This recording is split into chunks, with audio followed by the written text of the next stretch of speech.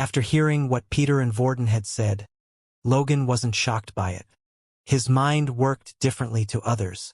It was very rare for him to feel any emotion, such as sadness or shock. It wasn't until he first discovered computers and programming that he started to feel the emotions of joy and excitement. So his reaction to hearing this wasn't normal, to say the least. He felt like he needed more information before coming to a logical conclusion. So far there were 3 students involved, Vorden, Quinn, and Peter, that he knew of. The words that stuck out most to him during the conversation were, "kill again."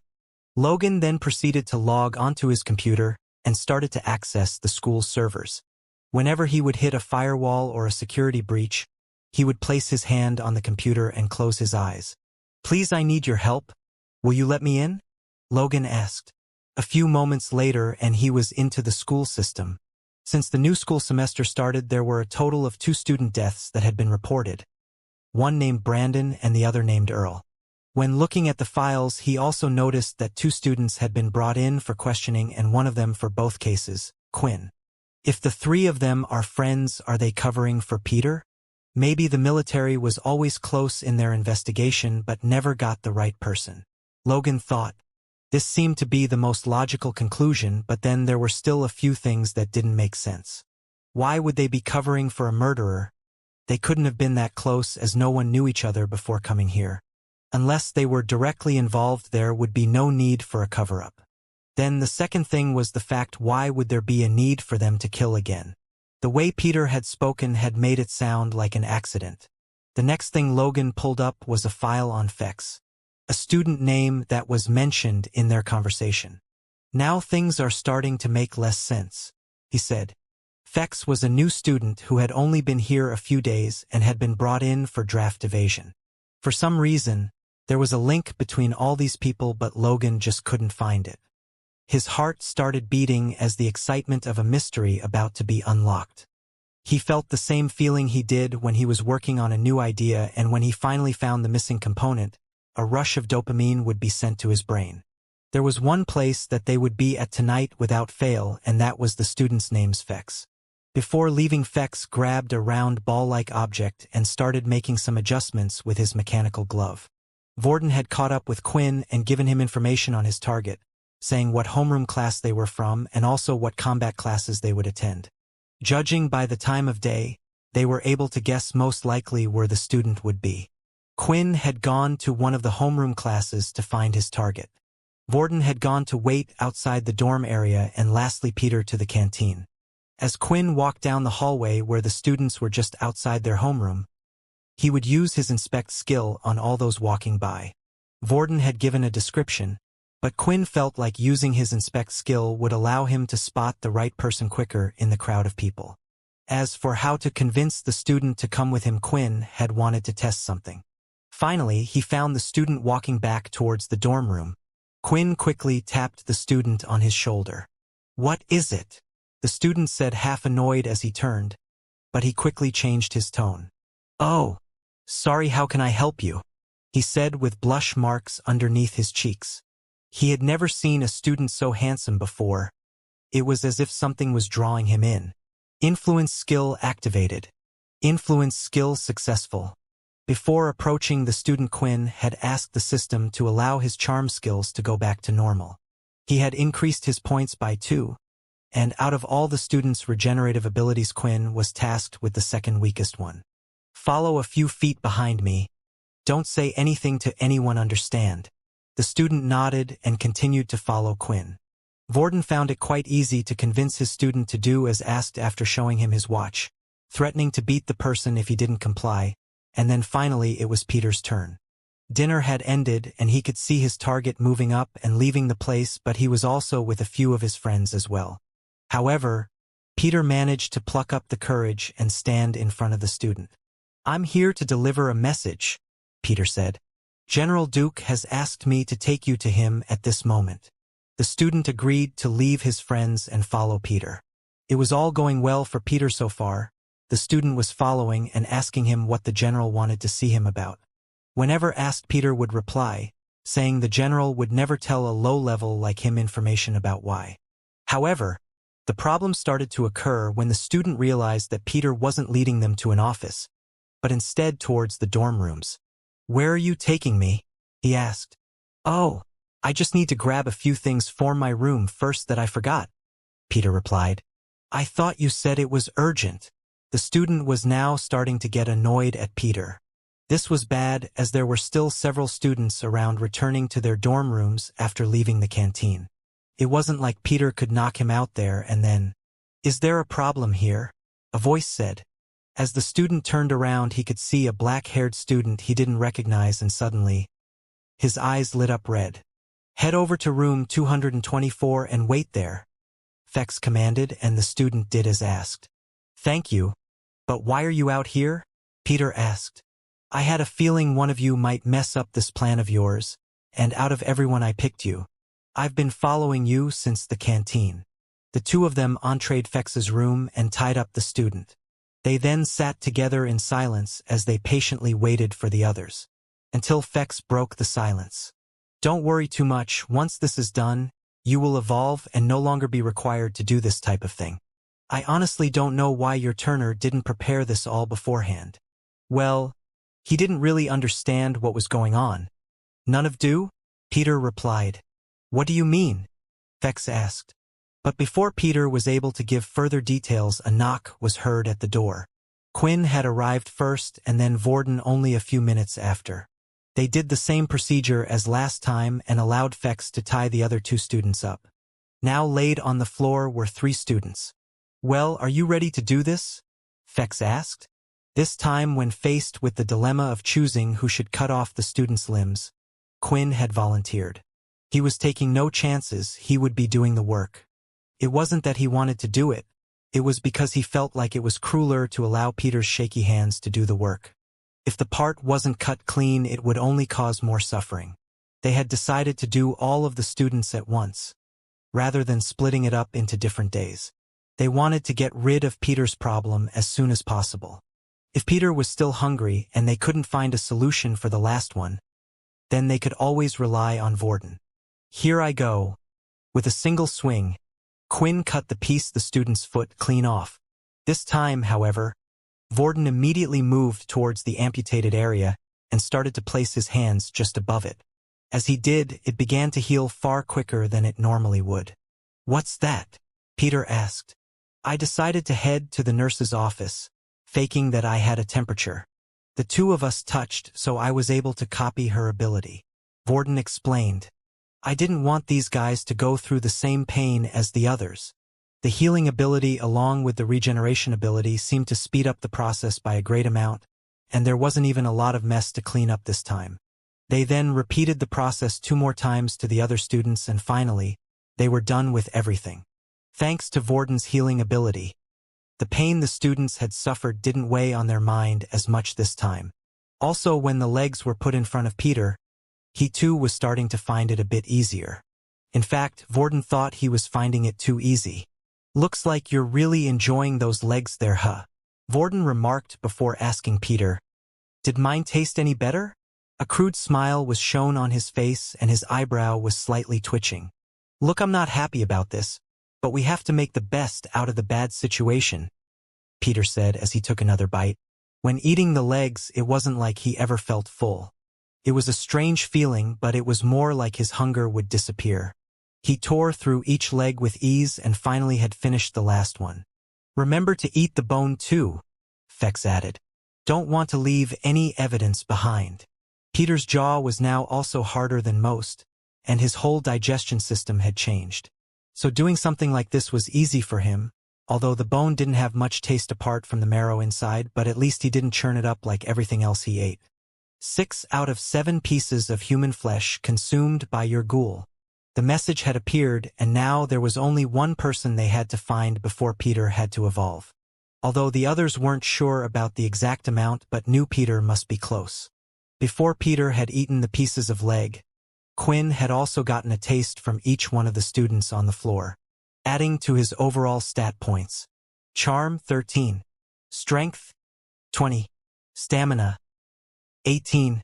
With the 3 students' blood types, these were the stats that had been increased. So did you come up with any ideas for this last person? Fex said as he sat down on his chair with his legs up on his desk. I was thinking about this, but what about that Bones person?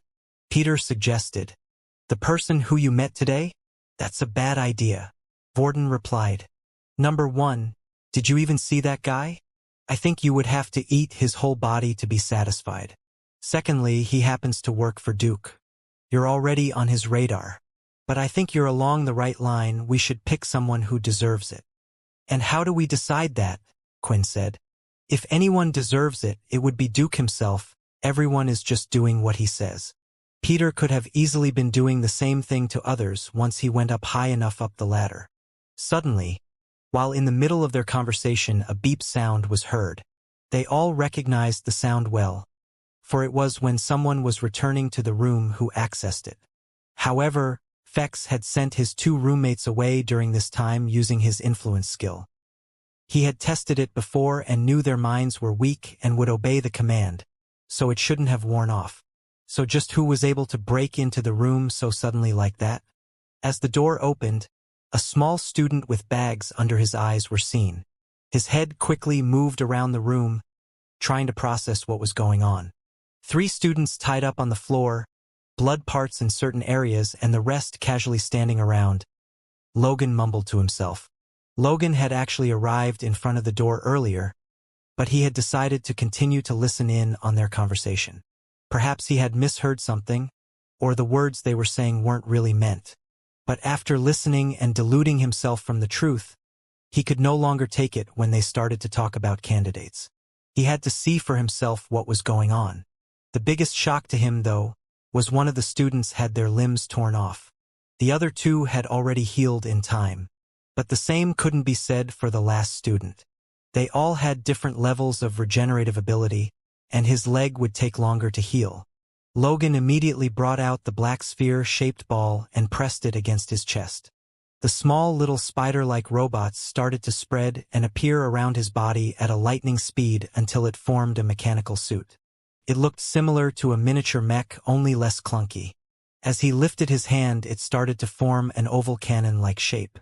2 more of them started to form on top of his shoulders, and then he had his other hand pointed out. Each of them was pointed at a person in the room. Don't you guys move, or I swear I will blast you all, Logan said. His voice had a slight echo to it as it was projected through a type of speaker through the suit. Quinn, did they put you up to this? If they're blackmailing you, I can help you out. I have connections, you know. Logan, please, Quinn pleaded. Put the weapons down.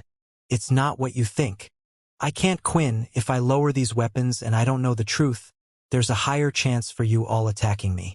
And although I would like to trust you, Quinn, I have factored that there is also a high probability that you are involved in this case as well, and 2 previous cases before. When did he do so much research? Quinn thought. What the hell are you guys waiting for? Looks like we found your next meal ticket, Fex said as he took a step forward. A few seconds later, though, a beam of blue light had hit Fex and sent him flying up against the room wall. I did say that nobody should move, Logan said. A single step, that was all it took. Fex had moved a single step before Logan had decided to fire without hesitation, and the shot looked powerful. They could tell it was a powerful blow to cause Fex to go flying like that, and it seemed like he hadn't recovered from it because he was still lying on his front on the ground. When looking at Logan, Quinn could see that he wasn't reacting like he usually would. It was like he was shaken, but not from fear of what was happening. No, Logan was too strong of a person for that. It was something else. There weren't many people Logan had trusted, and although it wasn't a long time the 2 had spent with each other, it felt more special to Logan. No one had ever shown as much interest in what he had worked on. Quinn would often ask questions about all his gadgets, and although he couldn't appreciate their true worth, he could tell he treated them with great care. But this fact had made him realize that the 2 of them weren't that close to each other at all. He now felt like Quinn had used him for his skills. Logan, please just give us a chance to explain. At that moment Quinn had taken a step forward. Logan automatically reacted to this and fired once again. Wait, no! Logan shouted. However, Quinn felt like something like this might have happened, so he was prepared. Using the shadow, he lifted it up to block the energy shot, stopping it midair in the shadow. Then, moving out of the way, he moved his shadow with it, causing the shot to smash and go straight out the window. "We seriously need to stop wrecking these rooms," Vorden said. "Quinn, I need an answer for all of this. And one that makes sense. If everything doesn't and I feel like you're lying, well, I don't want to even consider that as an option. You'll understand when I explain everything. I wanted to tell you, Logan. Do you mind if just me and you speak alone?" Quinn asked. As Logan looked around the room, he realized that it would be the better option to just talk to Quinn. It would make it less likely for the others to plan anything while the two of them were talking. But Quinn wanted to talk to Logan alone for a different reason. Right now, he was the only one who knew about the system, and although Fex seemed like he was passed out on the ground, who knew if he was listening in or not? "Give me your neck," Logan demanded. "What, why?" Quinn asked. "If you want me to trust you, then give me your neck," Logan said once again. Quinn did as asked and walked over while bending down slightly. Then when Logan touched Quinn's neck, a part of his suit started to move and form a type of collar around Quinn's neck. "If you try anything funny, that collar will explode," Logan said. Although vampires had great healing abilities, he wasn't so sure he would be able to survive an explosion around the neck. The two of them then left the room and headed upstairs to where Logan's room was located. After a few moments after them leaving, Fex started to get up from the floor, and around his chest area a burn mark could be seen. "Who would have thought that little twip would have been so strong?"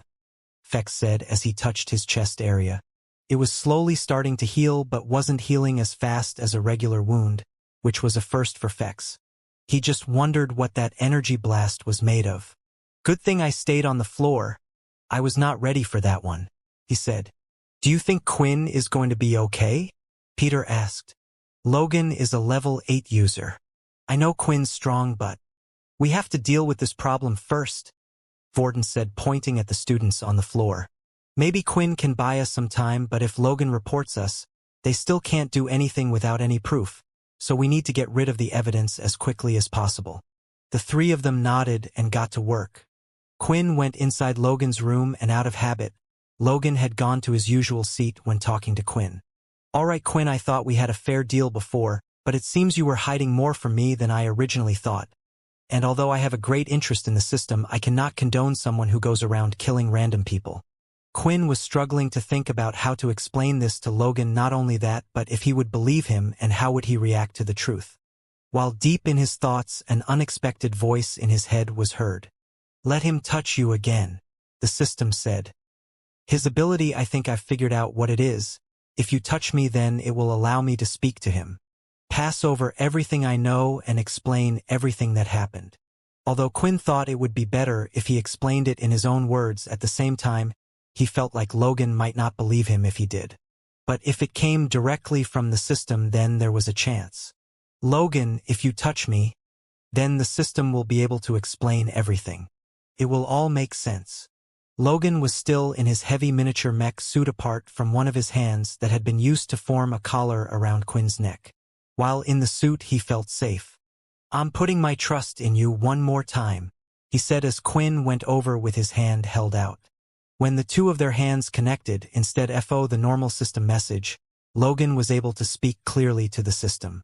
The system was then also able to show images of everything that had happened to Quinn so far, including all of the conversations they had. Usually, a normal human brain wouldn't be able to process all of this information at once, but it was being downloaded into Logan's mind like a hard drive. The system knew this would only work with someone like Logan. Quinn, on the other hand, had no clue what was happening and could just see that Logan was remaining still. Then, after a few minutes, Logan let go of Quinn's hand. He then raised it and touched the collar around his neck, removing it, before sitting back down in his chair. "What happened?" Quinn asked. "I understand why you did what you did, Quinn. In fact, if I was in the same situation as you, I don't know how I would be able to handle it. Perhaps I would have chosen to seclude myself even further away from everyone. All the actions you took, I cannot blame you, because in a way it was the only thing you could do." After receiving the information, Logan then tried to put himself in Quinn's shoes.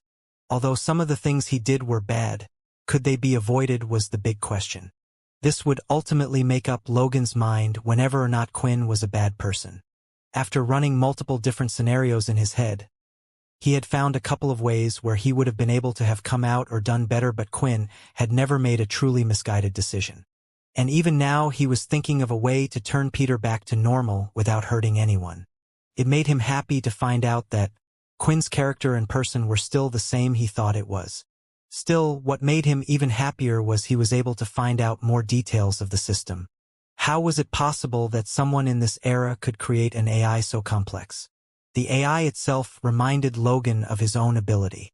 The two of them sat there for a while. Logan continued to think of all the things he had learned today. The fact that vampires were real didn't interest as much as the system part, but now that the two of them were linked, he wanted to know more about them as well. Quinn had remained quiet, unsure how Logan had taken everything he had just learnt. And then Logan suddenly took off the suit, and it formed the original small black ball he had in his hand before. "You know," Logan said, "I can help you with your problem." "Problem? Getting the human flesh, there is a way," Logan replied. The three boys had worked fast this time, and because they were in a rush, even Fex had to help beyond his determined contribution, an unusual trait of the young man, for the reason that he was afraid of getting caught. Rather than simply using his influence skill to clear their minds, he also commanded them to follow him. Then, whenever they arrived at a safe place or a random hall, he would break the skill, allowing their minds to be cleared. It also returned them to normal as if nothing had ever happened. The group did the very same thing to all three students, and they were all fully healed as normal. "What are we going to do about the window?" Peter asked. "Don't worry, I can deal with that. I will just make the other two students in the room think that they were in a fight. They can just take the blame," Fex said. Although Fex was growing a bit tired since he had used his influence skill a lot today, taking up his mental energy, he merely held out to achieve their goal. However, he would need a good rest after everything was over and done with. "Should we go check up on Quinn?" Peter asked.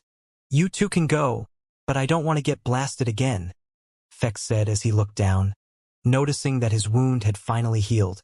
Just then, the beep sound of the door was heard. Knowing that it wasn't going to be Fex's roommates, everybody prepared themselves for the worst to come. Nevertheless, when they saw Logan enter the room with Quinn trailing him, they were able to relax a little. There were no teachers, and Logan no longer looked frightening without him donning the mech suit. "It's okay, guys. Logan knows everything," Quinn said. "Everything?" Peter asked. They thought that Quinn had lied, perhaps, or had only told the truth about Peter. But in reality, Logan knew more than everyone in the room. For Logan now knew about the system as well as the vampires. Logan then pointed at Peter, and as he spoke to each person, he would move along to the next. "Yes, I know that you are a ghoul," Logan said, pointing. "You are a vampire like Quinn. Also, you're a strange person who seems to be wrapped up in this, more so than you should be. My conclusion is that you are crazy." Peter looked towards Vorden and could see his eyebrow was twitching up and down. If there was one word that Vorden didn't like, it was the word crazy. "Anyway, I propose we all head upstairs to my room, for I have a solution to your little eater problem. Follow me." Logan left the room and Quinn followed behind while signaling to the others that it was all right to do so. "You guys can go ahead without me," Fex said. "I've done my part, so there are no more favors in between us. I did my thing and you did your thing." As the others left the room, Fex was finally able to lie down on his bed. The wound and the strain from the multiple uses of influence skill had drained all his energy. He didn't follow them because he didn't want to seem weak in front of the others, afraid that they might use it as a chance to get rid of him. "I'll just go ahead and close my eyes," Fex said as he nearly instantly went to sleep. The boys, except for Fex, had finally made it into Logan's room and made sure that the door was firmly shut behind them. "Are you sure this isn't all a trap, Quinn? How is this guy meant to help us?" Vorden whispered. "I don't know," Quinn replied. "He hasn't told me anything yet, but I trust him. He helped me out with the watch and knew about my shadow abilities, yet still didn't tell anyone. I see no reason for him to tell others about this as well." Logan then logged in to his computer as usual. From the surface of the computer screen, a light shone out and a projection appeared, allowing the others to see everything that Logan was doing. The problem is that you need a fresh piece of human meat, correct? But the human meat shouldn't be rotten, so going to the cemetery is not an option. You also couldn't sneak into the hospital due to the surveillance cameras. Logan explained. He then went onto a certain site. It looked exactly like the marketplace that Quinn had gone on to buy his equipment, only this was slightly different. Instead of a white background on the web page, it was black. "I will introduce you to a whole new world you probably didn't even know existed," said Logan. "We call this the dark marketplace. It contains items that aren't allowed to be sold on the regular marketplace. It even has a request board, one that can evade the eyes of the government." "What kind of things are on there?" Peter asked. "Sometimes they will ask someone to steal information from their competitors. Some jobs even include hiring assassins to hit on certain people all around the world. Usually, if there is something that you want to get, you can find it here," said Logan. "I've heard of this before," Vorden said, "but I had no clue how to access it. It seems like only certain people within a group know how to. My family said they would let me know once I am old enough. That's because the dark marketplace only allows certain individuals to get a membership. However, my ability allows me to bypass any restrictions, and I am able to log in with no worries." Logan then typed into the search bar and straight away, what they were looking for appeared. The words could clearly be seen: "Fresh human flesh available now. Cut less than 24 hours ago." Seeing this scared the others a little. They were still young and naive. They knew the world had taken a turn for the worse, yet this seemed like a few steps too far. But even in the past, in the old age of the internet, there was a similar service like this called the dark web. Seeing this, Quinn started to read the description and found something strange. The item has been shrunk, wrapped, and filled with nitrogen to keep it as fresh as possible. It had also been dried of all blood, so the customer can only get the flesh itself. "Logan, could you check for me? Is there any way to get blood?" Quinn asked. The others thought that Quinn perhaps didn't want to rely on Layla or Vorden any longer. If he could get an endless supply online, that would be a big help for him. However, Quinn was actually hoping for a shortcut. But seeing the fact that the human flesh had been dried of blood made him feel a little suspicious on the ensuing transaction. Logan did a quick type, and to his surprise, the screen said, "No results found." This was the dark marketplace. As long as there was a demand for something, then they would have it. Yet this time they didn't have blood? It was certainly strange. "I find it odd that there wouldn't be blood on this. Regardless, even before vampires began to exist, there are underground hospitals and groups who would need it for emergency situations. Perhaps I should look into this more." Logan continued to ponder on the subject. "So, are we able to order the flesh then?" Peter asked. Yes, I'll do that for you now," Logan replied. The flesh cost quite a sum. It was around 10,000 credits, the same price as an advanced tier beast core. However, Logan had covered the cost of the flesh for them. He stated that he would much rather let himself do this than allowing them to go around the school, trying to cut someone's limb off. Although this was bad in its own way, the flesh already existed on the marketplace. The person was dead and there was nothing they could do. Once he placed the order online, just like the marketplace, he had received a code. When the confirmation was sent, he was ready to receive his package. In his own room, Logan had a teleporter receiver for packages. He often ordered things online and on the dark marketplace for parts for his gadgets. After typing the code in, the item suddenly appeared in a box. They opened it up and it was shrunk, wrapped, and covered with ice, just like the order had said. Quinn used his inspect skill. Thereafter, the description stated that there wasn't a single part of it which had blood on them. After taking it out, they placed the meat on Peter's hands, and Logan couldn't stop staring at him. He was interested in seeing how Peter was able to eat the meat. Although Peter was a little shy, he quickly gobbled up the food quickly. When he saw that it was similar to an animal eating meat, Logan lost his interest once again. 7/7 different piece of human flesh have been consumed by your ghoul. Quest complete. Evolution process will begin. Almost at the same time as Quinn had received the notification from the system, a loud groan could be heard from behind him. Peter, what's wrong? Are you okay? Vorden said with a worried expression. He was shaking Peter, who had fallen and was lying on the ground. Peter was clutching his belly with both hands. He felt like a fire was spreading out from that point all over his body. Guys, give him some space, Quinn said. He's evolving. I don't know what he'll turn into or what's going to happen to him next. Quinn knew from his own experience how painful the process of evolving was, but more than that, he was worried what Peter might turn into. Quinn had immediately asked the system what Peter would evolve into, but the response he received worried him. The system said that there were many possibilities and it couldn't predict which one Peter would evolve into. He had thought that by completing his quest and letting Peter evolve, it would be the end of his problems, but once again the system had kept some information from him. When lower-class creatures like ghouls evolved, there were many different classes they could change into. Sometimes, by using certain methods, the classes someone would evolve into could be influenced, but mostly it was a random process which depended on the situation and personality of the individual. Every class had its own set of skills, and some were rarer than others. But when Quinn found out about a specific class a ghoul could evolve into, he became very upset. It was the class known as the Wendigo. Out of all the classes Peter could evolve into, this was the worst. It was the only class that would still require him to eat human flesh, but that was not the only issue with the class. The system had added that because they managed to feed Peter quickly, it wasn't likely he would turn into a Wendigo, but there were no guarantees. All of them stepped back to give Peter some space. Logan turned his spider bots into a cannon attached to his arm and aimed it at Peter.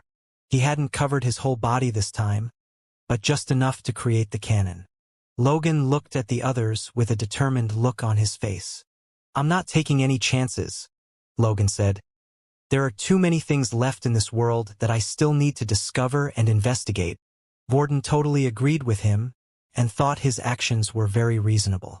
He was glad Logan had something to point at Peter because he only had the healing ability right now, and that wasn't any help if things went wrong with the evolution. The groans coming from Peter were getting louder, and he started to shake all over. This much pain he had never experienced before. It felt like something was trying to break all the bones in his body. As they nervously watched Peter, they started to see visible changes to his body. His skin began to shrink and tighten, and turning white all over. He didn't look sick or weak. The scene actually reminded Vorden of what Quinn had looked like before his evolution into a full vampire. It looked like Peter's body hadn't lost any body mass, but it looked like he was shriveling up and was dehydrated. Hey, he's not turning into a Wendigo, is he? Quinn asked the system. Don't know for sure, but you should be prepared for the worst. I'll be honest with you, these are the signs of someone turning into one. If that's the case, I think it would be best to allow Logan to just kill Peter. The system replied, but I thought you said it was impossible for me to kill Peter? Also, why can't we just feed him again till he evolves, like last time? Quinn asked, with a mix of fear and hope in his voice. For your first question, as long as it is someone else who is going to kill Peter, and you don't try to abandon him at that moment, anyone can kill him. Secondly, unlike other classes, Wendigos can't evolve anymore, and unlike a ghoul, they aren't loyal to their master at all. They have lost their intelligence entirely, and can only react based on instinct. They have only one thing on their mind, which is food. The only bit of loyalty they have left is that they won't attack their master, but for the rest of their undead lives they will continue to hunt and kill humans to eat their flesh. The system replied, dashing Quinn's hope. Quinn didn't like the idea of it, but if Peter turned into a Wendigo, he had no other choice. Too many people had already gotten hurt. He had felt guilty about Peter's situation, which was why he was doing his best to help him. But this was a cost that would be too high even for him. At the same time, there was something that was worrying Peter a lot more right now. His heartbeat was starting to slow down. With the pain on top of this, he thought perhaps he was dying. However, even though his heart wasn't beating anymore, he could still feel everything, and it didn't feel like he was dead at all. Then finally, his heartbeat had stopped entirely, and at the same time, so did the pain. Congratulations, Your ghoul has successfully evolved into a white. Blood ritual skill has evolved. 1/3 slots remaining for the cursed family. As Peter stood up from the floor, his face looked more sunken in than before, and his skin was slightly paler. Immediately Peter grabbed his chest for some reason, and he held it there for a while. Yet there was nothing, not a single beat was felt. "Tell us your name, age, and where you are," Logan shouted. He had to make sure that Peter was right in the head. "I don't answer to you," Peter snapped. "I will only answer to one," he said, pointing at Quinn. Quinn then repeated the question again. "Peter Chuck, 16, and we are inside Logan's room, sir." Satisfied with the answers, Logan put his hand down but also made sure not to take the mechanical weapon. "Inspect. Name, Peter Chuck. Race, white. Stats. Will corresponding with creator until it reaches its limit." Seeing the last bit of information had given Quinn a surprise. This meant right now that Peter had the same stat points as Quinn. He was just as strong and just as fast. Although the second part would suggest it would continue to increase as long as Quinn got stronger, but at some point it would reach a cap. "What is a white though? Was it bad like the Wendigo? Or one of the better ones?" Quinn asked. "Why don't you use your inspect skill and see?" the system replied. "If you select the race option with your mind, it should pull up more information. Race, white. An undead creature which is fast and sneaky in the night. They are best used as a form of an assassin. Whites have a high level of intelligence similar to humans, although their personality could not be said to be the same. They are lawful to their creator, but once they see someone as their enemy, they will do everything in their power to get rid of them. Whites are immune to poison, sleep, paralysis, mind control, and diseases. They also contain a skill that will allow them to turn a killed victim into another lesser white. 0/2. Vorden could see Quinn taking in something. He noticed he did this from time to time and then would eventually explain what was going on. Perhaps it was some sort of vampire skill or something. But it did make him wonder where he got all his vampire knowledge from. He had always assumed that it was Layla the vampire frack feeding him this information. "Is everything okay? Do we still need to feed him human flesh?" Vorden asked. "It's all right. Peter, you are no longer a ghoul. You're now something known as a white," Quinn replied. After explaining everything to Peter, he finally understood why his heart had stopped beating.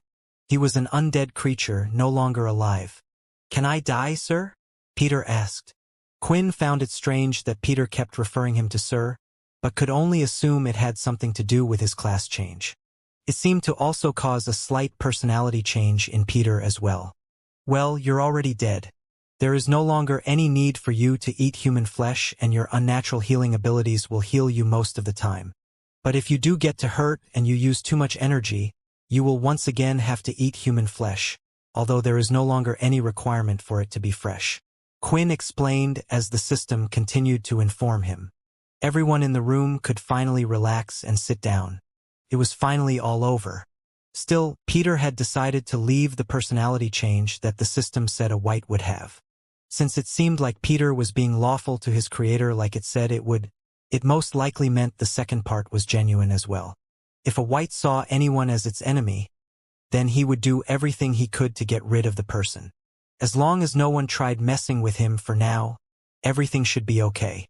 But there was one upcoming situation left that they had to deal with that was worrying him about this. His next meeting with Duke in a few days' time. "I have a question," Vorden said. "How did you figure out what we were up to?" Vorden was sure he had covered all their tracks with Fex. The last thing he wanted was to get caught, yet it happened anyway. If they had slipped up and this was how Fex was able to find out, then this meant others could find out about them in the same way as well. Logan then walked over to Peter, who turned his head and gave him a dead-eye stare. When Quinn noticed this, he immediately intervened. Peter stopped that. For some reason, it felt natural and instinctive to Quinn to do this. It was like he was telling off a bad dog for growling at another person. In the meantime, Logan had removed Peter's wristwatch and had made a few adjustments using his glove before handing it back to Peter, who put it back on. Peter had become a lot less talkative, and at the same time it seemed like he wasn't as timid before. It was causing a strange atmosphere in the room. "Peter, why don't you come stand over by my side?" Quinn said, noticing how everyone was feeling. Peter then walked over to where Quinn was, while constantly looking around the room, as if he was checking it out for any dangers. "When you asked me to make adjustments to Peter's wristwatch, I planted a listening device inside.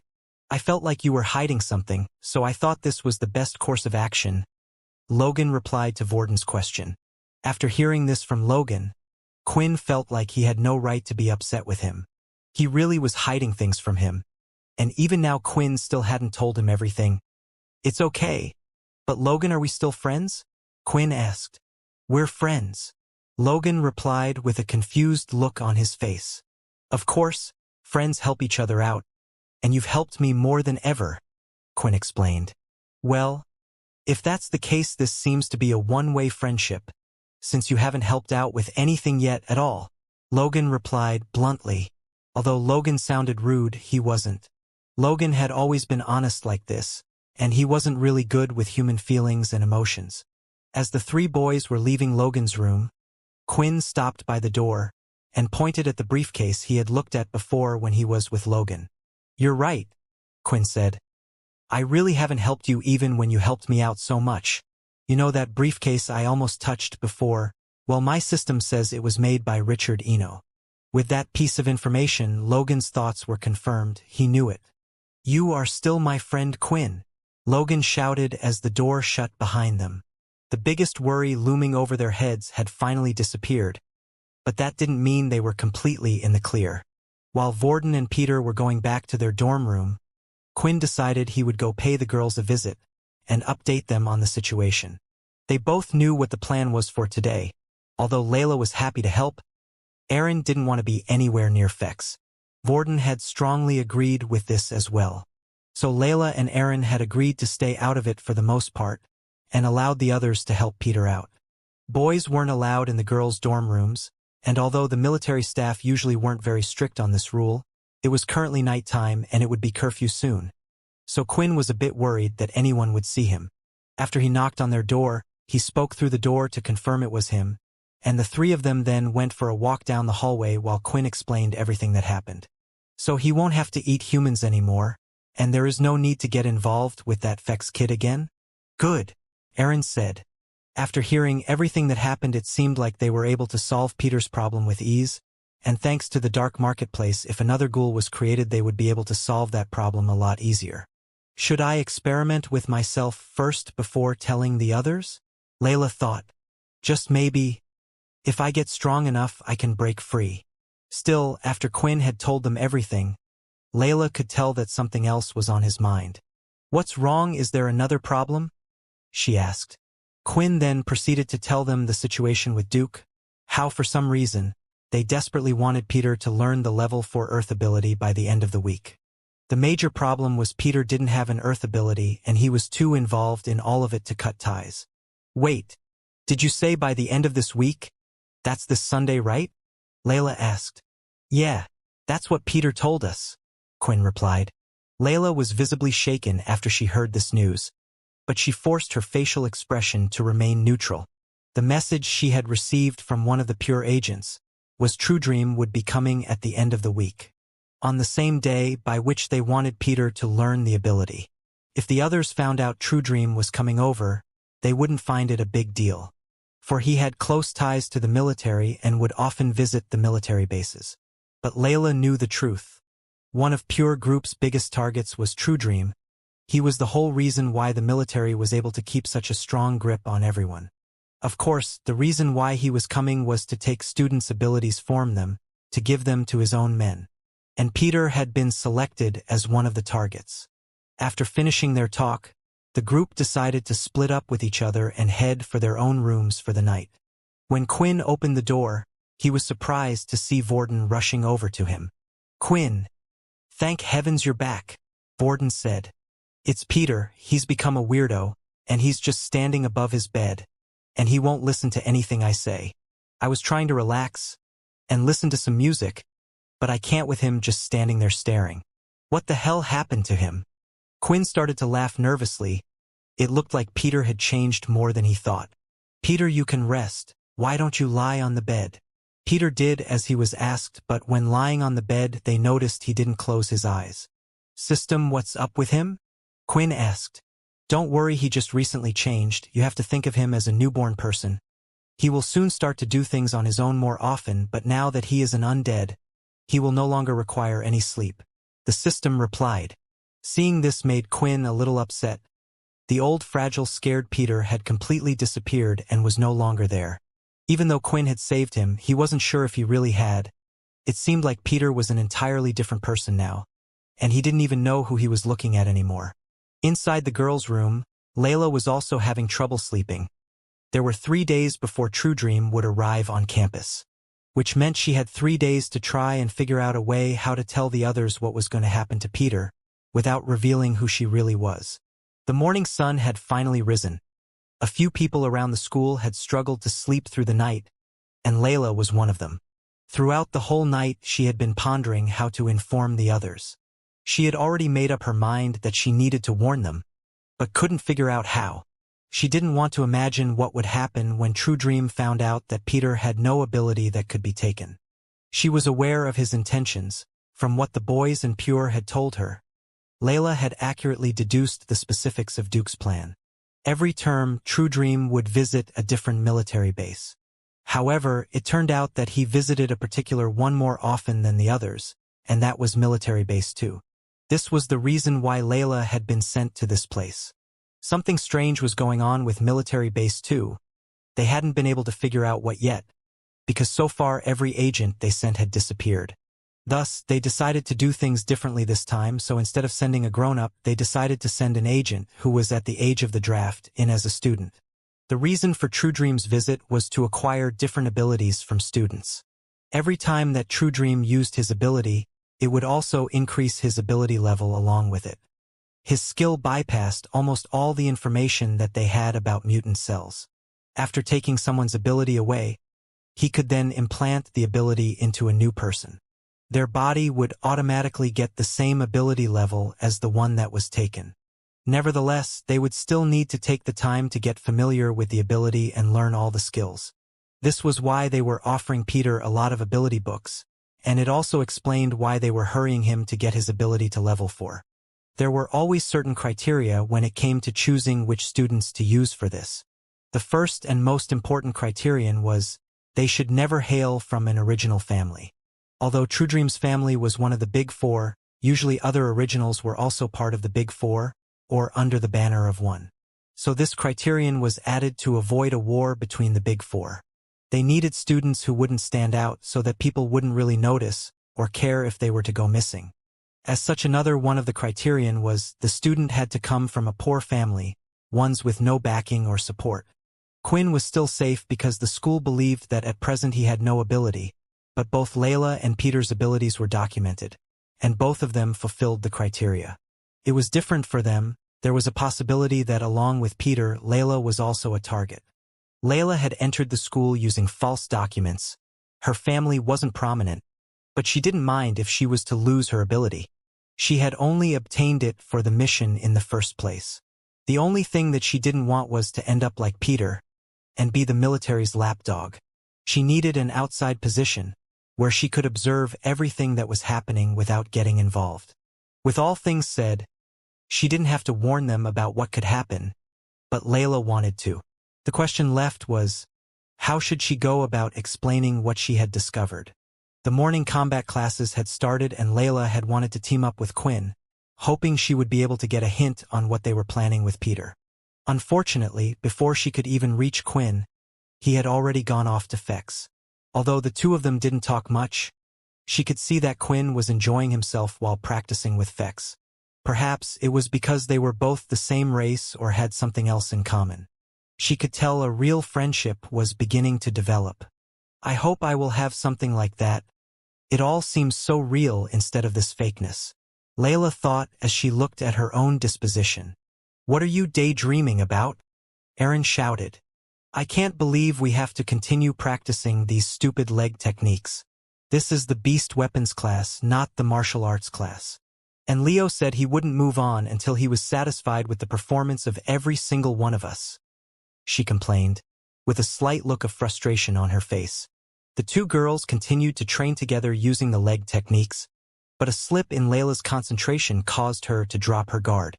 She wasn't able to lift her knee in time, like how she usually would during practice, and instead, Layla took a full-blown kick from Erin to her side. "Ouch," Layla said, as she dropped on the floor while gripping her side. "What's wrong? We have practiced that kick so many times. I was sure you would be able to block something like that," Erin said as she walked over and offered her hand to her fallen comrade. Layla lifted her hand to grab Erin's, but the pain on her side hurt even more. Furthermore, she noticed a stinging pain arise every time she breathed. "What the hell? I knew your sword skills were monstrous, but where did you get such strength in your kicks? I think you broke one of my ribs. Would you stop complaining?" Erin said as she knelt down and placed her hand on her friend's side. She then activated her ice ability ever so slightly, causing the muscles around that area to become numb from the cold, and also taking the pain away. "Can someone call the guard and take her to the doctor's office?" Leo said. Erin then lifted Layla up from the ground, allowing her to use her shoulder for support. "Don't worry, I will take her. Besides, she needs to walk a little bit on her own. It will only make her stronger," Erin said. The two girls then started to leave the room together. As they were walking, Layla couldn't help but feel useless and pathetic. Other than a blood bank for Quinn, what use did Layla really have? She hadn't even been helpful in the fight with the Dalki.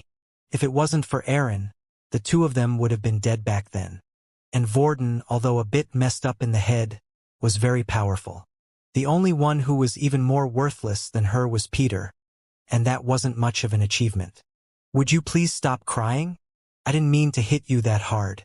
You usually block something like that," Erin said, in an attempt to comfort Layla. Layla didn't even notice, since her thoughts were so muddled that tears were now slowly descending from her eyes. She wiped them away and simply put on a brave smile. "Oh, it's not that. I was just thinking about how useless I am to the team whenever we're in a fight," Layla said. "Well, you're not wrong about that," Erin replied, not realizing how harsh she sounded. Although Erin was right, it still hurt Layla to hear it straight from her mouth. "But you help in other ways. You were the one who thought about that blood bowl, remember? I can't say much, but honestly, if you weren't there to hold me back sometimes, I would have already shoved a few spikes up the boys' backsides." Layla laughed. "Erin, this is kind of a strange question to ask, but are we friends?" "Well, I don't carry everyone I hurt out of the room." Although Erin didn't say it, Layla knew her well enough to know what she was like by now. Back at the training hall, the lesson had just finished for the day. Quinn had managed to work up quite a sweat all the while going up against Fex. Truth to be told, Fex was the only person in the room who he could go against while merely using a fraction of his power, outside of Leo of course. When practicing with Layla and Erin, he would always have to hold back his power slightly, but with Fex it was different. Now that the lesson was over for the day, students were free to do what they wanted. That's the moment when Quinn noticed Fex, who was looking around the room oddly, and was kicking the floor about until he eventually started to speak up. "Hey, I know this is kind of strange to ask after everything that happened between us, but what are you planning to do after this?" Fex asked. Lately, whenever Fex would try to approach people, they would turn away as soon as they saw his watch. It was a strange reaction, but he had finally understood the matter when he saw the mistreatment going on around the school. This caused him to be quite an outcast, yet that wasn't the only problem. He was also incredibly bored. With no one to really talk to, and nothing to explore, he started to look forward to the training sessions with Quinn. "Me, I was actually planning to go to the VR gaming room," Quinn replied. "VR gaming room? What's that?" Fex asked with a little bit of excitement in his eyes. "I can show you if you want. You want to come along?" "Well, I mean, if you really want me to come that bad." "Sure," Fex replied, his anticipation clearly showing through his faux-shy demeanor.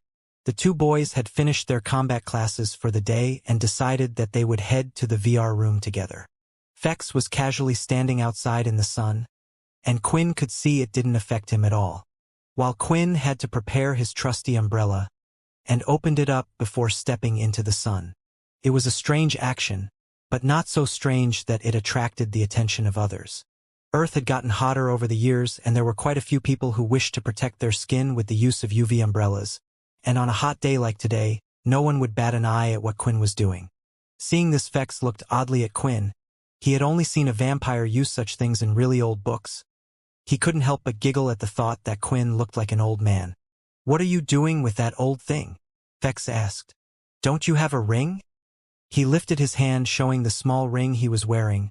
Quinn was now close enough to see that it really did look like the one in his shop. Using his inspect skill, it confirmed the fact that it was indeed the very same ring. Quinn didn't know how to reply to Fex.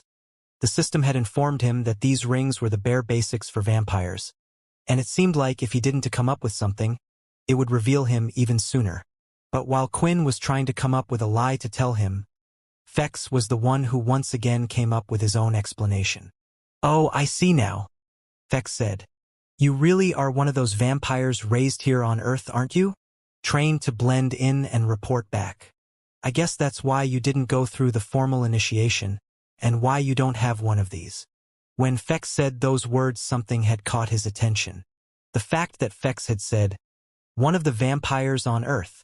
Did this mean vampires came from another planet? Were vampires some sort of alien too? "System, do you have an explanation for this? Are vampires aliens?" Quinn asked.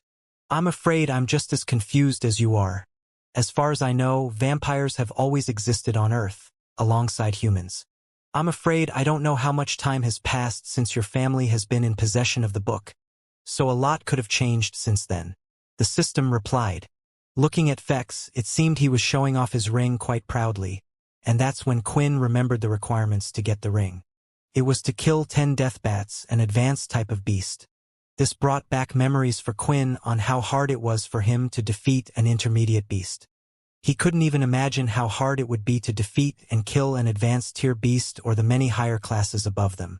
"Was the initiation hard?" Quinn asked. Fex started to laugh nervously at this question. "Was it hard? Of course it was hard. Yet I was one of the youngest vampires to ever complete it." As he said this, he raised his chest up a bit to make himself look a little bigger. The vampire continued. "You see, the initiation is getting the materials for the ring itself. A young vampire must go out and slay 10 death bats. Once you earn this ring, you are no longer required to go through regular school training with all the rest. But it seems I just jumped from one training school into another." Fex finished, a little depressed. Quinn didn't know why, but he could tell that Fex was slightly nervous when answering his question. What helped Quinn to notice this was that Fex was the type whose feelings and emotions were easy to read. He was like an open book. Every emotion he had was displayed on his face. However, this conversation reminded Quinn about how he had to be cautious around Fex.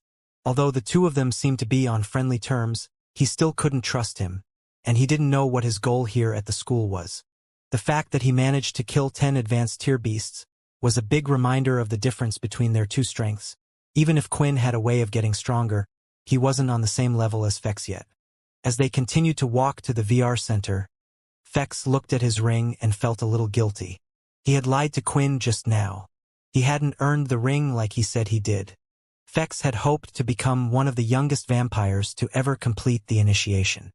He had gone out and traveled and fought against the death bat, but after a gruesome fight and a near-death experience with the first one, Fex only barely managed to come out on top.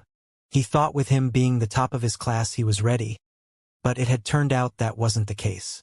He felt embarrassed, because before he had left his school classes, he had told everyone how easy it would be for him to achieve such a task.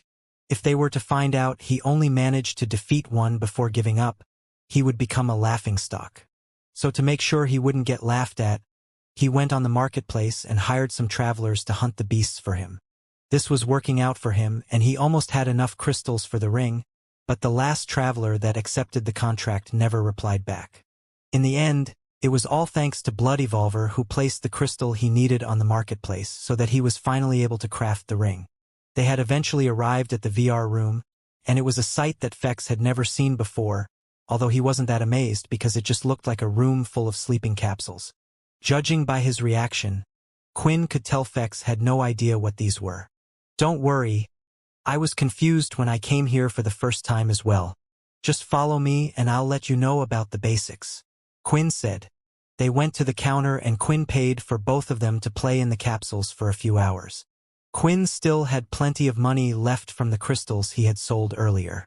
On top of that, he also still had 9 crystals from the last outing which hadn't been used to create the suit that he could sell. Hey, I have my own money, you know? You didn't have to pay for me? Fex said, displaying his golden card. Don't worry, Quinn said, gritting his teeth, not realizing his mistake. If he knew Fex had money, he wouldn't have paid for him. He wasn't some charity worker, and right now he wanted to save up every credit he had. It was only with the goal of finding out more about vampires that Quinn was being so nice to him. He didn't think vampires would have much money. After all, how would they obtain it when they were hiding all the time? Instead, it looked like Fex was some spoiled rich kid, the way he was waving the gold card around like that. Unlike Vorden, who also had a gold card but didn't have much money in it to begin with. Quinn proceeded to show Fex how to operate the machine and gave him a little explanation of how the game worked. He then took note of Fex's capsule number so it would be easier for him to add him to his friends list. They both got into the pods and logged into the game. Fex's whole mind was then transported to the large empty white lobby space. Wow, what is this? Fex said. Was I teleported somewhere? No, it can't be, it feels a little strange. From what Quinn said, only my mind is being used to control this. Wow, this is amazing, I wonder why the other vampires don't use this. Just as Fex was in deep thought thinking about it, he had received a friend request. User ID. Blood Evolver would like to add you. Fex carefully looked at each letter of the word in front of him one by one. He needed to make sure what he was seeing was real. Blood Evolver, no it can't be? Fex thought. While looking at the name, he realized that is was the same user ID that was also used in the marketplace when he had bought the Beast Crystal. However, it was quite common for people to use the same user IDs when logging into different websites and games.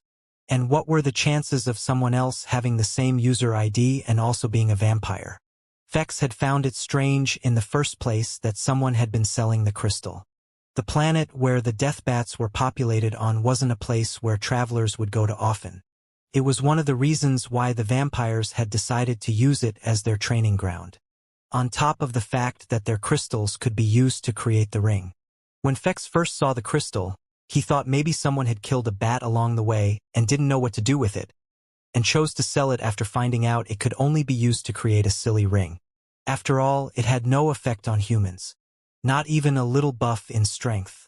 But now thinking about it more, all sorts of questions started running through his head. If Quinn really was the same person, what was he doing on that planet and how did he get a deathbat crystal? Fex knew his strength, and he wasn't strong enough to beat one. And even if he was, why wouldn't he keep the crystal for himself and make a ring of his own instead of sing that silly umbrella? As of now, nothing was making sense in his head, and thinking about it was starting to make it hurt. He accepted the friend request, and immediately Quinn was transported to the same white space that Fex was in as well. Foxy Fex, Quinn said, looking at his username.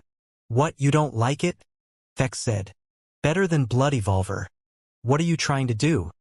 Tell everyone out there you're a vampire? Quinn laughed nervously back. I thought it would be vague enough, plus who else but other vampires would think that, Quinn replied. This was the confirmation Fex needed. No other vampire out there would be silly enough to have a name such as Blood Evolver. The name was a little bit childish and Quinn kind of fit that image. A naive young vampire, although Fex couldn't talk much himself. Though this only added to the mystery of Quinn for Fex. Still, it didn't change the fact that thanks to Quinn selling the crystal, Fex was finally able to leave his home and enjoy the outside world. So far his experiences hadn't been great, but it was different, and he was slowly learning to enjoy it. It wasn't the same boring old routine he would practice in and out, and Fex wanted to thank Quinn for that in some way. While standing there and thinking about everything, Fex could see Quinn using his blood skills in the game. Not only that, but he was able to use them constantly without getting tired. What is that? Fex asked. This, Quinn replied. Quinn then explained how while in the lobby of the game, they were able to practice using their vampire skills without tiring out. But once they were in the game, then their normal body limits would be put on them as usual. Quinn didn't talk about the HP reducing not working while in the game, but since the system said only his vampire skills was linked to a system like a thing, he thought it would be hard to explain. After trying out a few skills here and there, Fex had a big grin on his face. He then started performing his martial arts while mixing in the blood skills here and there. The main skills he used were blood swipe and blood spray. But once in a while, he would use skills that Quinn had never seen before, such as the blood wall and a few others. Still, what had impressed Quinn the most while watching him practice was the martial arts he was using with his fists. They were fast and compact, and he could tell it defiantly increased the efficiency of something like blood spray. When Fex had stopped, he walked over to Quinn with a hop in his step. "Hey man, this is great. I wonder why the vampires don't have a bunch of these in their buildings.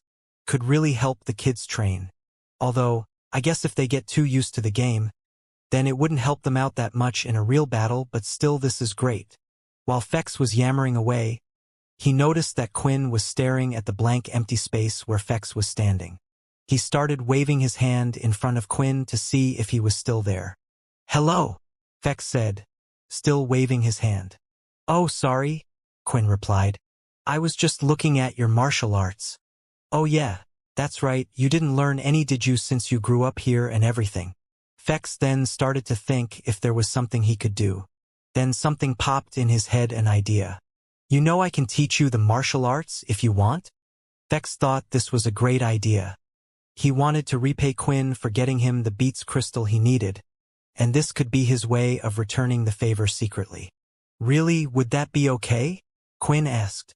"Why not? You're a vampire, so you have the right to learn it." Fex then got into a fighting stance and tried to show all the motions to his attacks while explaining. "So for the first step you want to look like this, then you're going to feel a brew energy rise up. Next with your hands you need to go pow pow pow," Fex said as he made every move. "Did you get all that?" Kinda." Quinn started copying what Fex had done, but it didn't seem to be working out at all, and even Fex realized this. "I'm sorry. I guess I'm not really the teacher type. I'm not that good at explaining things." "It's okay," Quinn replied. But Fex could tell Quinn was a little down when saying this. Then a lightning bolt idea had hit him. "Hey, there is something I can do. Although I can't show you or teach you through words, I could move your body." "What do you mean?" Quinn asked. "Do you remember what I did to your friend on the roof? Well, if you let me do the same to you, then I can show you how to use the martial arts. My string puppet is unique, so when you perform it, it will feel like I'm actually performing the skills through your body," Fex explained. "Not only that, but it should allow you to memorize everything through your own body. In a way, this will be a shortcut, and you will learn it far quicker." What Fex was offering wasn't a bad proposal. The problem was whether or not Quinn could trust him with his body. "You're worried, aren't you?" Fex asked. Judging by how long Quinn had remained silent, Fex could tell that he was in deep thought about whether to trust him or not. And Fex really couldn't blame him. If he was in Quinn's situation, he would have done the same. "Are there any risks to this?" Quinn asked the system. After losing to Fex in battle so easily, and seeing him go toe-to-toe with Leo, he felt like learning the military martial art of the vampires would put him at a big advantage.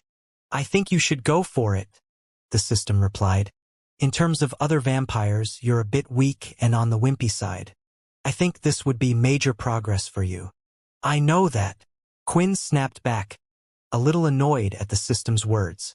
He knew he was weak, but the system didn't have to remind him every time. "I'm talking about him taking control of me. What happens if it becomes permanent?" Quinn asked the system seriously. "It won't be. Vampires can't have other vampires as their puppets permanently. It was why he was so interested in your friend. If you want to remove the strings, you can forcibly cut them. Although, it may take some time depending on your strength, and it will cause extreme pain. So there is the possibility he could use me to hurt those around me, even for a short period of time if he wanted to?" Quinn continued his line of questioning. That was when Quinn came up with an idea of his own. While in the normal gaming pods, Both his and Fex's ability weren't selectable. That was because these abilities seemed to be unique to vampires. However, it was different when using Logan's pod. With Logan's pod, he was able to program and record abilities, and perhaps find a way so the two of them could link up and use their abilities together. This would solve his problem, and as an added benefit, he wouldn't get tired inside the game. Inside the game, there was no danger of Fex permanently controlling Quinn. "Let me think about it for now," Quinn replied. "Why don't I show you how to play the game first?" Quinn then showed him the basics of how to use the game's interface. He also explained the matchmaking system and the process to select an ability. Fex was pretty upset when he found out he wasn't able to use his strings ability in-game, but his mood quickly changed when he realized he was able to customize his in-game avatar according to his preferences. Fex designed his character in full black clothing. He looked like an ancient ninja with a face mask and hood, only allowing his eyes to be seen.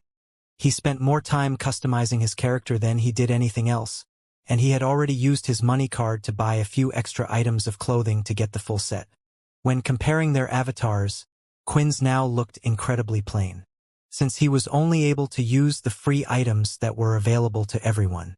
He could spend the money he had, but he still remembered how he was struggling even getting 10 credits not too long ago.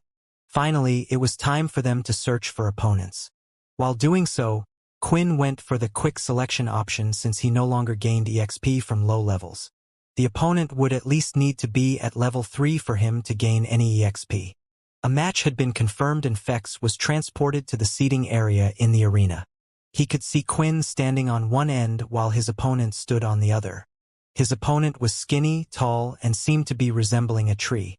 What surprised him, though, was the fact that when he sat down in the seating area, he wasn't the only one watching Quinn's fight. "Hey, you're new," Nate said, looking at Fex. "What is all this?" Fex asked, looking confused.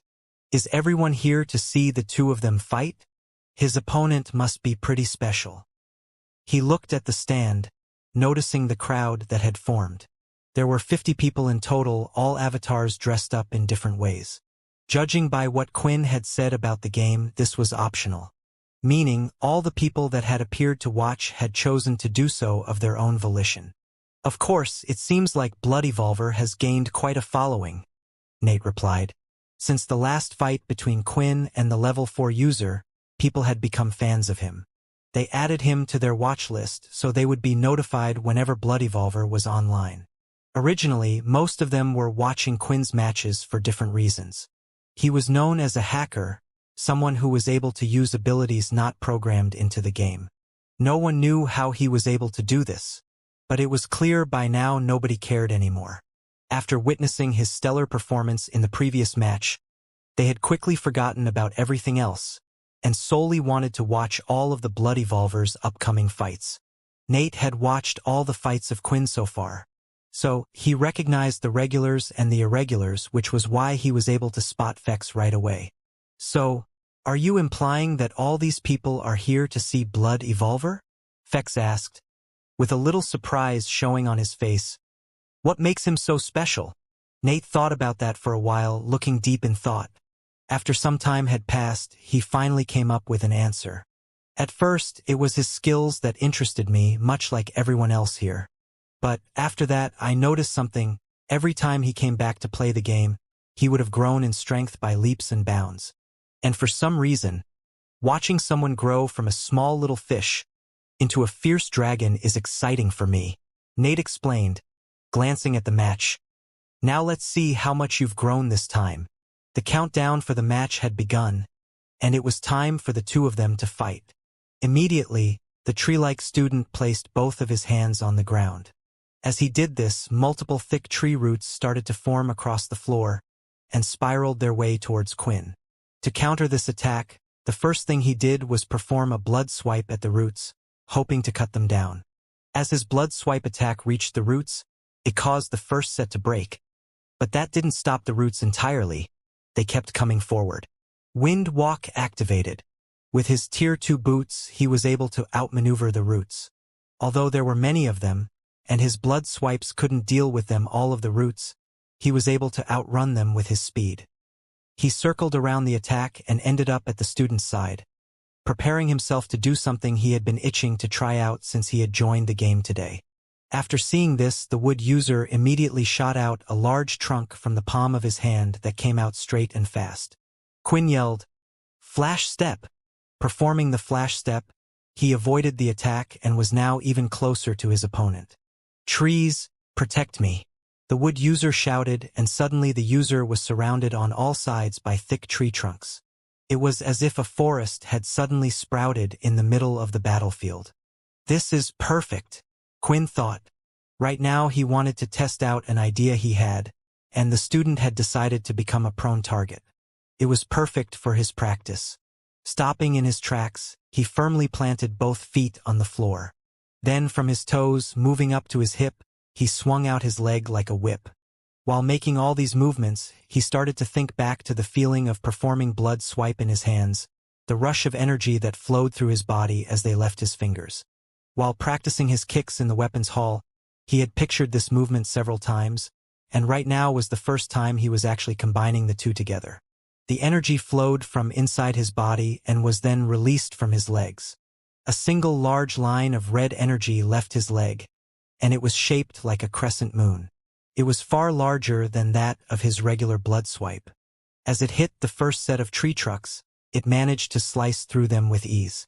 The wood ability user ducked down in time, avoiding the attack from cutting off his head. But Quinn wasn't done yet. He hopped and changed his stance slightly, performing the same kick with his other leg, cutting the trees down from the other side. Both sides of the tree trunks shook due to the slightly angled cut and fell to the floor. The wood user was now panicking, but before he could even react, Quinn was already above him, performing a final axe kick, followed which also released a blood swipe. Level 4 opponent has been defeated. 10 EXP gained. 80 to 400 experience points. Congratulations. A new skill has been created. Blood Crescent Kick. It looks like you have gotten stronger once again, Nate said. It had been a while since Quinn had last fought, and that was against Vex. Before that, it was against the one-scale Dalki. During both of these fights, he realized that he needed to get stronger. He knew he still had a long way to go, but with everything that was happening, he wasn't sure if he had gotten any stronger. He needed this fight to gauge just how much he had improved. Since the last time he played the game, he had gained a few extra stats, buffing up his body and his abilities. Even though he couldn't use his shadow skills in the game, he liked that it would force him to be creative in using his blood skills while fighting. All these things combined was what led him to coming up with the new skill in today's match. New skill. Blood Crescent Kick. A new skill, but how? Quinn thought. It was the first time a skill had popped up without him having leveled up. He also didn't increase any stats to get the skill either. Impressive.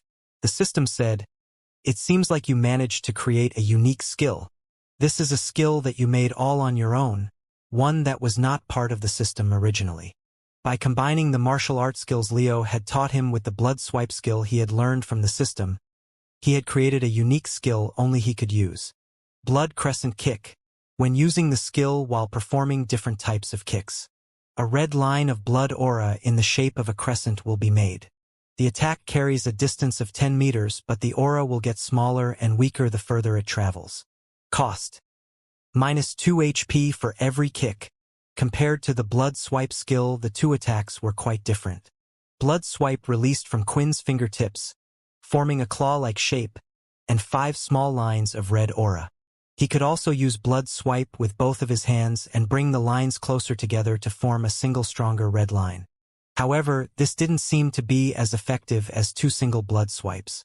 The good thing about blood swipe was that because it had 5 separate lines, it covered a wider range, making it harder for a person to dodge, and they were more likely to use a block skill.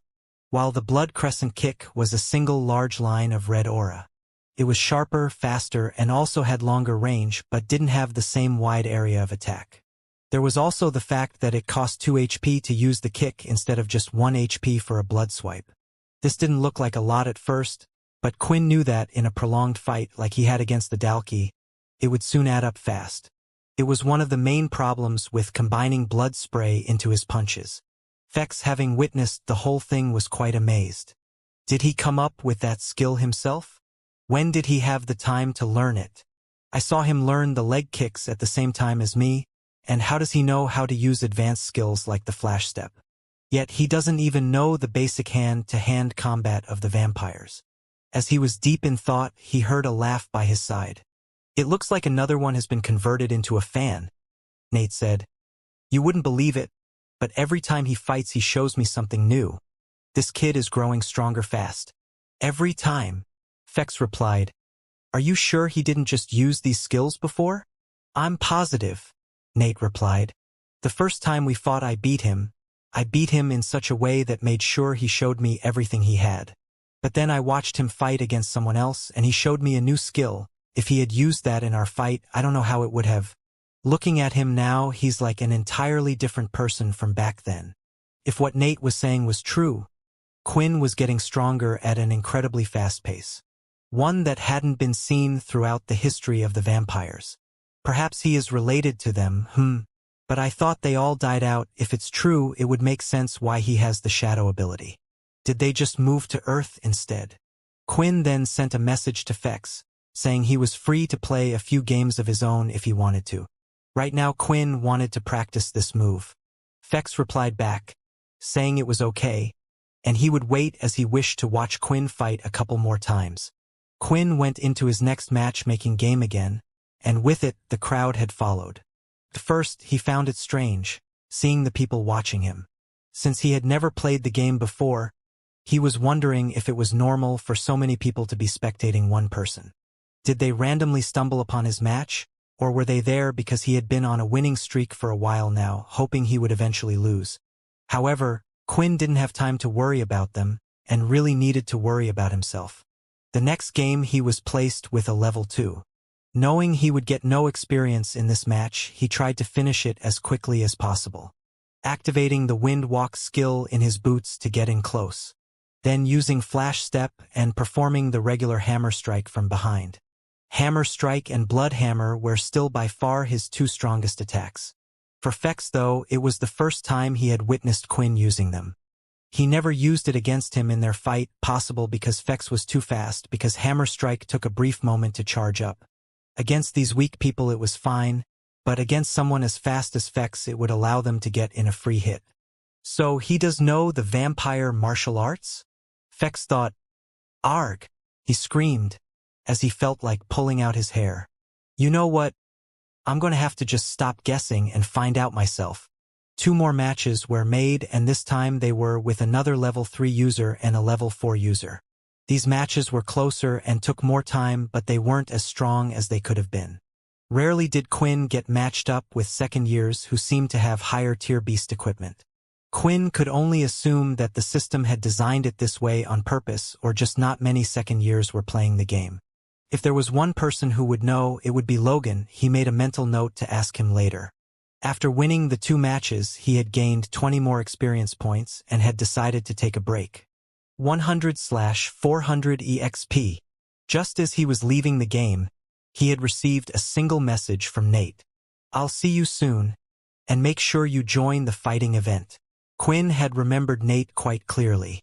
It was another loss that had stuck in his mind.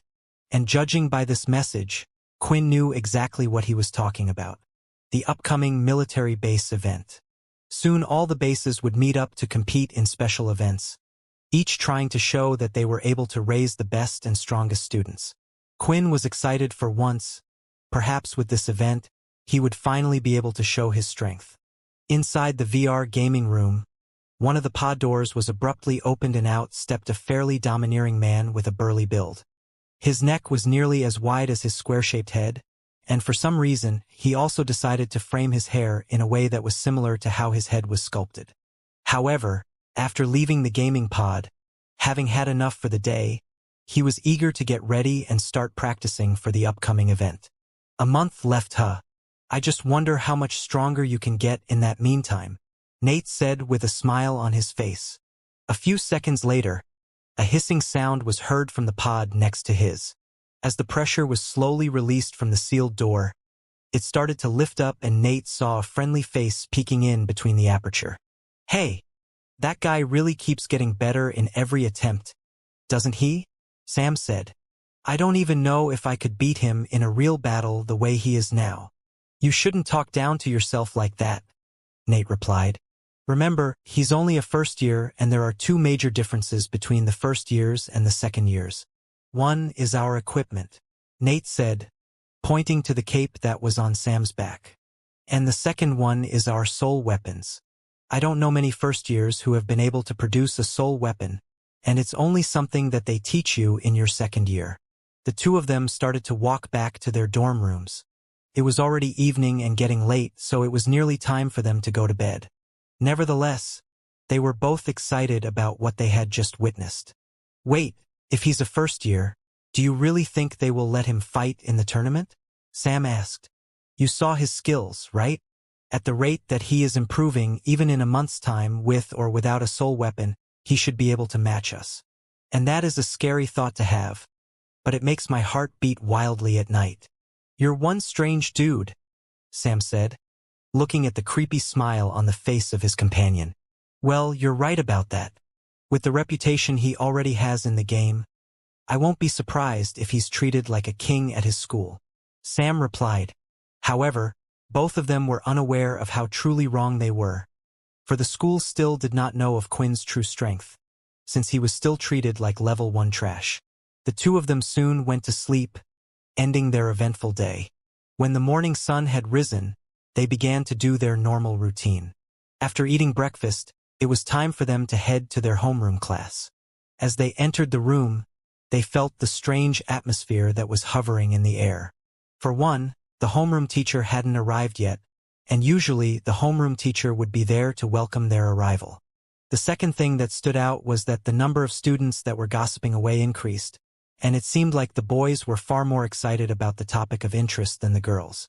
As he sat on his seat with Sam next to him, he turned towards his companion. What's going on? Nate asked. How the hell am I supposed to know? I and you came into the room at the same time.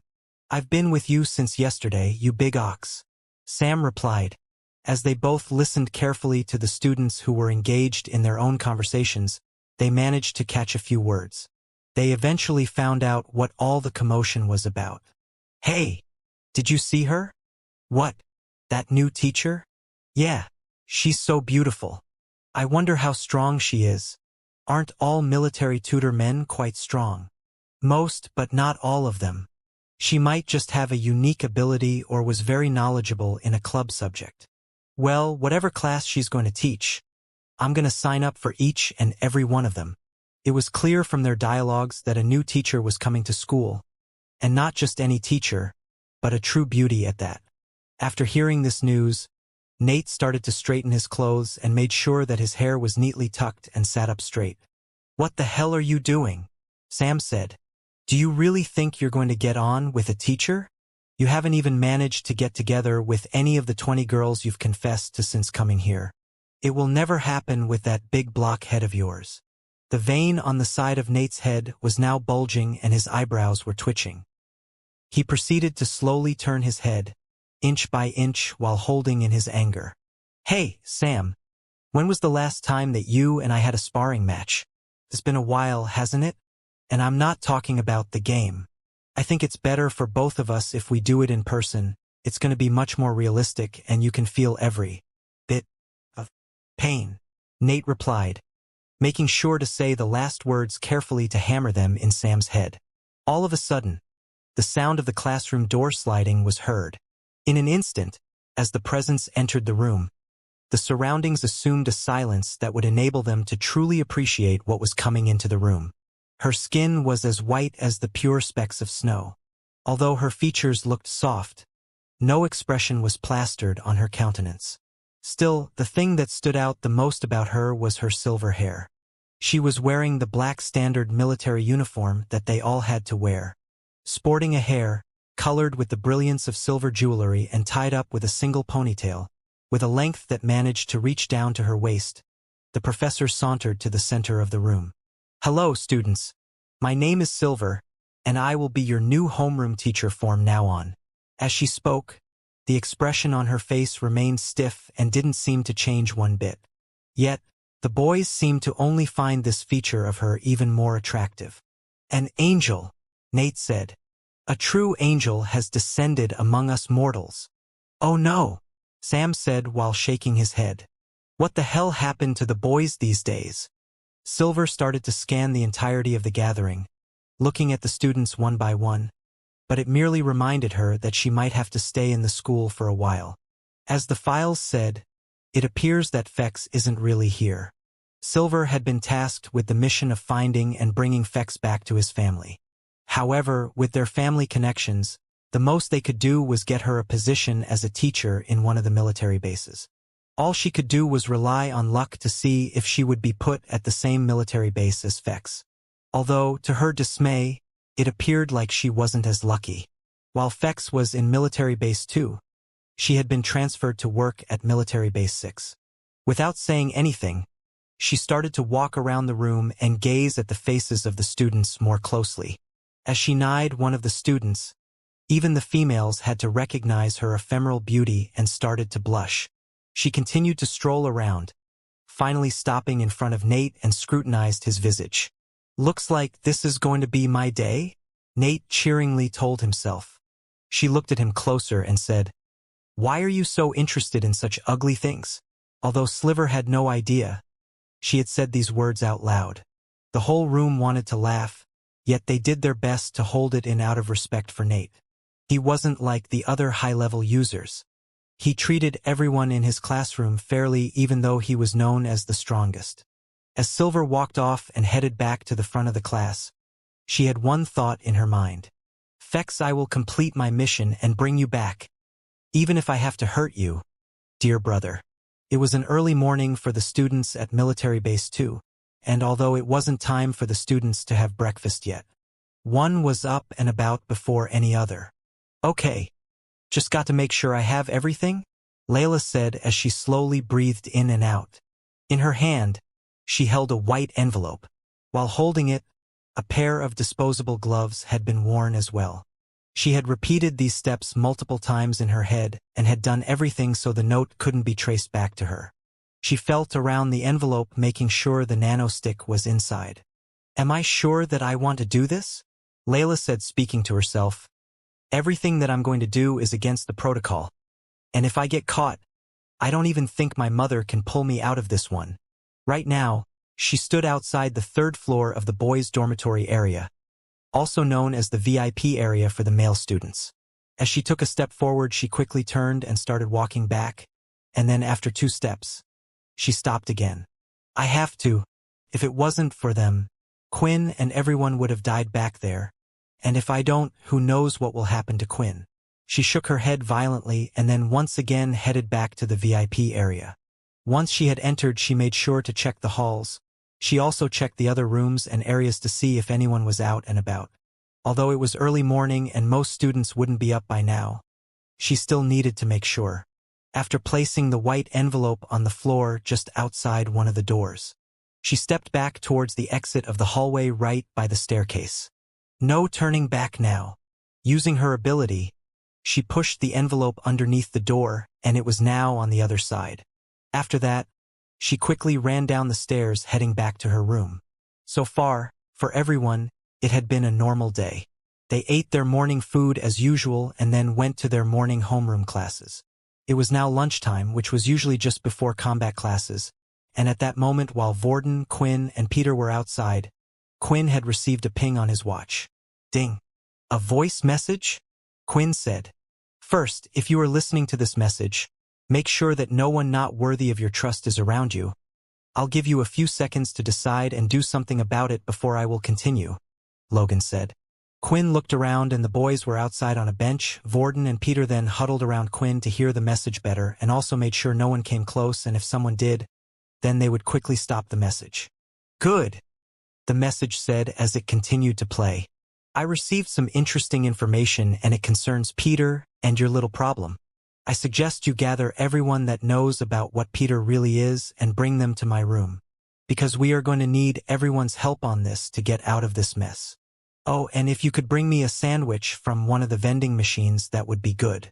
You don't have to do this, of course, but it will do good for my brain power and help me think better." although the tone of the message didn't sound very urgent. Quinn knew that if Logan was initiating contact with him and was asking to bring everyone into his room, it was a big deal. Logan didn't like people coming into his room in the first place, for he was afraid that people may steal his ideas for his new future inventions, or even destroy whatever he was working on. So Quinn knew that this was a big deal. "You heard him, guys. You inform the girls and bring them to Logan's room," Quinn said, looking at Vorden. "Peter, it might be best if you go with him." "What are you going to do, sir?" Peter asked. "I need to get that sandwich," Quinn replied. The group had split up and Vorden and Peter went to get the two girls. However, Quinn didn't just do that so he could get a sandwich. He was actually going to look for Fex. With his nose, it wouldn't be difficult to find him, and he knew that if he informed Vorden about this, he would be against it. But if it was something to do with Peter, he was sure Fex would help out. The girls, along with Vorden and Peter, were patiently waiting inside Logan's room. The boys were quite calm, while Erin was tapping her foot away and about. Lately, she had been using all her spare time to practice her sword skills. Yet she still could never achieve the same results as she did on the roof that day. Being here just seemed like a waste of her time. While Layla, who was standing next to her, felt a horrible bubbly feeling in her stomach. Her heart was pounding so hard she thought it was going to jump out of her throat. "Can't you just tell us what is this all about?" Erin said, annoyed. "This is a very serious matter," Logan replied, sitting in his chair. He was currently playing with a TRA.P.Easium-style Rubik's Cube made from metal. The inside used little small triggers to twist and turn the shape in all sorts of different directions. This made it multiple times harder than a standard Rubik's Cube. Each time he shifted one of the pieces, a large mechanical sound would be made. "And I would hate to have to repeat myself again," Logan said as he continued to mess around. The room was silent, and the only thing that could be heard was the shifting sounds of Logan playing with the mechanical item. They waited and waited. Click, click. "Will you put that damn cube away?" Erin shouted. "Before I shove it up your—" Just then the sound of the door was heard. "Looks like they are here," Logan said as he put the cube on the floor. Quinn entered first, and right behind him was Fex. As soon as Erin saw this, she immediately stepped back. "Quinn, what the hell is he doing here?" Vorden shouted. "Wait, I was the one that asked him to come here," Quinn said. "If it's something to do with Peter or the vampires, then he's going to be a big help. Remember, he helped us out last time, and he has stayed true to his words every time." "Look, I can tell I'm not wanted here," Fex said. "If you really want me to go, I'll go." "No, please stay," Logan said. "Quinn is correct. This matter is very serious, and I do believe you will be a big help." Since Logan was the one who had said it and invited them here, the others felt like they at least needed to hear Logan out before they decided if he needed to be involved or not. "All right. But before we begin, I believe, Quinn, you have something for me?" Logan asked as he held out his hand. "My sandwich." "Oh." Quinn then threw the packaged sandwich over to Logan as a mechanical arm went into the air and grabbed it, unwrapping it for him and feeding him. They all sat there and watched Logan eat the sandwich, and when he was finally done, he turned to his computer. "Let us begin."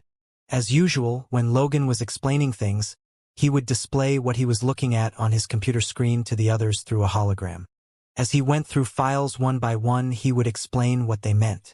"When I woke up this morning, I was surprised to see an envelope on the floor," said Logan.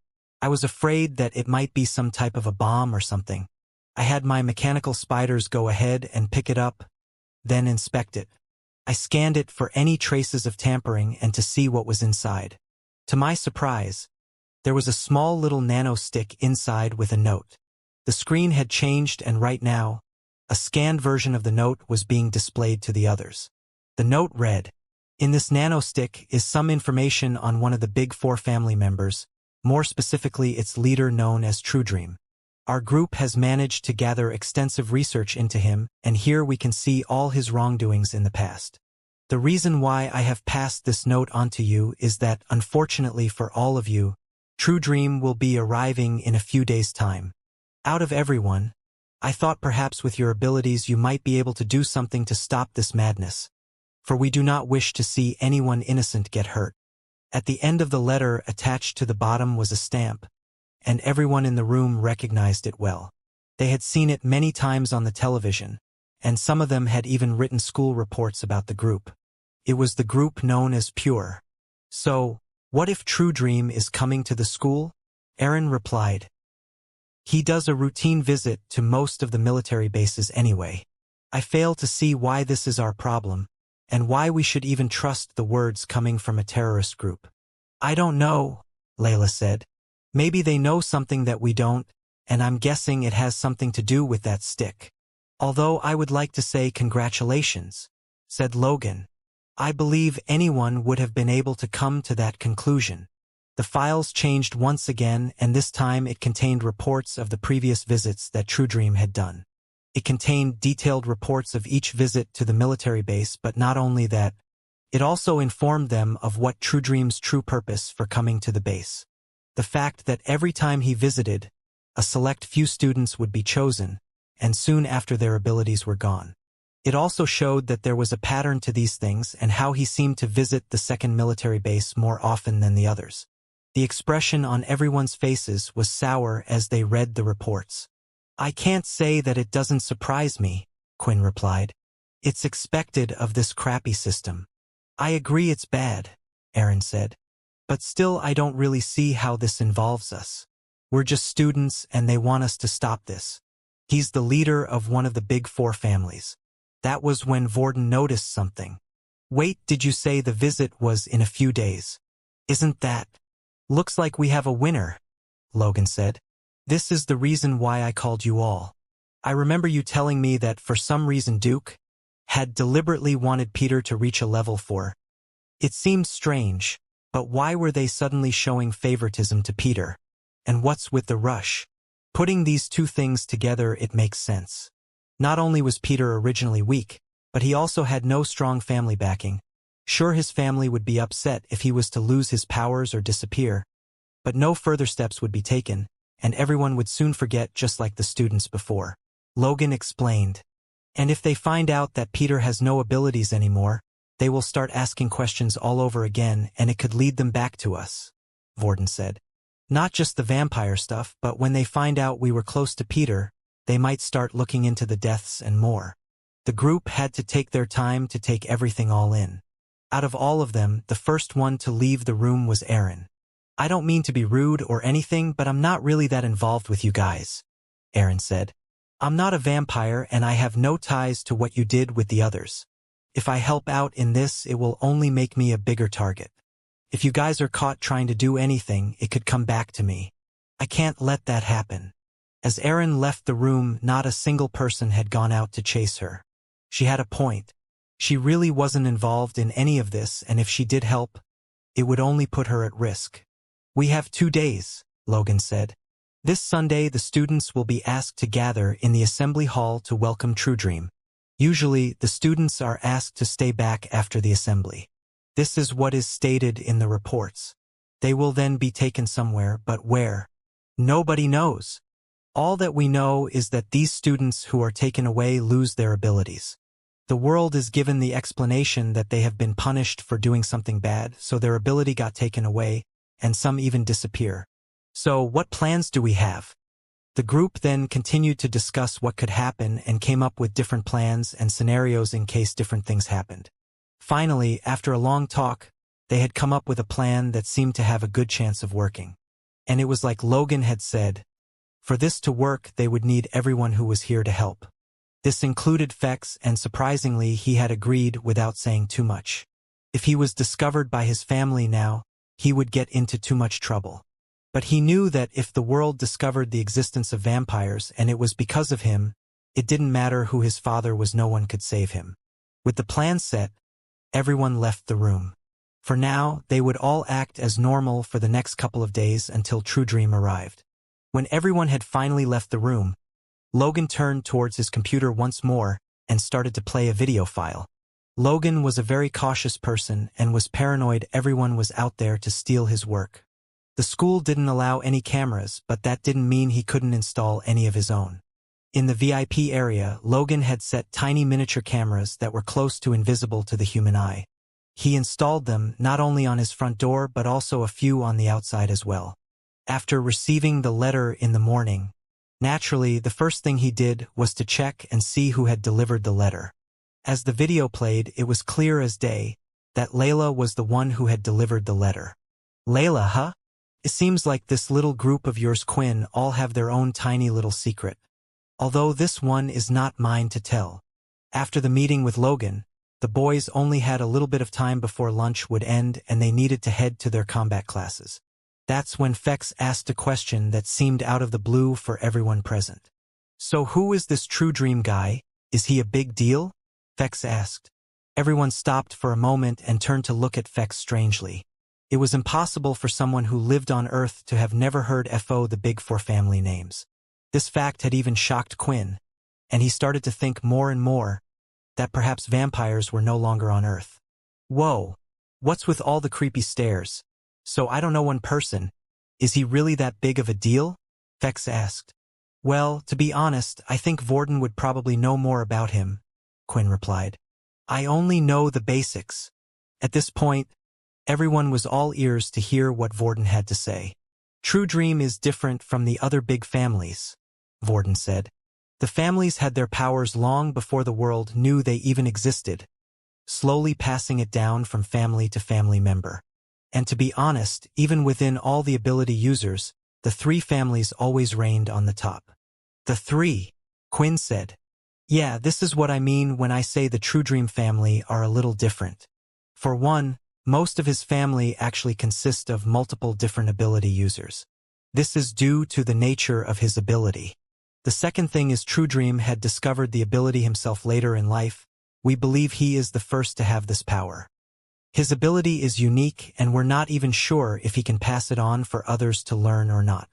The military who are partners with him like to keep it this way. Remember, it's only because of him that so many of those in power chose to not disobey. Anyone who tries to fight back or rebel gets their powers taken away. There are even rumors it was because of True Dream that the Pure faction had started in the first place. Once your ability gets taken away, there's no way for the body to learn another one, and for some reason, it seems like True Dream's ability stops you from completely producing any more mutant cells for your old ability. As you know, someone without an ability can't get very far in the outside world at the moment. It was true, currently, in the outside world, most of the things that couldn't be done with abilities were already automated with technology. Everyone then received a universal income, but it wasn't enough credits to live on Earth, causing most of the humans to relocate to shelters on other planets, some that were less protected than others. Although, even after Fex had heard Vorden's explanation, this True Dream person still didn't seem like a big deal to him. Even if Fex's ability did get taken away, there was nothing he could do about his vampire powers.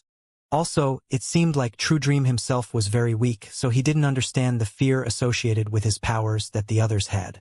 After the boys finished talking, it was time for them to split up and head for their combat classes. Before doing so, Peter changed his number from an ability level of 2 to a 3. This way Bones could see he was progressing and report back to Duke. As usual, during the combat class, the group was going through their kicks once again.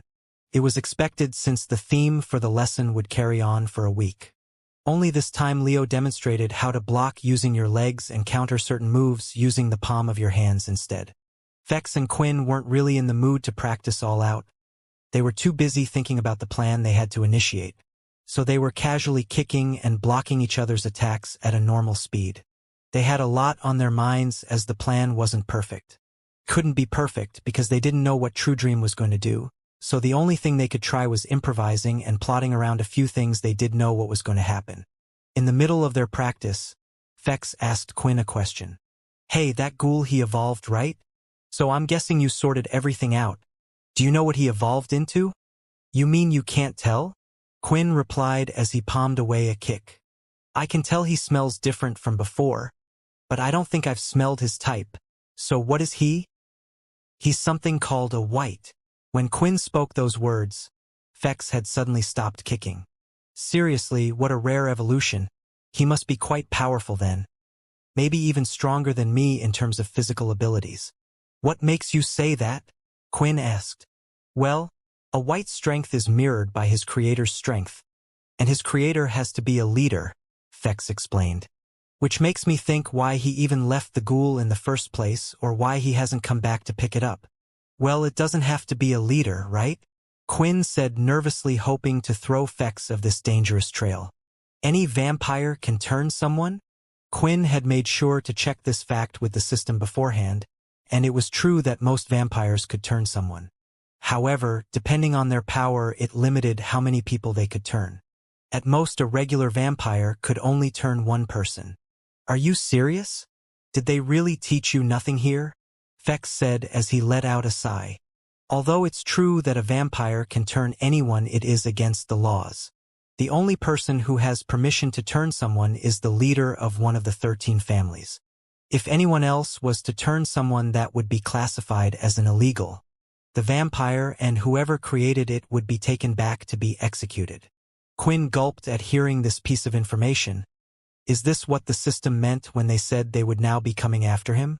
Was Quinn and Peter both considered illegal in the eyes of the vampire families? After all, Quinn was an unusual vampire, as the system had stated. As he was busy thinking and taking it all in, the system had interrupted. Don't worry, you are not illegal, the system said. However, I didn't want to tell you this so soon, for you still are not strong enough and don't have the classifications of one. But ever since you turned Peter and created your own family name, you too are now a vampire leader. But as I stated before, if you want to live, never reveal this information to anyone. Although Fex didn't say anything else, he had kept a few things to himself. Whites were known to only follow one person, otherwise, their natural nature would take over and they would go on a rampage. Many of them had to be destroyed once their masters had been slain, otherwise they would attack everyone in sight. The fact that Peter hadn't done that meant whoever had turned him was still close by. Fex was no fool, judging by the frightened look on Quinn's face. He could only assume Peter was created by him, and perhaps Quinn's leader wasn't aware of this certain event. Fex didn't know how close to the truth he was, and how far away he was at the same time. A whole load of information had just been given to Quinn at once. He felt like it was pretty relevant to the situation he was in, and it would have been nice if he had at least hinted about it beforehand. The way the AI acted with the system was really starting to bug Quinn. The lesson was coming to its end, so Leo decided to round up everyone to give a few pointers. This was Quinn's chance to ask the system the questions he needed. Look, I don't understand anything, Quinn said. I understand maybe you didn't want to tell me before. The less I know about it, the better, hoping I wouldn't get too involved, but right now, Fex is here, and if I make a mistake and slip up, he will easily be able to tell. I'm sorry, Quinn, the system replied. I want to tell you, but sometimes I can't. When the creator created me, he chose to make it so certain information was revealed only when necessary.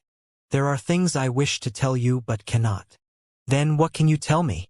Earlier Fex mentioned there being family leaders, and then you mentioned that I was one as well. What does he mean by that? The vampires are controlled by a council.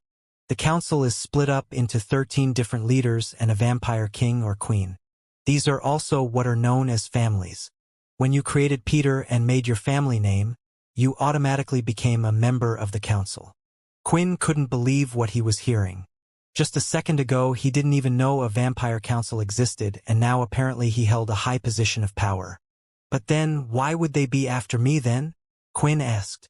And wouldn't this mean I would be safe if they found out about Peter? Quinn, the vampire race like to seem like they are working together, but they are just as cruel and power-hungry as humans. When the vampire king or queen decides to go into eternal slumber, then a new king shall be selected from one of the 13 leaders. While the current king or queen is still present, they must do as they say, but once they disappear, it will turn into a cruel battleground. You are only a leader in name only. A shortcut was created due to the system. A lowly vampire like you is too weak. To become a vampire leader, one at least must have the rank of a vampire lord. Although this isn't the only reason why they will be after you, unfortunately, I can't say anymore. The vampire leaders were at the rank of a vampire lord, but Quinn had never met a leader before, so he had no reference for their strength. The only other vampire he had met was Fex. What about Fex? Do you know what rank he is at? Quinn asked. Fex is on the cusp. He is not quite at the next evolution stage, which would be a vampire noble, but he is stronger than most vampires out there.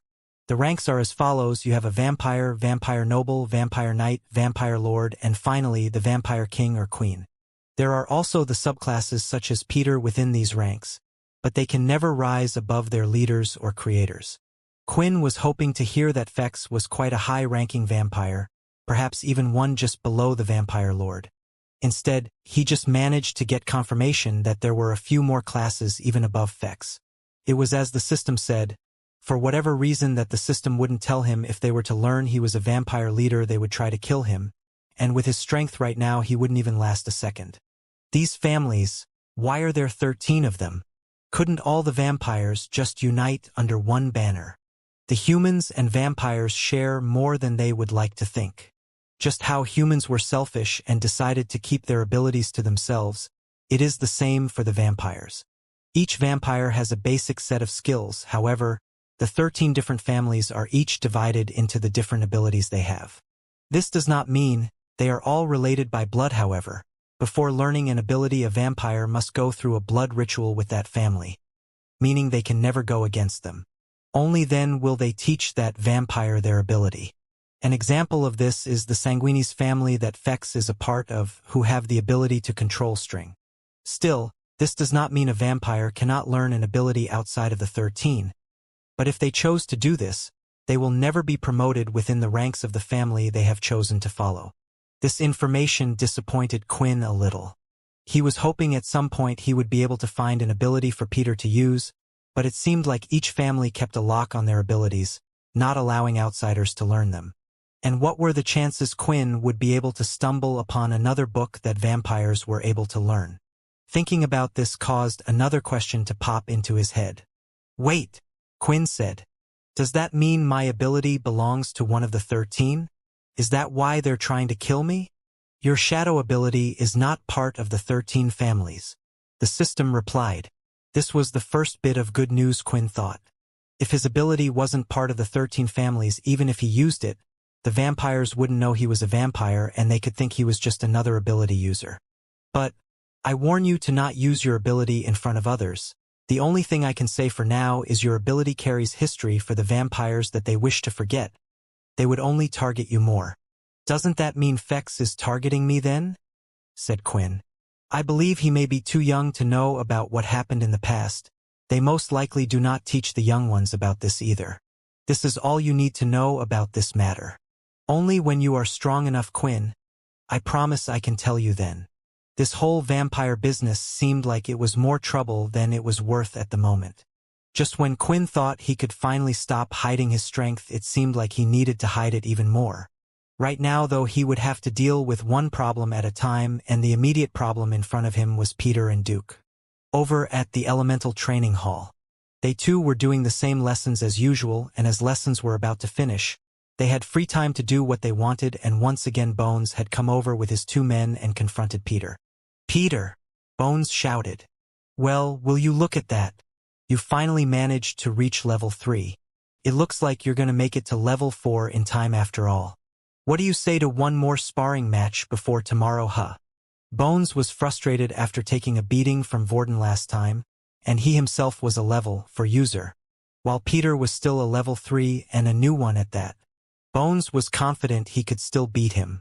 Even if he had the potential to be as strong as him with his earth powers, he couldn't have learnt that many skills with the ability in such a short amount of time. Peter turned around and took one look at Bones. You're too weak for me. Piss off before I kill you. Vorden was standing by the side of the group and was glancing over as usual.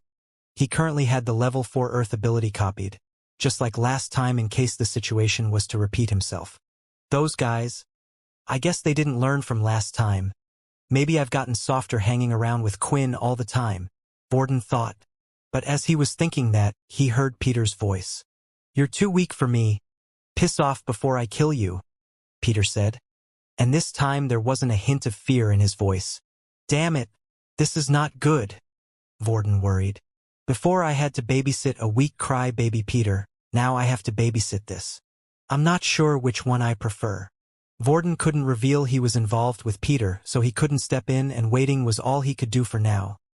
He watched carefully, preparing himself for the worst, standing in a fighting stance just to the side of the group. "What the heck?" Bones said. "Oh, I get it now. You think 'cause you got a little bit of power and now a level 3 you're a big shot. How well think Aga?" Before Bones could even finish what he was saying, Peter's hands had gripped and wrapped around Bones' mouth, his fingers placed at the side his jaw. "Did I not tell you to go away?" Bones immediately retaliated by lifting his hands, trying to create a pillar of earth from below Peter's feet. As soon as Peter had felt the slightest bit of vibration from below, he knew what was coming. But he didn't move. He waited for the pillar to rise up while continuing to hold on to Bones. Then at the last second, as the pillar rose up from below, Peter stepped back and pulled Bones into his own pillar, allowing it to hit him right in the chin. "Bones!" one of his friends shouted as they came running forward. Then suddenly out of nowhere a large wall of earth had come between the two groups, and at the same time Bones had been blocked off from Peter's view. Now standing by Peter's side was Vorden. "Ignore them, we have to get out of here. Now just run." But Peter remained still, as if he wanted to continue fighting against them. "Look, just ignore them. They're trash, right? They're not worth our time," Vorden argued. "Ha! You're right about that," Peter said as he took off with Vorden out of the training center. As Vorden and Peter were outside, Vorden decided it was best if they headed back to the dorm room for now and stayed there. While heading back, he started to think about the confrontation. It had shown Vorden how much Peter had changed. Seeing how he acted against Bones, he couldn't imagine what Peter might do if he was to be put in a room with True Dream or Duke. Inside the dorm room, Vorden and Peter hadn't said much. They no longer were as close as before when Vorden used to mentor Peter. In fact, when Vorden looked at Peter now, he no longer would see the same Peter. He just got this weird feeling, and he found it strange that Peter would often just remain still in one place for long periods of time. Coming from Vorden, that said a lot to how much Peter really had changed.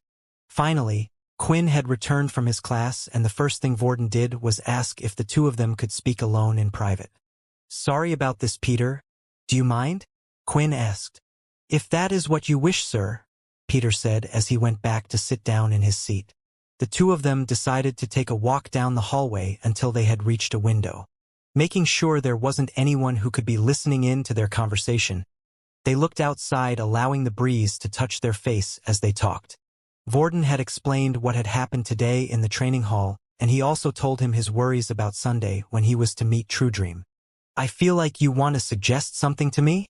Quinn said. "I know I have mentioned it before," said Vorden. "But last time I said it half-heartedly. But this time, Quinn, I'm serious. I think we should cut our ties with Peter." Although Vorden had sugar-coated his words, Quinn knew what he was getting at. They should kill Peter. Honestly, with everything going on, Quinn couldn't say he hadn't had the same thoughts. Lately, the thought was entering his head more often. This Peter wasn't the same one he knew. It was clear the old Peter was already gone. "Trying to go through with this plan, I think, is riskier than getting rid of Peter," Vorden said. "I think we can do Peter justice when we leave school in 2 years. We'll look after his family. We can make our own faction, and the money we earn from being travelers, we will send them a portion each month." Vorden was making a good case, but Quinn wondered how Peter's family would feel after finding out their son had died or disappeared. Would they really care if they had money or not? Even if Peter wasn't the same as before, he was still him, right? There had to be still a little of him inside there somewhere. "I for one don't think this is a good idea," the system said. "First, you yourself will be unable to kill Peter even if you decide to go through with this. You would have to stand by as you watch someone you know kill Peter, and, although he is loyal to you, he would not just stand there without putting up a fight. The second thing goes to the matter we spoke of before. You were lucky Peter turned into a white. It is quite a powerful ally to have. Right now you need to gather and keep all the power you can get. It's not a question of if the vampires will come, Quinn. It's when." Suddenly, as these thoughts filled Quinn's mind, a strange feeling came over him once again. It was the family connection from the blood ritual. "I can't do it, Vorden," Quinn said.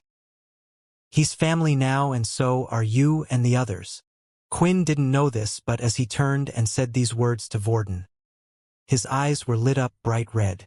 Vorden assumed that perhaps this matter went far beyond just the conversation they had now, and had something to do with Quinn himself. "All right, Quinn, we'll stick with the plan." The next day it was the weekend, so the group had no classes for the day. However, they were unable to spend their time as freely as the other students could.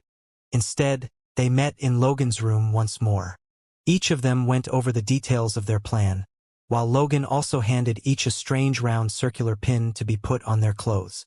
It looked similar to a button and blended well into their uniform. There was also a Sperrit circular small speaker that was to be placed in the ear. These two items were a set that was to be used to communicate with each other. The only person who didn't receive one was Peter, as they knew he would be taken away. However, a microphone was once again installed into his watch so they could hear everything that was happening. After a good night's rest, it was finally Sunday. The day True Dream would finally arrive at the school. It was now Sunday morning, and the 8 sergeants had all gathered inside the portal hall. 4 of the second-year sergeants stood on one side and 4 of the first-year sergeants stood on the opposite side, forming 2 lines in front of the portal. Each of them had straightened postures and were unmovable, assuming their best attitude before the single portal. The said portal had been pulled out and placed in the center of the room. Although the color of this portal was neither green, orange, nor red, it was hued in the purity of white, making it look like a blank canvas. Just like the traveling stations, the white color indicated that the destination of the portal was Earth. The doors to the training hall soon opened, and every one of the sergeants immediately gave a salute to the 4 men who had entered the room. Duke, the head of the second-year students, Nathan, the head of the first-year students, and Mike stood in the center.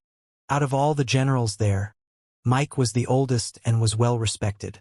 Even though he didn't hold the highest rank, he was still in charge of the communications that would transpire in between military bases. Then, finally, standing behind the 3 of them was a man in a black and white tailored suit. The others had never seen him wear anything else other than that. It was the head general Paul. "Duke, I hope you already have everything prepared, yes?" Paul asked. "Yes, everything is proceeding well, and we should reach the quota as usual. All the students will gather in the assembly hall this afternoon. We shall advance with everything else right after." Duke replied. "Good," said Paul, looking at another comrade next. "Mike, how are the preparations for the upcoming event going?" "Not to worry, we still have a leeway of a month before the event. Students will be able to choose which events they want to participate in soon. I'm sure that we'll come out on top this year. I know we will," Mike said as he laughed loudly. "Nathan, I'm afraid I have some bad news for you," said Paul. "The upcoming portal outing for the first-year students, it will not be a green portal like how we originally planned it, but it will be an orange portal instead." Hearing this, Nathan's eyes widened. "Sir, this is crazy. They're only first-year students. Why do we need to push them so fast? There are reports that the Dalki are becoming more aggressive with their exploration. We must compete with them. This order has been made by all of us, so we must push more, and at the same time, we cannot willingly lose our regular men. Earth is the #1 priority, and we must protect it at all cost." So they chose to sacrifice the children instead. Nathan complained back, utterly distraught by the news. "War will soon be waged, and the Dalki do not discriminate, whether they are children or not. Age will not matter to them when that time comes. It's better that they get the experience now. I will give you permission to send a couple of sergeants with them for their safeguarding rather than the regular teachers, but that's it. This is an order and it's final. I don't want to welcome any opposition. Usually, green portals would be used for first years.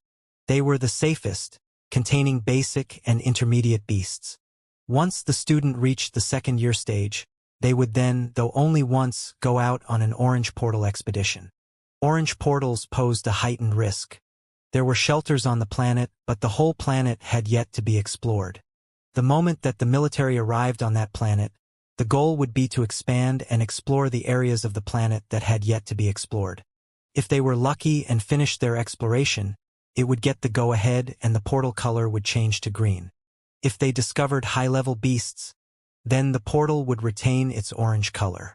Nathan felt like the first years were way too inexperienced to do such a task. The main difference when traveling to an orange portal planet was that they would travel as a single unit instead of in teams.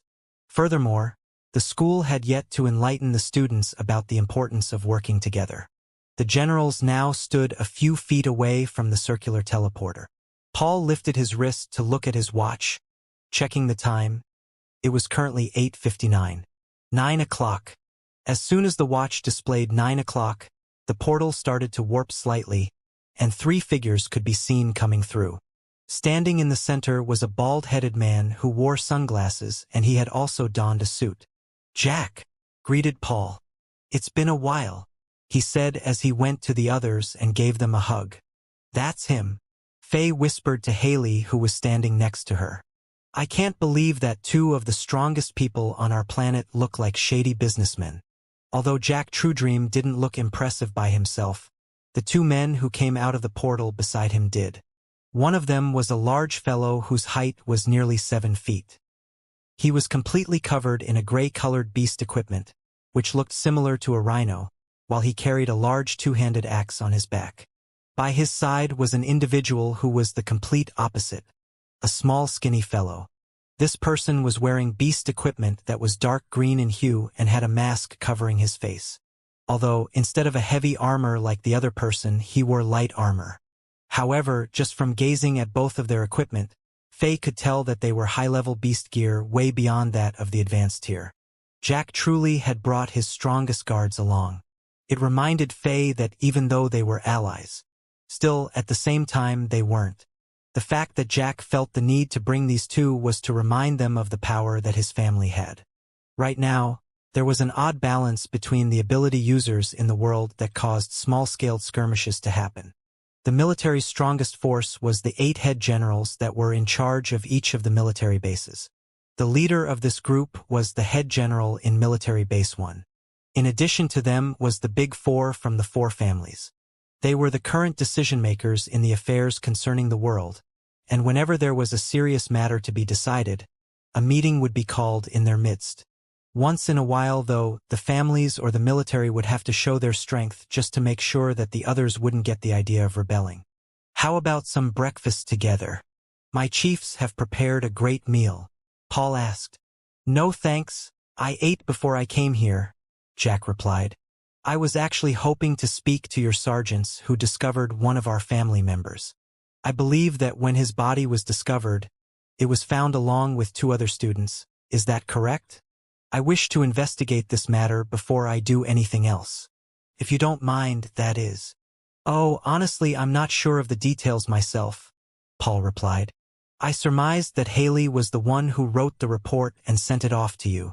"Haley!" Paul called her, and she immediately rushed over, giving a salute to both Paul and Jack.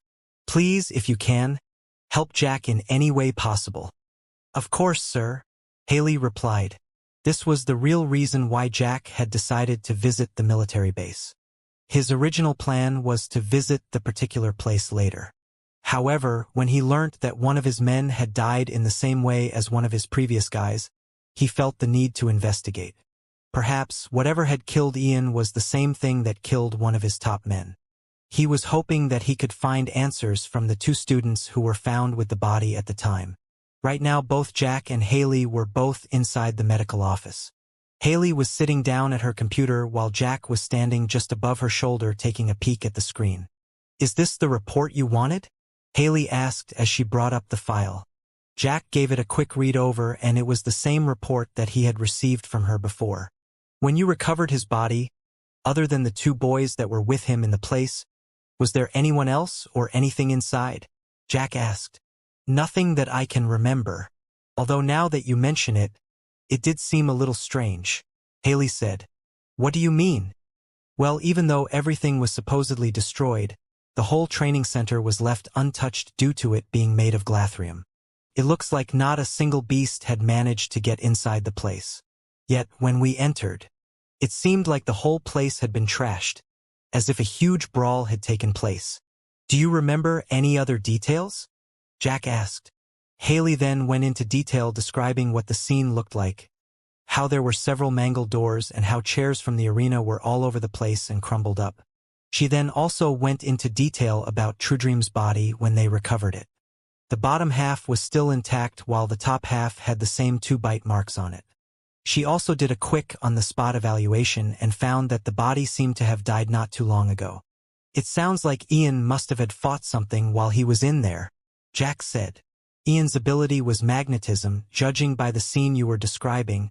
Whatever he was fighting with at the time managed to kill him. Do you have the name of the 2 boys? If they were there, then they must have at least saw something." Although Haley felt the same way, the boys had already been interrogated several times over the event. Right now, Haley felt like the most possible thing was a beast. Something might have attached themselves to one of the students and got on to their scent. It followed behind them, killing people in the process and causing small puncture wounds on their neck. This was the only logical conclusion she could come to. Still, she didn't want to inform Jack of all the previous investigations they had already done. He was in a way higher position than her. She had also heard rumors of his bad side. At first, Jack was apparently a pleasant person. He thanked the military for helping and taking him in, promising to always help them out.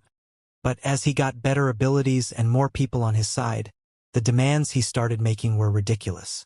Nowadays, if he didn't get his way, there was no telling what would happen. The 2 students' files were brought up. The first one was Quinn. Jack quickly scanned it over, but as soon as he saw he was only a level 1 ability user, he quickly disregarded it. The next person, though, was Vorden, who interested him.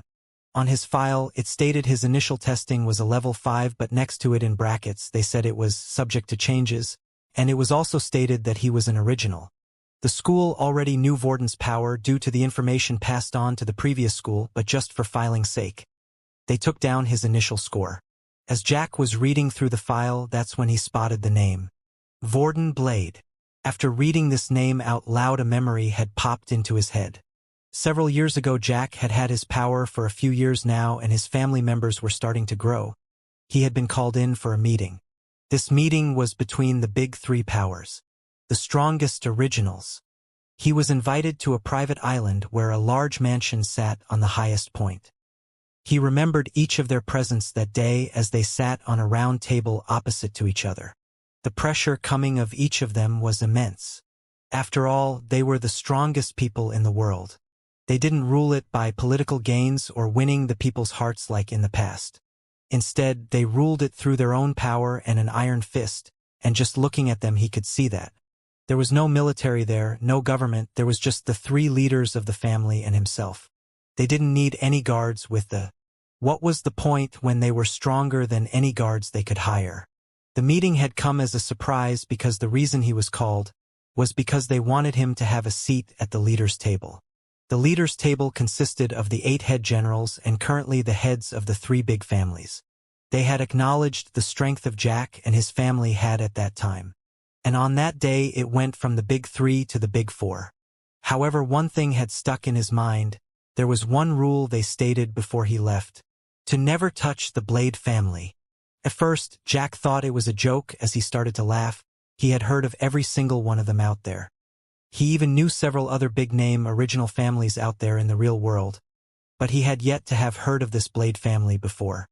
But soon after he realized that each of them were dead serious. The pressure they were emitting just seconds ago seemed to completely vanish at the mention of this family name. "Can you tell me why?" Jack asked. "If you ever meet one of them, you have 2 choices." One of the men said, "Stay away or help them. But if you go against them, not even we can help you." At the time, he was truly frightened. Looking at the report once again, he looked at the name carefully. Could this really be related to the same family they were talking about? Jack thought. Would they really care if I got rid of one kid? Or maybe they were behind the deaths of my men in the first place. He started to think about what to do and decided to go confront Vorden. However, every time he felt like he was about to do this, images popped back up in his head of the strong men on the table that day. Just what had gotten them so worked up. "Perhaps it's best if I just leave it alone for now," Jack said. "I could always get some more men." A few hours had passed and lunch break had just passed. Although it was a Sunday, all the students had been told to gather in the assembly hall for a special occasion. While the others were wondering what it was, exited and chattering away. Quinn and his group had stomach pains and their blood was pumping widely around their body. They knew exactly why they had all been called. A part of them didn't want the letter to be true, but they could no longer escape reality. Standing inside the assembly hall was all the first-year students and the second-year students. In total, in the assembly hall stood around 1,000 students. All of them stood nice and straight, staring in the direction of the stage. Right now, standing up on the stage was Duke, and behind him were the two men who had arrived with Jack. "All right, is everyone ready?" Logan asked. Right now Logan had a small earpiece that acted as a microphone. While the others apart from Peter had the same. It was time for them to put their plan into action. "Ready," they all replied. The assembly hall was split into two equal halves, with all the first-year students standing on the left of the stage, and the second-year students standing right of the stage. The fact that all the students in the school were told to gather together, and not just a single year, told them it would be a big event. Then the two sections on each side would be further split up. They were grouped by each homeroom class, which contained about 50 students. Quinn and Vorden were standing relatively close to each other, while Peter was standing a row in front of them, so they could keep an eye on him. While the girls stood directly at the front of the class. Their section was stationed closest to the stage, while right at the back towards the exit was Logan. To his surprise, it seemed like Fex was in the same homeroom class as him. Logan didn't turn up to homeroom class much, and if it was anyone else they would have been punished for this. But because Logan was a VIP student from a rich family, he obtained special privileges. Duke was currently standing on stage giving the students a speech, telling them about all the achievements that the base had made so far, and what the upcoming schedule for the first-year and second-year students would look for the rest of the year. While listening to this, Vorden was preparing himself, or more specifically, he was preparing someone else. "Ratton, you remember the plan, right?" Vorden asked. "As soon as you finish with what needs to be done, then you get out of there. I don't care if someone looks interesting to fight, or if someone looked at you the wrong way, we need to disappear immediately after you are done." "Will you shut up?" Ratton snapped back. "For the last 2 days you've said the same thing over and over to me. I know that if I don't do what you said, I won't hear the end of it." Vorden hated the fact that the plan required him to use Ratton. If he could, he would have used himself, but the task that was given to him relied on him having two abilities and Vorden could only control one. But of course, using Syl was out of the question, so that left him with Ratton. The two abilities he needed were already stored for the day. Right now they just needed for the assembly to be over. Quinn, on the other hand, was worried for Peter. The system recommended giving Peter some of his blood, which he did, and he gave the order not to attack Duke or Jack. With the extra blood, it made Peter more loyal to the point he would obey every order. Loyalty to one's master was also distance-based. The further away, the less influence the master's orders had. But with fresh blood from Quinn in his system, he would have no option but to obey the commands he was given. Eventually, the power would fade away, but for a short time period like this one, it would be enough. The only way that Peter could disobey this order is if his life was put on the line. Then self-preservation would override Quinn's orders. Other than an update about the schedule for you all, we also have a special guest here today. He visited us last year, and he is here to visit us again.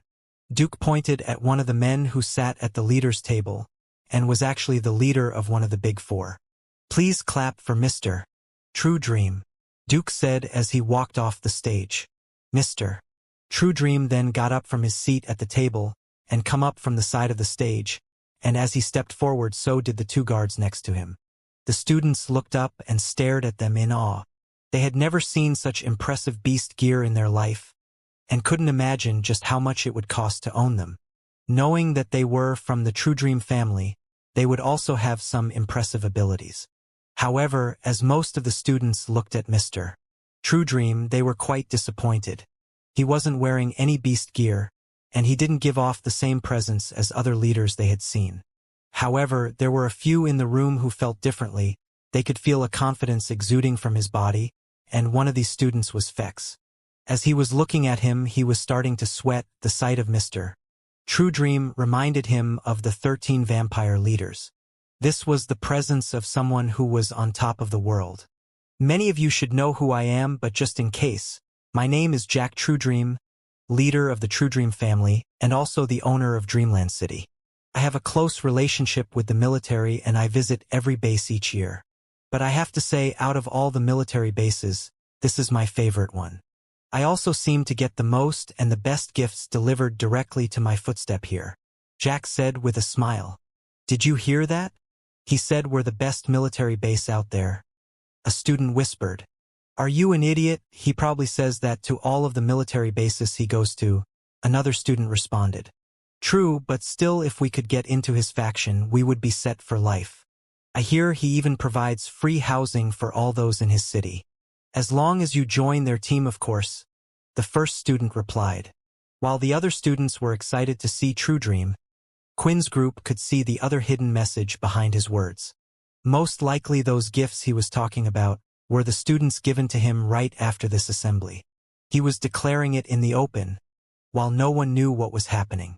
While the speech continued on, from the bottom of Logan's sleeve one of the small mechanical spiders crawled down his shirt and hopped off his shoe.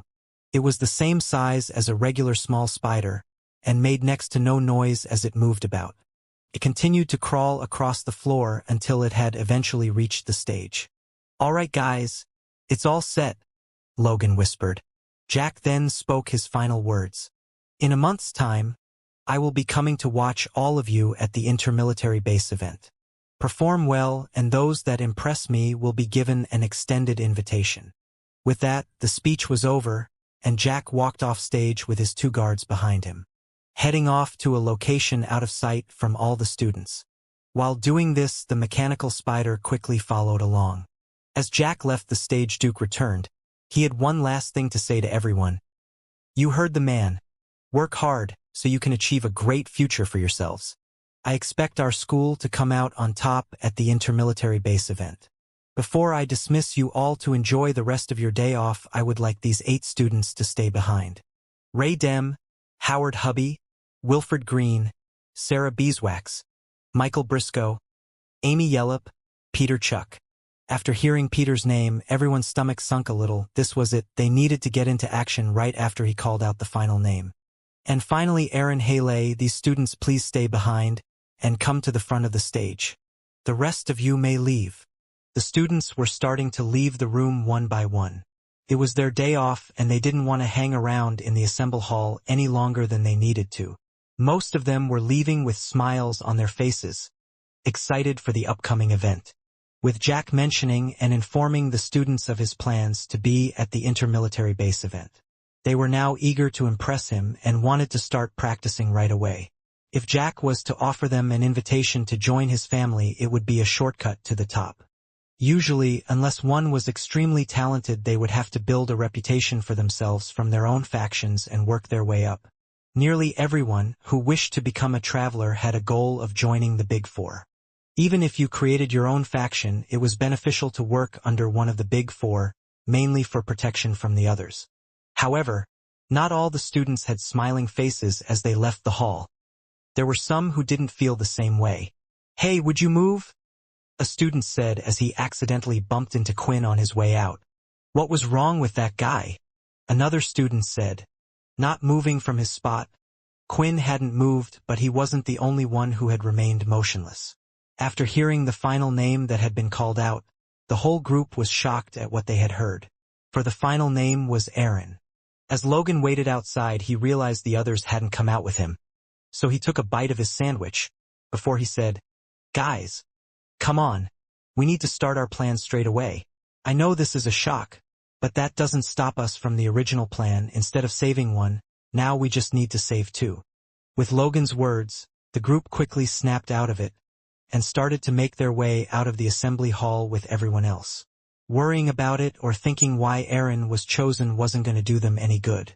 The more time wasted, the less likely the plan would work. The students who had been called all had gone to the front of the stage, wondering what was going on. Peter was also up front, but his expression hadn't changed much. He was informed of what was going to happen, and wasn't worried about it. He trusted his master, Quinn. He would just do everything his master had told him to do, and everything would work out fine. Erin, on the other hand, was panicking. Her whole head was slightly swirling. They picked me, but why? Aren't I one of the top students? They would never pick a student as good as me, right? She thought to herself. But the realization had hit her, and her mask was starting to crumble away. The thoughts and memories she had kept within were starting to surface. A few days ago, inside the second year's head office, Duke had been given a bunch of files that matched the criteria they were looking for. That's when they stumbled upon Erin's file. Now this is interesting, he said. Erin was a level 5 student, and she had quite an expensive ability too. She wasn't an original, but the ice element ability was expensive to get a hold of, especially at level 5, so Duke wondered why she had been selected. After reading the file, everything started to make sense. Her family worked under one of the Big Four, and they had established a shelter on one of the orange portal planets. Because of the risk involved, the family had paid them well, and they had gained quite the status. A few years had gone by, and it looked like the exploration of the planet was nearly over. It was the main task that had been given to her family. They had done a good job getting rid of the few advanced tier beasts that lived in the place. Erin was eventually sent back to Earth to finish her normal school education. She went to a good private school as her parents could afford it, and even bought her a strong ability. It was an opportunity which they never had. The exploration of the planet had been completed, and Erin had gone back over the summer to celebrate with her parents. At last, they had moved up high enough in the family's ranks to obtain a place back on Earth. But on that fated day, a Dalki ship had invaded the planet. The Dalki came and attacked. Seeing her family and friends raise up their weapons to fight, she wanted to help too. But before she could even join in the fight, her father had stopped her. "No, Erin, you are not strong enough yet. You can't help us and we'll just get in the way. Now get out of here," he screamed. And at that moment, she witnessed her father being stabbed through the chest. As she stood there frozen, an old friend of her father's managed to grab her and run away. Her family did their best to protect all the civilians on the planet, and even the other factions that they once squabbled over territory with had come to help, but it wasn't enough, and all they could do was wait for help to arrive. At this point, nearly everybody that could fight had died. All of this havoc had been created by only 2 Dalki. However, the defenders had managed to kill one of them, but the other still remained alive. The remaining Dalki had set its eyes on the emergency shelter, but just as it was about to attack, help had arrived. A female dressed in pure sparkling white came through the portal, and Erin saw her pass by. She fought against the Dalki on her own and was able to go toe-to-toe with it. The swordsmanship that had been displayed was light and silent. It was as if her feet never even touched the floor. She would continuously parry the Dalki's attacks while dishing out attacks of her own in between, until eventually, she defeated it and the Dalki had died. Erin cried a lot that day. Her tears wouldn't stop coming. She cried for all the people that had been lost. The women who had defeated the Dalki walked up to Erin, but unlike what the others thought should be said to a child, she didn't give any words of comfort to Erin, but only gave her the harsh truth. If you never want to see your family or friends die again, then you have to become stronger. You have to be the best so nobody can take anything away from you, because your tears won't bring your family and friends back. And that was the last time Erin had seen her family or the strange female warrior. She had been selected because she no longer had the backing her family once had. With everyone gone, she had been sent a token gesture of money from one of the Big Four, just enough for her to live off of for the rest of her life. But the political protection their family had was now gone. But what was the use? Money couldn't bring back the dead. The only thing that remained in her mind from that day were the words spoken to her by that strange woman. She would become the best. Erin had chosen to live by those words that day, and whenever she felt tired or wanted to give up, that same memory would come back to her. She needed proof that what she was doing was working. She thought she had gotten better, but the day they had met the Dalki once again, she had frozen in place, and the only thing she could do was run. Right now, though, she was being led together with the others to a certain room. Everything she had worked for up to this point was all going to be taken away. Following closely behind the row of students was the mechanical spider Logan had sent after them. Right now Logan had returned to his room and he was monitoring the direction of the spider. He could see where they were heading and would be able to inform the others of what needed to be done. He was also looking at a 3D map of the whole school. On it, there were several different indicators, each one being a different person from their group. The spider and Peter were different colors for clarity's sake. Okay, Fex. It looks like they're heading for one of the meeting rooms located on the second floor on the west side. Layla, you stay close behind him. Once you turn and reach the end of the corridor, stay and wait in position. The two guards are sticking to Jack like glue. When Quinn and Vorden are ready, and I give the command, then you guys will move out. Understood, everyone? Understood, they replied. Jack had entered the meeting room, and the 8 students were following him in. One by one they entered the room. One of his guards had also entered the room with them while the other stayed outside, standing guard at the door. Quinn and Vorden were at one side of the corridor, while Fex and Layla were at the other side patiently waiting for Logan's order. All right, Ratton, Vorden said. Looks like you're up. The 8 students were all lined up in one row in the meeting space. They stood straight, nervous all the while thinking just why they had been chosen to meet with Jack Truedream.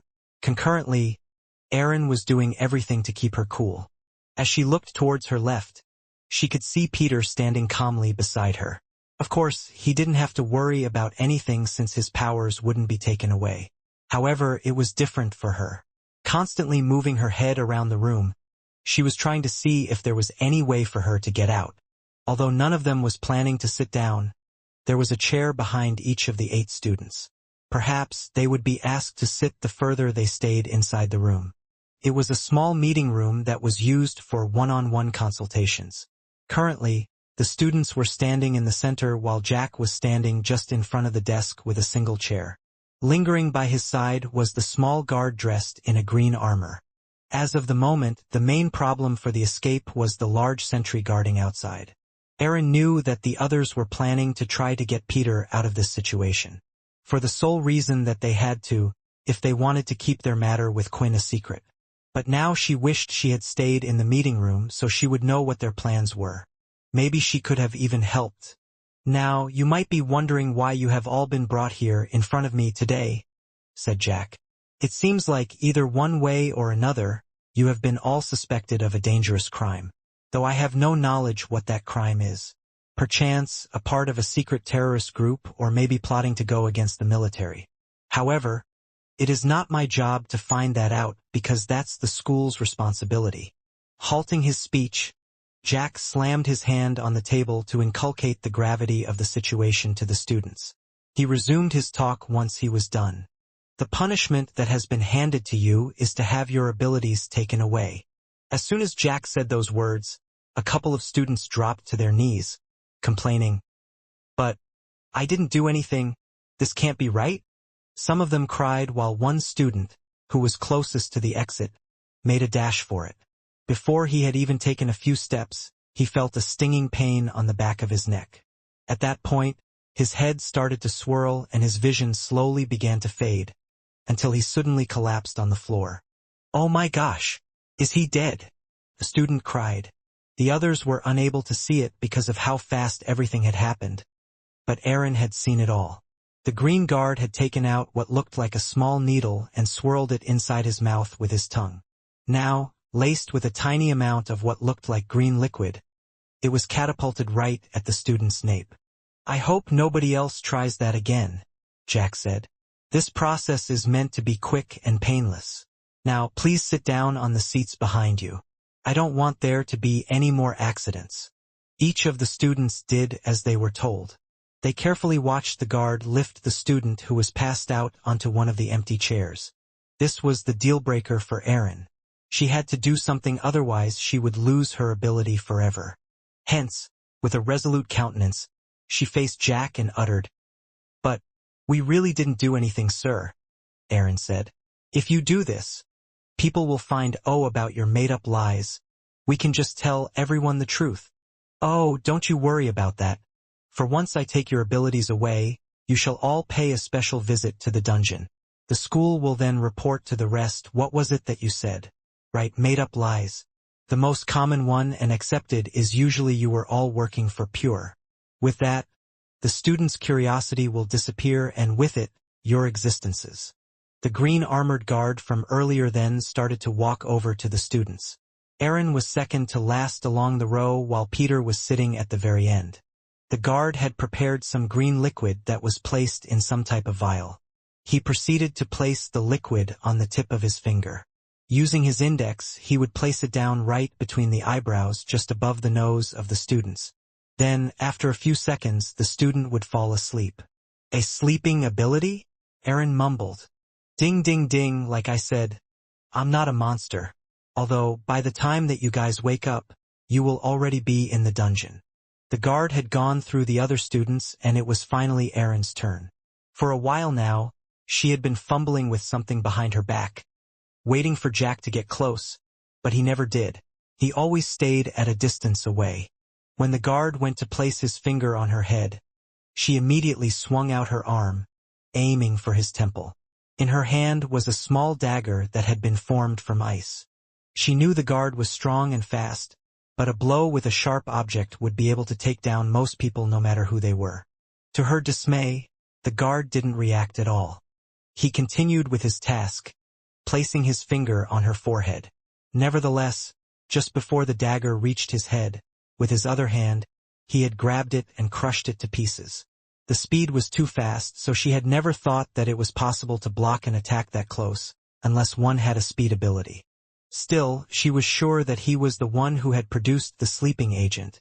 It was most likely from his blood, which was why he had pricked the needle against his tongue. It was impossible for someone to have two abilities unless they were unlike Vorden. This solely meant one thing. The beast gear he was wearing was at such a high level, it was able to boost the user's stats to the point where they no longer seemed human. Accordingly, she was not able to resist, and a few seconds later, she was asleep like all the others. Finally, it came to Peter's turn. Willingly, before the man had even placed his finger on his forehead, he had closed his eyes. He knew that just looking at these people would annoy him, but he needed to follow his Master Quinn's order. Hence, he decided to keep them shut for now. Once the green liquid was placed on his head, all the students were ready. Jack then looked at the green guard and cleared his throat out loud, signaling for the guard to leave. "As you wish, sir," he said as he bowed down and left the room. Now, standing outside as guard on duties just by the door were the two guards. "Did he make you leave again?" the large guard asked. "Yeah, I don't know why. We all know how his ability works," the green man replied. The mechanical spider remained inside the room while Peter's watch recorded everything. Logan was unsure whether the second guard would ever leave the room. Yet, for some reason, it seemed like Jack had asked him to. This would make their job easier, but they had to act now. "Everyone, go." Both guards are outside and only Mr. Truedream and the students are inside. The group outside had received the message from Logan to proceed. The first ones to make a move would be Fex and Layla, and they had been waiting on standby. Right behind them were two first-year students who had been brought along by them. These were the students who shared a dorm room with Fex. They were his roommates. If it was anyone else being put in this situation, Fex probably would have felt guilty about what he was going to make them do. But they were the ones who had attacked him when they first met, and for no reason. So he couldn't think of any two students better suited for this. When looking at their eyes, a slight tint of red could be seen. They started to glow slightly stronger as Fex faced them, and gave them a command. A few seconds later, and they were on the move. The two students turned the corner, and started to bump into each other on the way. While this was happening, Fex would peek around the corner, and was twiddling his fingers like he was directing a puppet show. Eventually, the bumping escalated into shoves, as they continued their stride. "Hey, what are you two doing? Get out of here," the larger of the two guards said. But his words were useless, and the two now started to shove each other harder than before. Although it looked a bit strange, as there was no speech involved while they were performing these actions. This was because of the limit to Fex's mind control. The more complex the instructions were, the more likely it was for the spell to break and fail. The shoving had turned into a full-blown fist fight. While mock fighting, they were inching their way closer to the two guards. "If you guys don't scram out of here, my foot is going to be shoved right up your backsides," the guard shouted this time. They continued to completely ignore the guard's words, but actually it was because they couldn't hear him. Their minds were consumed with the last command given by Fex. Arms and legs were swinging out as the two continued to fight. Right now Fex was twiddling his fingers away faster than before, concentrating while the sweat ran down his forehead. Controlling one person's set of movements with the strings was easy, but coordinating two and making it look realistic was tough. He had attached strings to both of the students and given them the command to remain motionless, so everything they were doing right now was down to him. While everything was happening, Layla was to stand guard, making sure no one came down the hallway and saw them.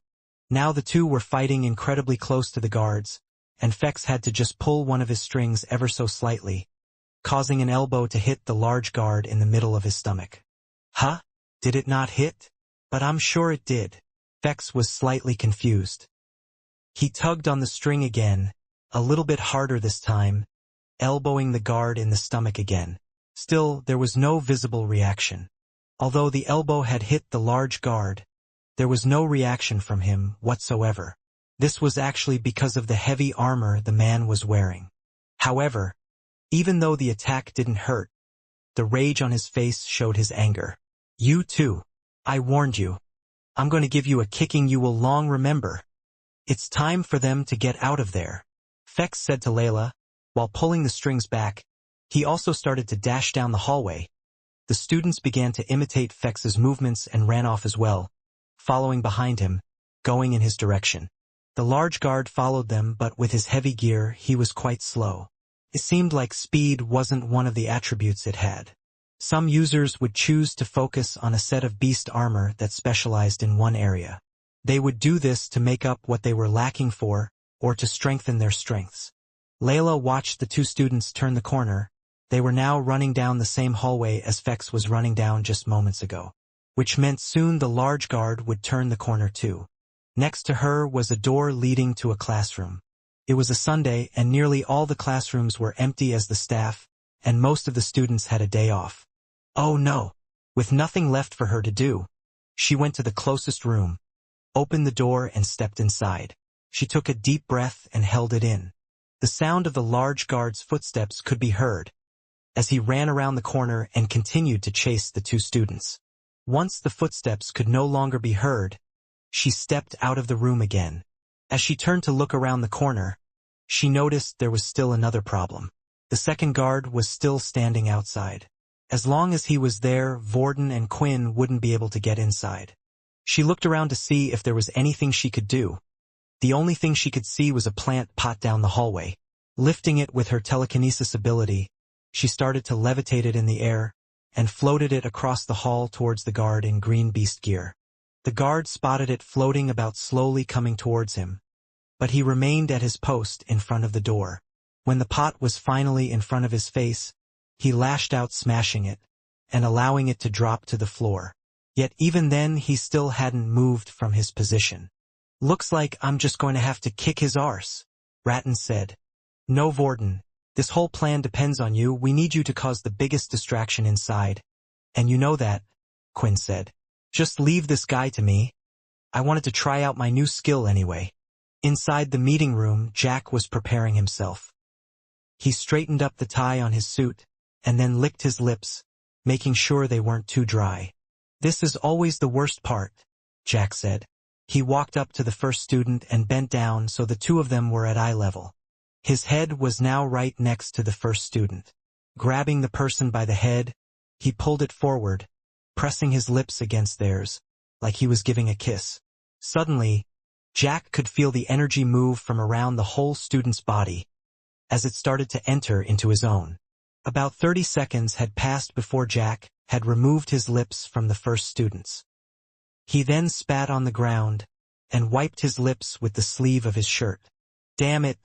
Why did my ability have to work in such a way? Jack said, annoyed. The only way Jack was able to take the ability of another was to forcefully drain it through their open mouths. He had tried and tested multiple different ways, but for some reason this was the only way that worked. Some of the stronger abilities seemed to have certain restrictions. Similar to Vorden, who had to touch the other user before he could copy the ability, and how it would only last up to 24 hours. One of the restrictions on Jack's ability was that he could only steal someone's ability by kissing them on their open mouth. Still, there was nothing he could do about it. So he continued to go down the line, mechanically pressing his lips against each student to drain their abilities. After each ability had been drained, he could feel them swirling around inside his belly. Each of the forces were like little flames, all a little different from one another. Finally, he had reached Aaron. "Now, here is someone I don't mind pressing my lips against," Jack said as he looked at Aaron's delicate face, and realized she was a true beauty. It was a shame she was still so young. Otherwise he would have taken her back with him. The energy flowed through Aaron's body and slowly entered into Jack's. While doing so, a slightly cold sensation was felt inside. When he removed his lips from her, an icy breath was seen. Her ability had been taken away, and it now remained inside Jack. Now there was only one student who was left, and that was Peter. As Jack looked at him, he realized that Peter wasn't an attractive sight at all. His face was sunken in, and he looked dehydrated, almost like he was already dead. In fact, if he hadn't seen him moving earlier, he would have thought he was dead. "All right, last one." Jack then moved his face closer to Peter. He closed his eyes as he went to press his lips to Peter's. "What the hell do you think you're doing?" Peter said. His eyes were wide open, and he was staring Jack right in his face. "You're awake. But how? I saw him use the sleeping agent on you," Jack shouted as he pulled back away. He was panicking as he quickly went to go hide behind the desk. "Kenny, get in here right now. One of them is awake," Jack shouted. He was panicking, frightened. A situation like this had never happened before. Just as Kenny turned to open the door, a shadow was rising up from underneath, blocking his path. A strange shadow had risen from the bottom of the door. Now it had completely covered it. A few seconds had passed, and it looked like some type of shadow hand had formed, reaching out to the Kenny, the guard in green beast gear. He quickly reacted, taking a few steps back, not allowing the hand to touch him. He had never seen anything like it before, so he made sure to be cautious. It was a phenomenon unknown to him, so first he needed to find out what it did, before he could act accordingly. He took a single needle and swirled it around in his mouth before throwing it towards the shadow. But when the needle hit, strangely enough, there seemed to be no reaction at all. "What is this thing? Is it some kind of ability?" This was not good. Judging by the screams inside, it was clear that one of the students was still awake. If they were using their ability right now, it could be the end of the True Dream family. Of course it was Quinn. He had used his shadow cloak ability to sneak up to the remaining guard in the hallway. And when he heard Jack True Dream screaming for help, he had decided to distract the guard, to give Vorden a chance to sneak into the room and take care of Jack. When he started his shadow control ability, he had to drop his shadow cloak, so the guard was going to notice him any second now. The guard started to look around to see if there was any other way into the room, and that's when he spotted someone. A man dressed in all black suit of armor, wearing a demon mask covering his face. Even the top of his head was covered, showing him the jagged white mechanical eyes of the suit. "Is it you?" the guard said. He knew he had to get inside quickly, because of the main weakness his boss had, which was that he couldn't use the abilities he took from others. He was only able to give them to other people. So at the moment, he was defenseless without his guards. Quinn said nothing in response and started to dash forward, bringing the shadow from the door back to him. It was now hovering above him. The guard saw this, and immediately threw several needles, but the shadow managed to block them all. Quinn quickly moved to the side and pulled the shadow in close to him, allowing the needless to pass through and continue down the hallway. "Damn it! This is the problem going up against an original." The guard was right. One of the main advantages one would have in a fight was knowing the ability of the other. Using the information Logan had given him and his inspect skill, Quinn knew he couldn't chance getting hit by those needles. He wasn't sure if his suit was strong enough to block them, so he would keep the shadow close to himself for protection. When the guard saw that his needles were ineffective, he quickly pulled out his dagger. He was waiting for Quinn to get close. However, when they were around 9 meters apart, Quinn jumped into the air, spinning his body, and then threw out a kick from the side. Blood crescent kick.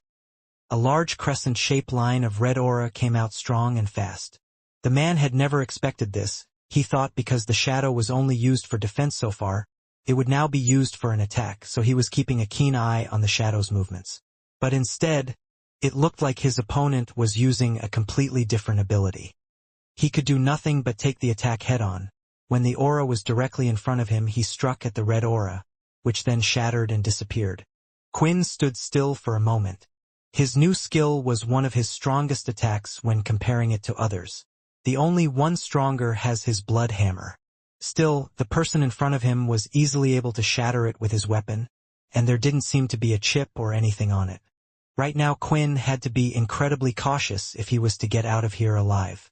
What he didn't know was that at the same time the guard in green gear was having similar thoughts. What was that attack? It was so powerful, he thought. His hand was feeling numb from the impact of the blow, and it had taken a decent amount of strength for him to shatter that red aura. Who are you? You should know who we are. Why are you attacking? The guard tried to distract Quinn. Quinn spoke into the mask, which gave him an altered deep electronic voice. We know what you have been doing. We from Pure have been following your actions for a while now. We're here to save those kids from you, Quinn said. Right now he was improvising on the spot, and Logan was helping him with what to say. The reason why Logan thought this would be their best option was so they wouldn't run an investigation on those closest to the kids.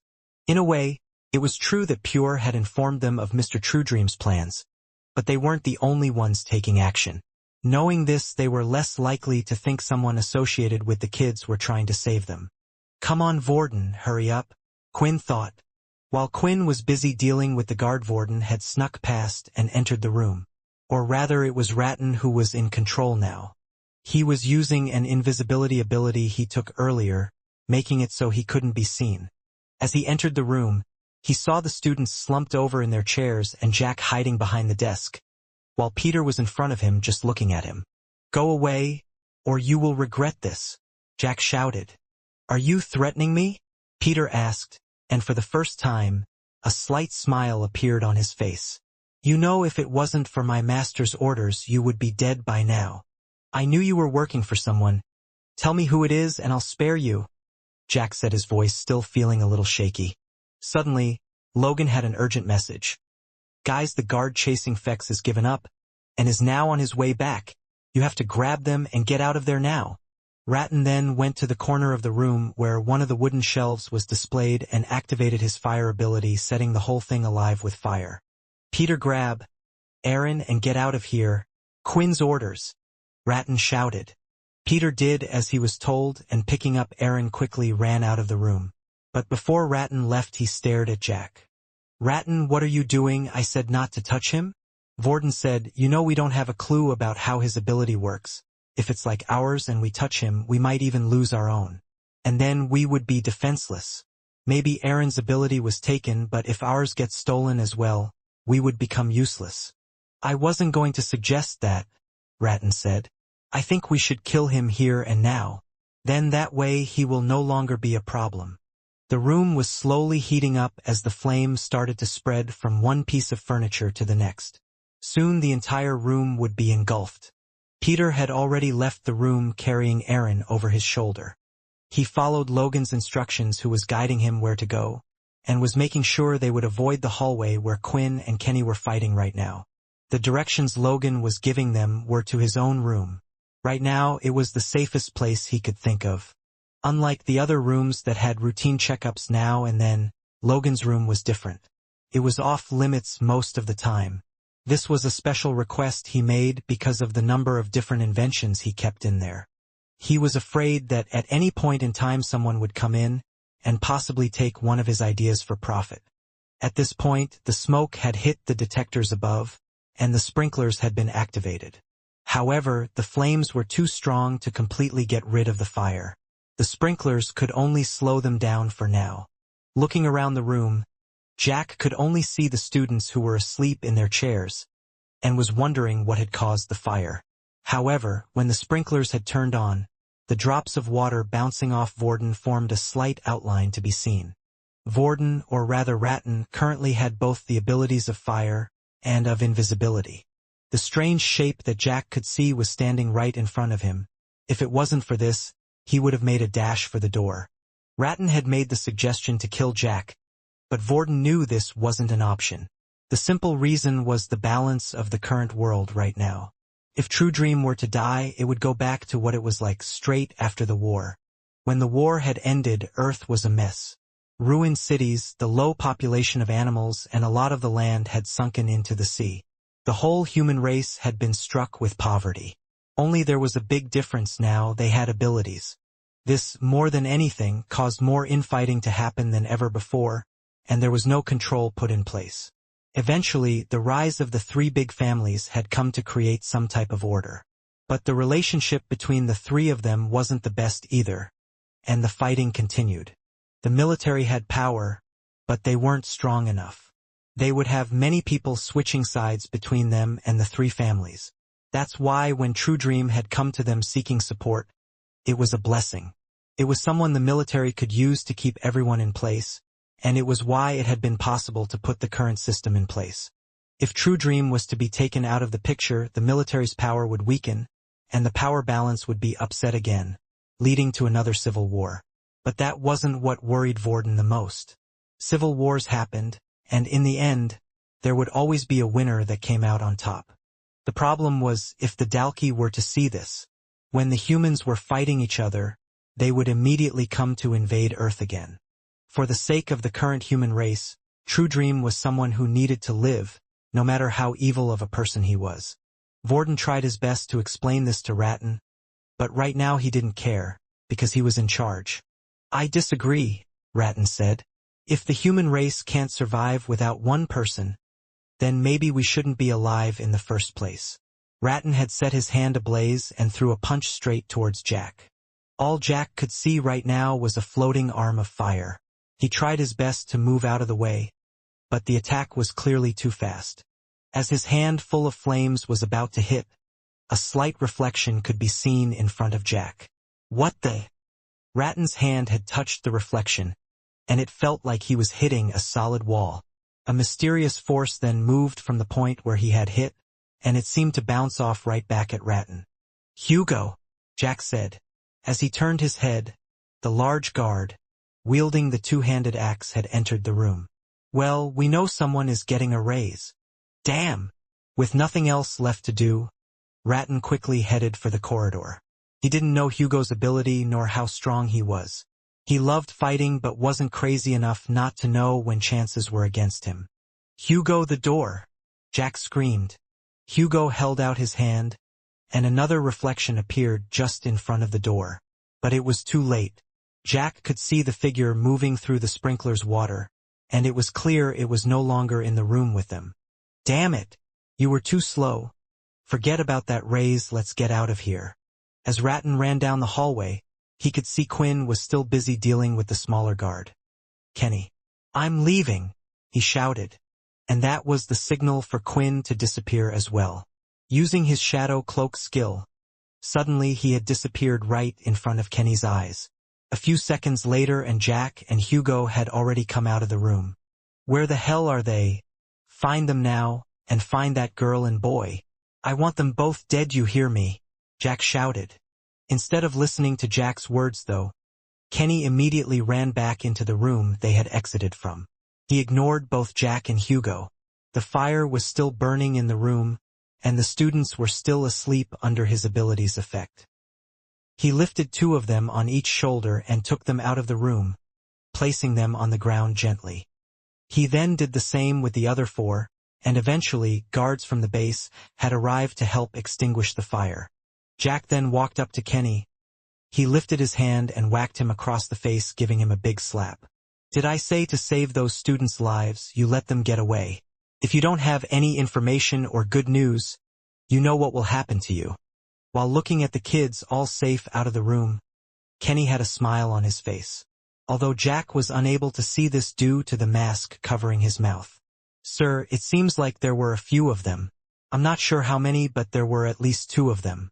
They claimed to be from Pure and were trying to save the kids." "Pure? They've been tailing me for months but never acted out. This is a first for them. I thought I was safe here, so I didn't bring anything with me." We'll head back for now. I can't risk staying here any longer, Jack said. But before we go, send a report to Duke. They want to save the kids that badly. Well, I won't let them have their way.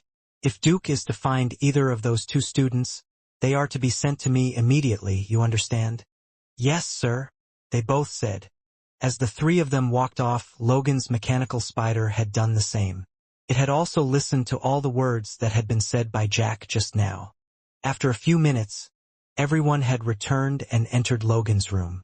Vorden, Peter, Layla, Fex, Quinn, and Aaron were all inside, but Aaron was lying on the bed still under the sleeping spell. We did it, Layla shouted. I can't believe we really got the two of them out of there. Man, that big guy was scary, Fex said. For a second I thought he wasn't going to give up, and he moved pretty quickly for a big guy. I wouldn't celebrate just yet, guys, Logan said. It seems like we have a problem. Logan then played the recording of the mechanical spider. It stated that True Dream would order the school to bring Aaron and Peter back even if they were found. They had hoped that claiming they were from Pure, perhaps Jack would let the whole matter go and aim his anger at them, but it seemed to have the opposite effect. So what are you saying, Logan? Vorden asked. That we have to hide both Aaron and Peter forever. We can't do that in the military base, that's just not possible. Sooner or later we will slip up.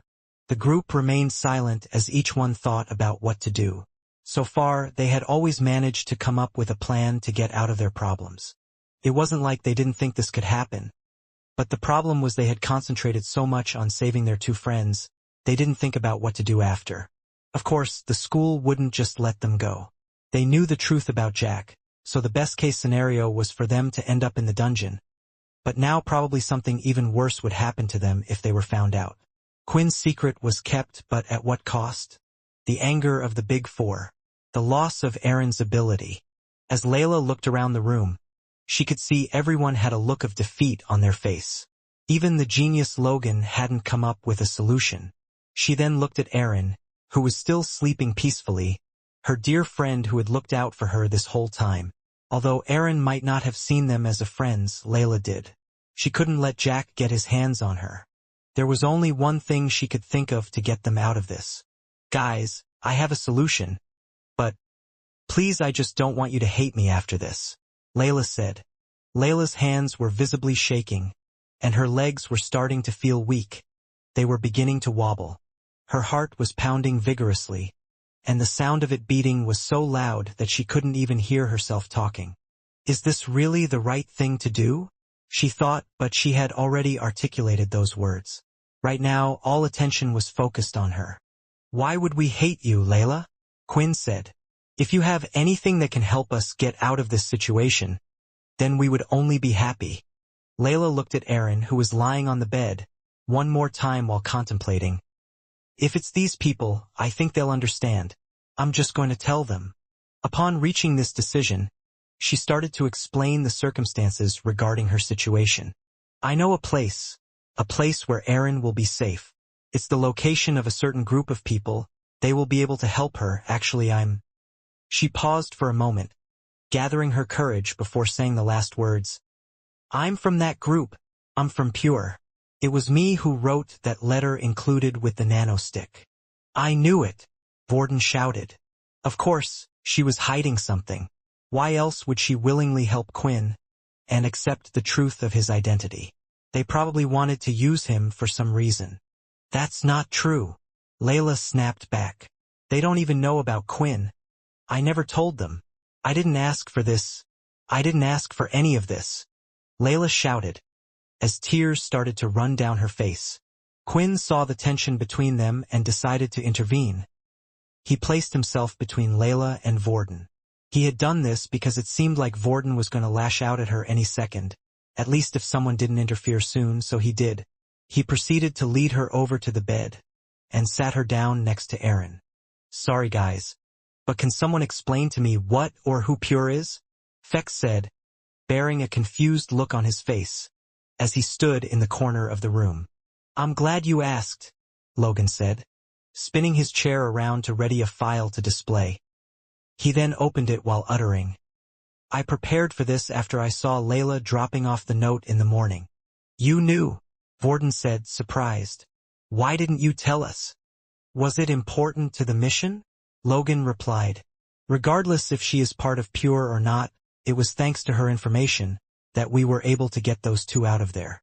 True, she might have an ulterior motive, but why would she reveal herself now? There is no need to, unless she truly wishes to help. Although Logan knew there was some truth in his words, he couldn't help but think that she had kept it a secret for this long. It was contrary to Quinn's prompt revelation that he was a vampire. Something just didn't feel right about that, and the things he had heard about Pure weren't the best either. In an instant, a projection was seen playing a myriad of different videos. It was mostly of people wearing a type of mask that covered their whole face, all with a figure of an angel that looked like it had its wings removed. It was the mark of Pure. In the video, it showed multiple explosions from bomb attacks on important buildings and several different guilds they had conducted. It wasn't a pretty sight at all. Let me warn all of you, what you are seeing now is pretty biased. Pure has only one goal: to get rid of all abilities and their users. They believe that the current world and the system that's in place are wrong. Even before abilities were introduced, there were many who complained about the gap between the rich and the poor. However, now they feel like even basic human rights don't exist for those with a weak or even no ability. Logan explained. Which is pretty stupid if you ask me, Vorden said. It was only thanks to those with abilities that we were able to battle the Dalki. If we get rid of them, what do they want us to do? There are only a few people who would be able to kill beasts without the use of abilities in the first place. That is unless you're not human, of course. These reasons were why Vorden was so suspicious of Layla. To him it made sense. A race exists that is stronger than humans, that don't rely on abilities. Although even the vampires had different levels, Vorden wouldn't be surprised if Pure didn't think ahead. Wait, there is something that I don't understand, Feck said. If Pure is a group of people who hate abilities, and Layla is one of them, then why does she have an ability? Everyone then turned to look at Layla as they loved to hear the answer. I didn't mean to deceive any of you. My situation here is quite complicated. Layla began to reason. As Logan explained, you all know what our goal is. Currently, the world is in balance, but we don't agree with the system that is in place, and the main culprit of that is the military. However, the only reason they can enforce the rules is because of Jack Truedream. But at the same time, Truedream is also a blessing to Pure. For he's the only person that can take anyone's ability away, without killing them, that is. Layla sighed after her lengthy explanation, as she gazed at each and every one of her comrades in turn. After a few seconds had passed, she continued her speech. Truedream often visits this military base, more often than he visits the other bases. We have agents stationed at every base, but only at this have all of them disappeared. Not one of them ever came back. Accordingly, they decided to change tactics and wanted a student to infiltrate this military base. And they sent in a child? Vorden asked. Seems like a good place to send Aaron then, doesn't it? He continued with a sarcastic tone. I volunteered, Layla shouted, yet her eyes slightly twitched when she said those words. Because the truth was she didn't volunteer herself for this mission. But it was her mother who offered her own daughter to Pure, just for her own benefit. Look, this isn't about me and Pure. This matter is about Aaron. Right now, she doesn't have an ability. Truedream has been known for doing this to people, and we've taken them in. We still looked out for them when others didn't. We will do the same for Aaron. Vorden then dragged Quinn towards the side and whispered in his ear. You're not really considering this, are you? For Aaron and Peter to go over to Pure. Quinn was struggling to arrive at a conclusion. He was pretty sure that Layla meant no harm, yet putting his friends in the hand of strangers and sending Peter away would be a huge risk. Without Quinn by his side, his evil nature would take over. Moreover, if they ever found out who he was, it would be no better than the school finding out. However, it was different with Aaron. Quinn then shifted his stare towards Logan, asking, Logan, don't you have everything that happened recorded? Can't we just use that as blackmail material against Truedream? Spread it on the internet or something. Impossible, Logan replied without delay. You remember the reports I brought up earlier? It's clear that the military has a monopoly on what can be seen and what cannot. It would be taken down in an instant, and no one would want to host such a thing. They would be going up against two of the biggest powers in the world. No one would take the risk of going up against them. I'm sorry, but I wouldn't want to risk the safety of my family by angering them. When Logan enlightened them of the situation, Vorden started to think about his own family. The sole problem was that he wasn't on good terms with them at all. No one in his family would listen to him, much more do him a favor. It wasn't the Blade family's way. I think we have no other choice, Quinn said. For Aaron, the best thing will be to go over to Pure for protection. Aaron and Layla are close, so if Layla had bad intentions, the last person she would want to hurt is Aaron. Wait, only Aaron? Layla asked surprised. But what about Peter? He can come too. Quinn shook his head as he looked at Peter. He can't, and Vorden and Fex probably already know the reason why, Quinn explained. Peter has changed, Layla. If he isn't next to me, then there's no telling what he will do. Layla then looked at Peter. Although his physical appearance had changed a little, she hadn't been around him enough lately to notice any changes to his personality. Still, when she looked into his eyes, she noticed that they were cold and lifeless. Okay, so Aaron goes to Pure, Vorden stated. What about Peter? Quinn's mind had already been working overtime as he tried to think of solutions, but at that moment, he was out of ideas. The only thing they could do was to hide him for as long as possible, or they could opt to utilize Vorden's favorite suggestion. I believe I have a solution to your problem with Peter, the system said out of the blue. Just when Quinn was in the middle of contemplating what to do with Peter, it seemed like the system had an answer. Although, whenever the system chimed in, it was never straight-up good news, there was always a catch, so he was a little nervous. What do you mean you have an idea for Peter? Quinn asked. The main issue right now is that they can't show their faces in the school anymore, because the military will be trying to get rid of them. At the same time, Peter won't be able to leave the military base due to the fear of him running wild.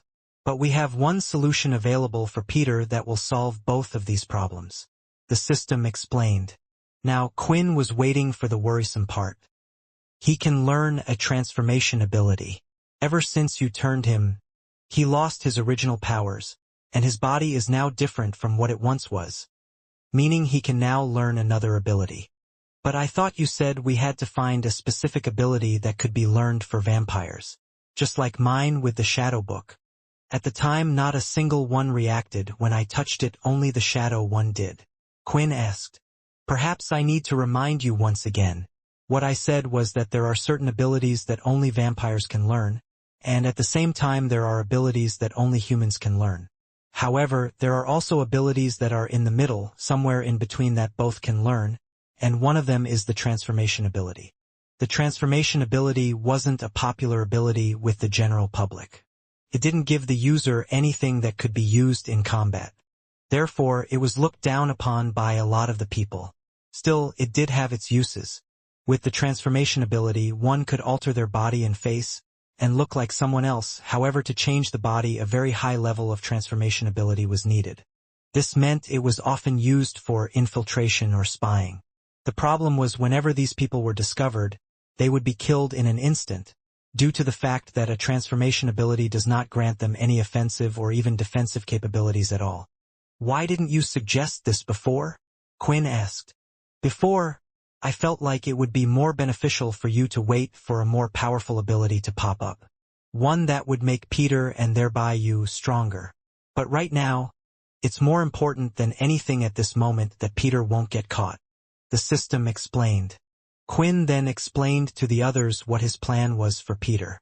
How that since he had turned into a vampire kind he still hadn't learned an ability so that he could now learn a new one, and that he should be able to learn the transformation ability. Still, there was one problem with the whole thing, and solving it relied on Logan. Quinn needed Logan's help. Even if Peter could transform and disguise himself. When he appeared as a new student the entire school would immediately know. And he also couldn't pretend to be someone else since that would be too obvious. So what do you think, Logan? Quinn asked. Will you be able to hack into the school system and add a new ID for him? The problem isn't whether I can do it or not, Quinn. Logan replied, "Obviously I can. That's like asking if a bee can make honey. The problem is making it all seem natural. Say there are 500 first-year students. Then one day suddenly there are 501 students. The new kid turns up to class and everyone is just meant to accept it. It won't work." Once again the group were deep in thought. "I have an idea," Vorden said. "When we went to the planet Kaladi and the Dalki attacked us, didn't they say they couldn't find 3 of the students' bodies?" "That's right," Layla replied. "They assumed they had died somewhere deep in the desert, and that their bodies were eaten." Hearing this started to bring back memories for Quinn. The truth was the Dalki hadn't killed them. It was him that killed them, although no one knew about this fact yet. Well, once Peter learns the transformation ability, why don't we get him to look like one of those students? We can have him appear back near the portal and say he had gotten lost in the desert and had only found his way back now, Vorden asked. "Now that is big brain thinking," Logan said. He then hopped onto his computer and went over to the marketplace in search for a transformation ability book. It had to be one of a high level to be able to get the finer details right in the facial structure. It didn't take long for Logan to find one, due to how unpopular the skill. It seemed to be a level 5 skill which was perfect. It would be good enough for Peter to look nearly identical to one of the students, and with Peter's mutant cells being slightly different it wouldn't show his real level on the watch anyway. Only displaying the fake number Logan had put in. "Ability book purchased," Logan exclaimed. "Hey Logan, you didn't have to do that, I could have paid for it," Quinn said, feeling bad at how much money Logan had spent on him now. "Don't worry Quinn, I'm involved in this too now, and if I didn't want to do it I would have kicked you all out of this room. Besides, who said I wasn't keeping a tab? I do have to warn you that I do charge quite the interest," Logan said. It was hard for Quinn to tell whether Logan was joking about the whole thing or not. When he said these words his expression never changed once. But Quinn would have liked to think he was cracking a joke. It was nice seeing Logan trying to fit in. But this was a different matter. Quinn didn't want his wallet to take a hit. After purchasing the book and entering the code, it had arrived in only a few seconds right into Logan's room. "It will probably take him a few weeks or so to learn it," Logan said. "For now he can stay in my room. Luckily he doesn't need any food or anything, so as long as he stays here he'll be fine." Quinn didn't like the idea of that. He could imagine either Peter accidentally touching one of Logan's prized possession and getting a laser beam shot through his chest. Or Logan would say something that caused Peter to snap. "Let me try something," Quinn said as he walked over and grabbed the book himself. Level 5 transformation ability book obtained. "Would you like to store the book?" "No." Option to use the ability book on family member, Peter. "Would you like to use?" Although Peter didn't have a system ability, Quinn had a feeling something like this might just work. His family was linked through the system. The system had also mentioned if Peter and Quinn were fighting near each other, Quinn would get the EXP for it. So, it gave Quinn the idea that something like this might just work. "Maybe we won't have to wait after all," said Quinn as he accepted the system's suggestion. The book floated in the air and flew over to where Peter was. The pages turned and turned until it hit the very last one. Then the book started to disintegrate in front of everyone's eyes. "Peter Chuck has successfully learned the ability, transform. Peter, do you want to try transforming into me?" Quinn asked. As a tester, Peter did just that, and slowly his face started to reshape and reform into a second Quinn. It was nearly perfect. There wasn't enough of a difference for someone to notice using their naked eye. The others watching were amazed by this. Logan was the only one in this room that had an idea of what just happened. While Vorden and Layla had put it down to vampire stuff, they just didn't understand the specifics of what just occurred in front of them. However, there was one other vampire in the room that had just seen Quinn do something that he had never seen another vampire do before. Just like humans, vampires usually had to take time to learn the abilities that they wanted to learn. Yet he had just witnessed a vampire actually learned an ability in an instant. "Just who are you?" Quinfex thought. At that moment, groans could be heard in the room behind them all. As they turned around, it seemed that Aaron was about to wake up. It was now time to tell her what her fate was going to be. On display inside the room were 3 different profiles, showing information about the 3 students that went missing after the Dalki attack on planet Kaladi. Because the transformation skill was at level 5, Peter was only able to imitate a person's facial structure. With the current level of his ability, there wasn't anything he could do to mimic a person's height or physical appearance. This also meant that he wouldn't be able to pretend to be a girl unless one had the same body type as his. To allay suspicion, Logan decided to pick the student who was closest in height and body type to Peter. Out of the 3, there were 2 that matched Peter closely. Now, when making a decision between which one, Logan opted for the one with a less-known background and with an ability they could pass off and wouldn't cause too much trouble. He decided to go for the duplication ability user. Hearing this, Quinn wanted to protest to this idea. Out of the 3 men from Ben's group that had attacked him in the desert that day, 2 had died while 1 had lived. The one that lived was also the one that Logan was now suggesting for Peter to mimic. Quinn had left him in the desert after removing his memory, but he had never come back, nor did the search party find him. Perhaps while he was laying down unconscious on the desert floor, a beast really had come and killed him. After thinking about it, he realized if he hadn't come back by now, the chances were really low of the person returning. Most likely he was already dead. Peter looked at the screen and carefully started to morph his face. The student had medium-length brown hair, and one of the finer details about him was he would often wear a bandana that cut off one side of his hair while the other remained up. Finally, Peter would no longer go by his own name while in the school and now would be known as P.O. Blank. Quinn took a long stare at Peter and came to the conclusion that this might actually be the best option for him. He had to look at Peter in his new form every day. If he looked like someone whom Quinn had killed or had let die, he didn't know how that would make him feel. While all of this was happening, the groans from the back were heard as Erin lifted her body off the bed and started to touch her head. It was ringing with a dull pain, and her face felt slightly numb, similar to the feeling of a migraine. When she looked up, she could see the faces of everyone in their group, staring at her. But she also saw a person she had never seen before. This slightly puzzled her because she didn't see Peter anywhere. "Who the heck is the new guy?" Erin asked groggily, not making the connection because she still wasn't fully there.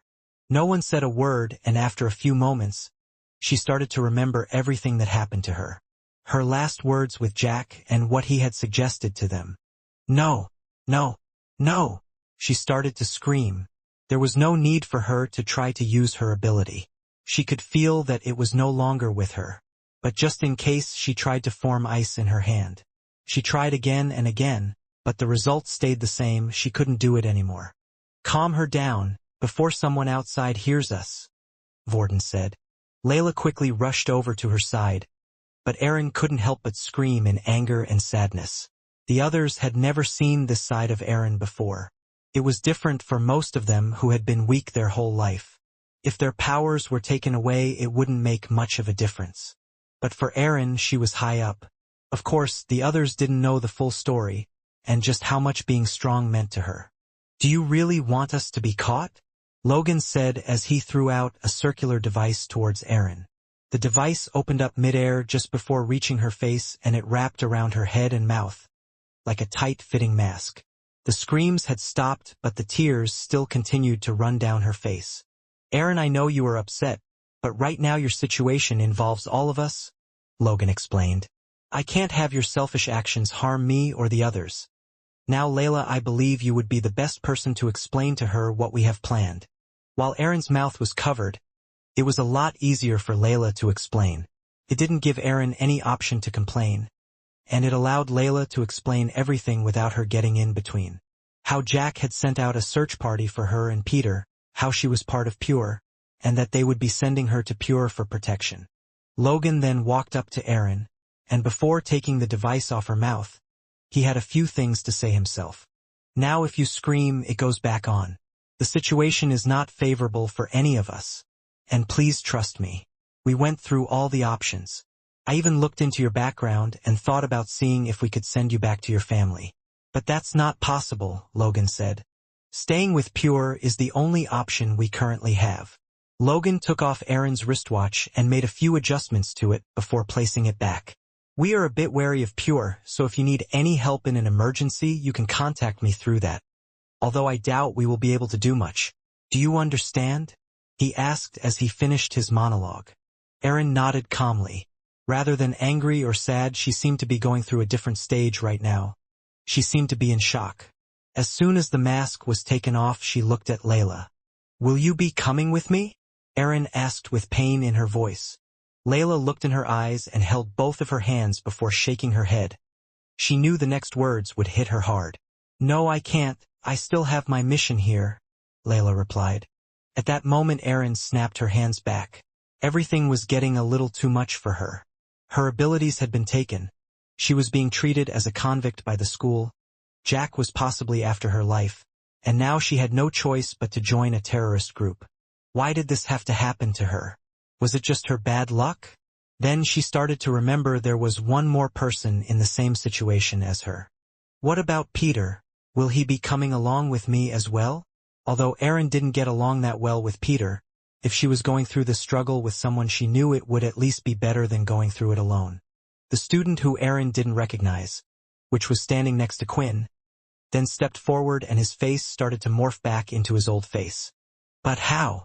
Didn't he have an Earth ability before? Aaron asked. How did he learn that? The sound of a little excitement could be felt in her voice. That's because Peter is no longer human, Quinn explained. When a human turns into a vampire or a vampire subclass, they lose their old ability as their body changes. Logan's guess is it has something to do with the cells in the body being different. Essentially, it's like getting a new body, so Peter was able to learn a new ability. Hearing these words from Quinn's mouth suddenly gave Aaron an idea. She had lost her ability, but not all hope was gone. If what Quinn was saying was correct, there was still a chance for her to get her powers back. She stood up from the bed and said, Quinn, I want you to make me a vampire. I want you to turn me like how you turned Peter. After hearing how Peter was able to obtain a new ability, Aaron started to gain hope again.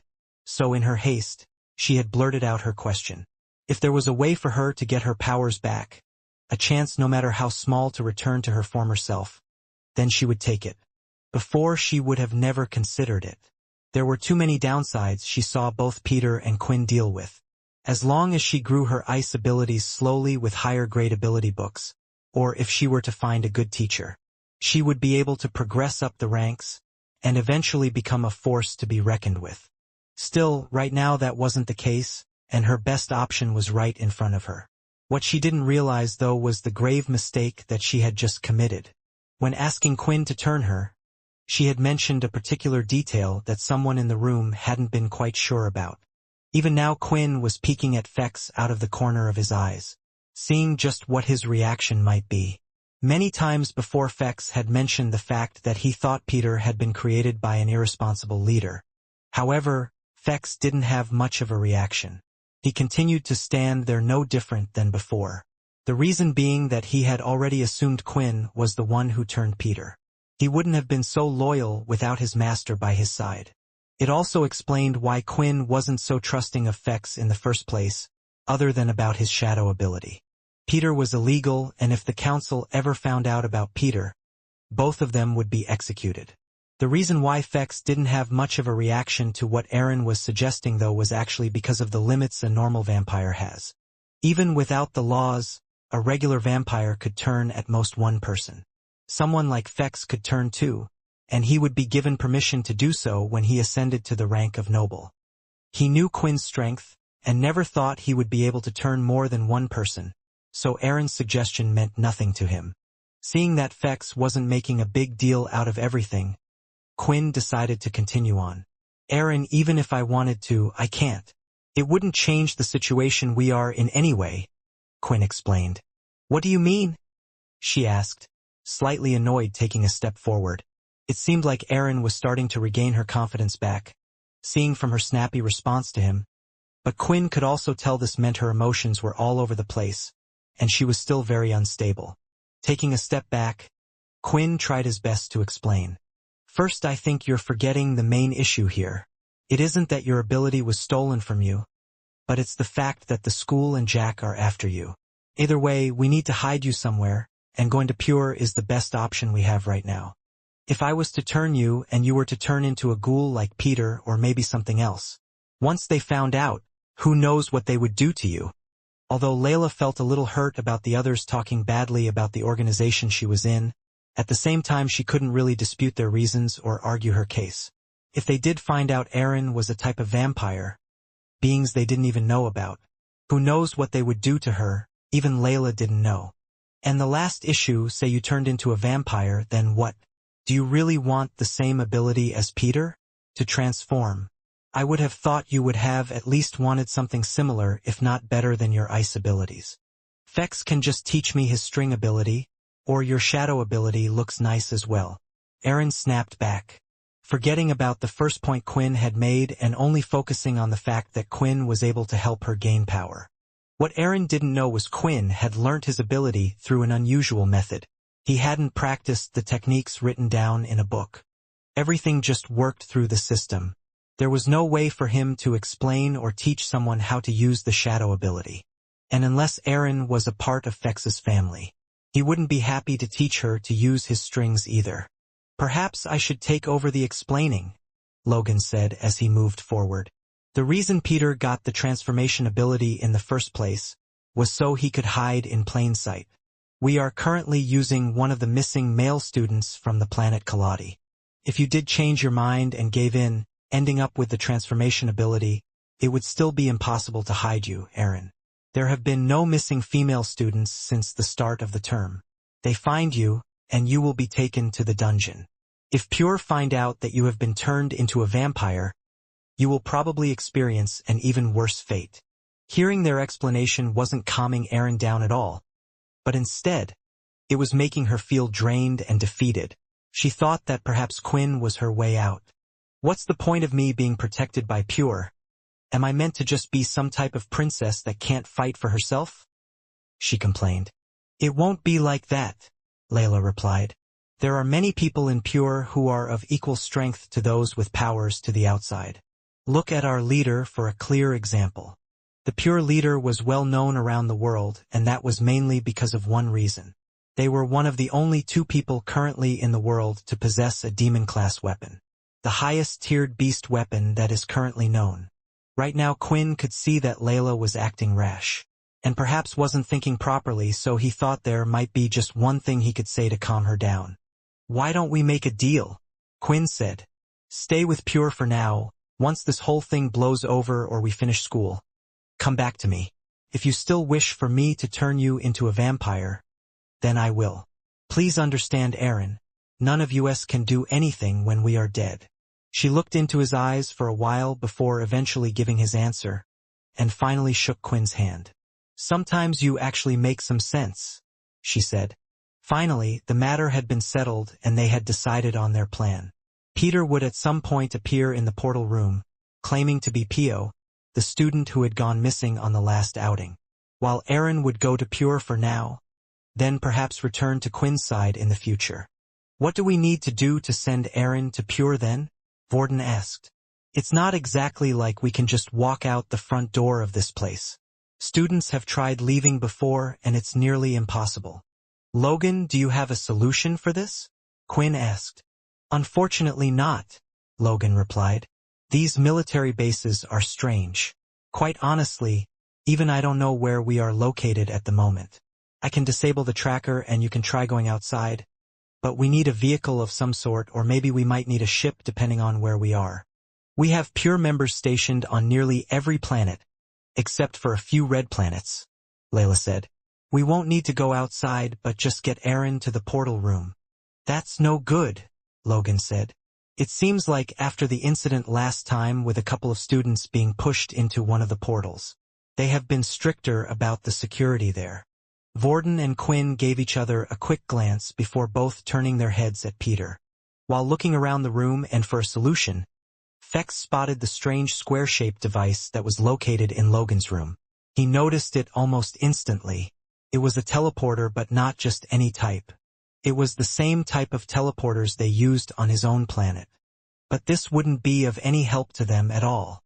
The last place Fex wanted to go to was back home, and the others would be made into food in an instant if they were taken there. However, he did decide to make note of where it was, just in case he ever wanted to go back home. How about Fex's mind control? Aaron said. Couldn't he tell them to go away or remove their memories? If they are adults, it would be much harder than before, Fex replied. Besides, right now I'm guessing there will be a lot of people covering that area. If I wanted to get out of this place, the portal room would be the first place I would think of too. So there's no way we can pull off something similar again, like we did against True Dream. Not unless we had someone on the inside. The last words Fex had spoken gave Quinn an idea. It was a risky one, but he had a feeling in his gut that he could trust this person, and that he would be able to help. He was already keeping a huge secret of Quinn's, so there was already some trust between them, and he felt like if there was one person that was on the right side of justice, it would be him. Then we have no choice, Quinn said. We need to ask Leo for help. The words that had come out of Quinn's mouth came as a surprise to all of them.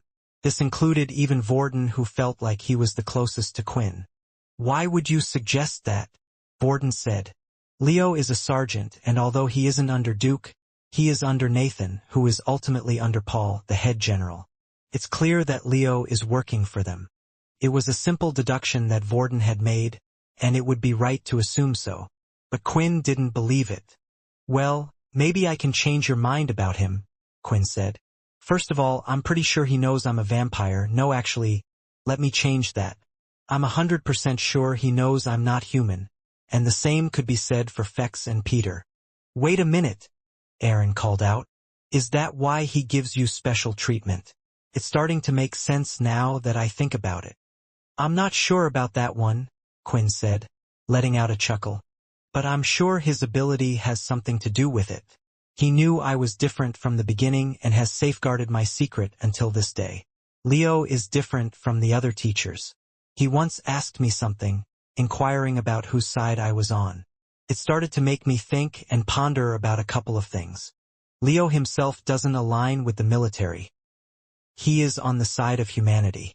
As long as there is a threat to humanity, he will protect us.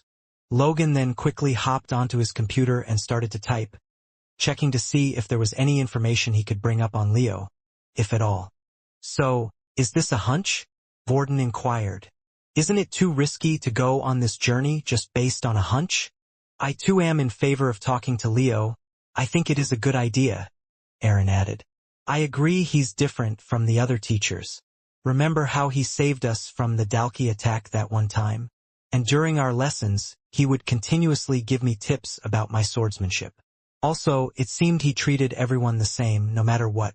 The way he acted just doesn't fit in with the way the world is right now. Usually, a teacher would choose to focus only on the promising students, but he never did anything of the sort except playing favorites with Quinn a little. I respect him as a teacher, and if me leaving this place is based on whether or not we can trust Leo, then I would bet on him over any of the other teachers. Isn't Leo the guy I fought with? Fex said. I mean, if it's him, he seemed like a pretty cool guy. I know, but we don't go trusting people based on how cool they are, Vorden replied, starting to get a little annoyed that people didn't seem to see reason.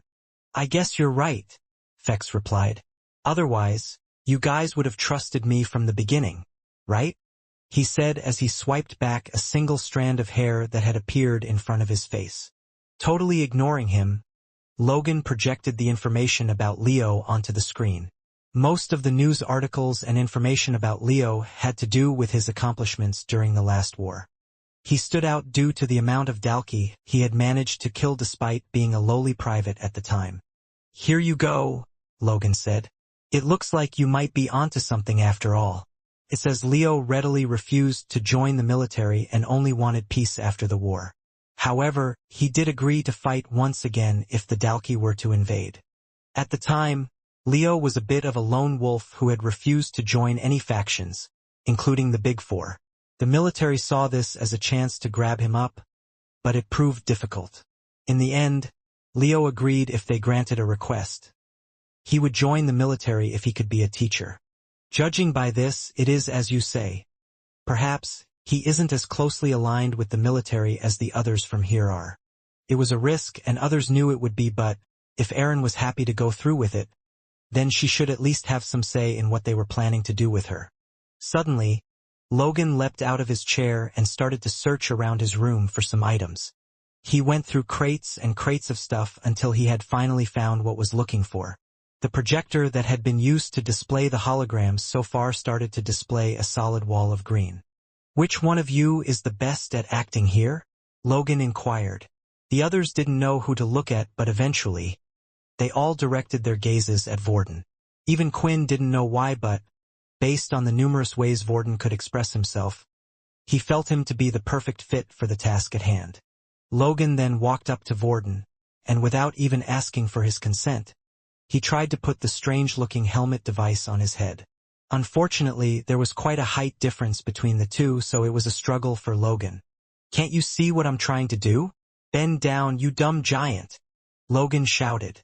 Vorden immediately bent down a little as Logan placed the strange helmet on his face. The helmet mainly went around his forehead and had unusual mechanical arms that came outward. Even if you go to Leo and he agrees to help, the security around everywhere is going to be tough. This is the only thing I can think of which might get them to lower their guard a bit. "This strange helmet thing?" Vorden replied, with a tone of incredulity in his voice. "This here is a facial recognition device.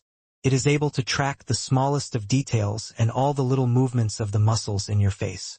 What I plan to do is make a video. If we put both Peter and Erin up against the green screen and we have our actor Vorden here, I will be able to create a realistic video. The plan is to pretend the video has been sent from Pure, informing the school that the kids they are looking for have already left the planet and are safely in Pure's hands. That strange helmet device and the green backdrop is so I can change your appearance to whoever I like. The same with the background," Logan explained. "Once they know Pure safely has the two of you, hopefully, they will stop searching around as desperately as they are doing now," he finished.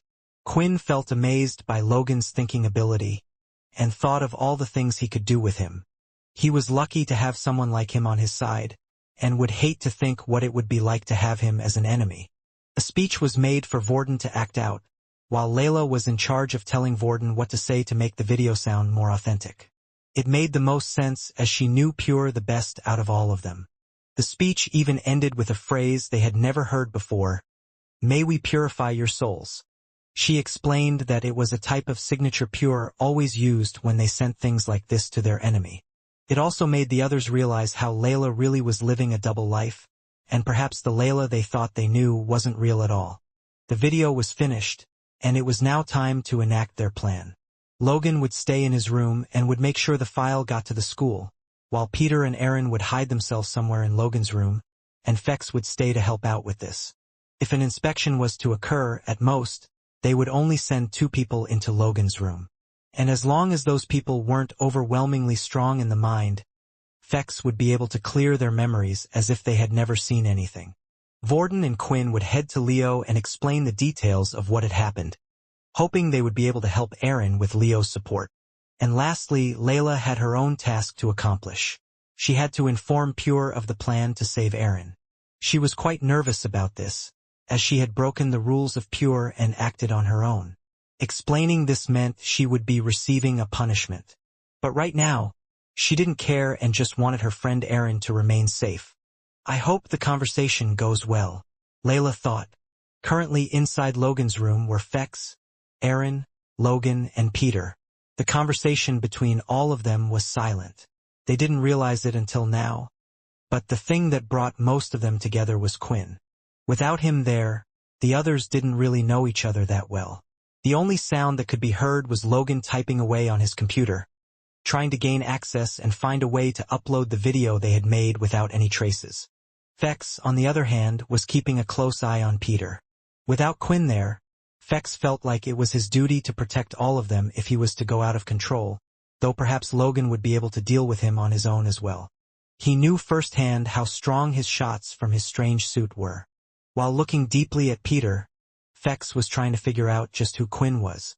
Right now he had 2 main theories. One of them was that he was a member of one of the 13 families raised here on Earth since birth, and reported back to the main families once in a while. While down here, He had made a mistake of turning Peter and was now trying to keep it a secret. But the thing that threw him off with this theory was his ability. The shadow ability. His first thought was that one of the families was keeping it a secret. When the crowning was to happen again, it would give them quite the power advantage. The other theory was, Quinn didn't belong to any of the 13 vampire families and instead belonged to them, the original shadow users. However, this theory of his was the most outlandish, for they were meant to be long dead. If the Vampire Council found out they hadn't all died, then there would be chaos. Walking down the hallway, both Quinn and Vorden were making their way to the weapons class. Even on off days like today, Leo would often rest there, or practice his swordsmanship. It was hard to say that Leo was a workaholic because he wasn't doing it for work reasons. But there were times where Quinn and others around him could see that Leo was obsessed with the blade. But even that wasn't quite right either. Leo was just obsessed with getting revenge against the Dalki. While walking around, they could see the panic in the soldiers' faces. The students, who were outside the campus and around the city, had been asked to come back and remain inside the school. There was a strict border control being held just around the school, with a soldier surrounding the whole place in a circle. Even on their way to the martial arts hall, Quinn and Vorden were both questioned several times. The two of them now stood just outside the weapons hall, and Vorden hesitated before stepping in. "Quinn, this is the last chance. Are you really sure? What do we do if he doesn't agree? I don't think we're strong enough to take him on. Even if he doesn't agree, he's not the type to turn us in for protecting a friend. He'll understand. Trust me."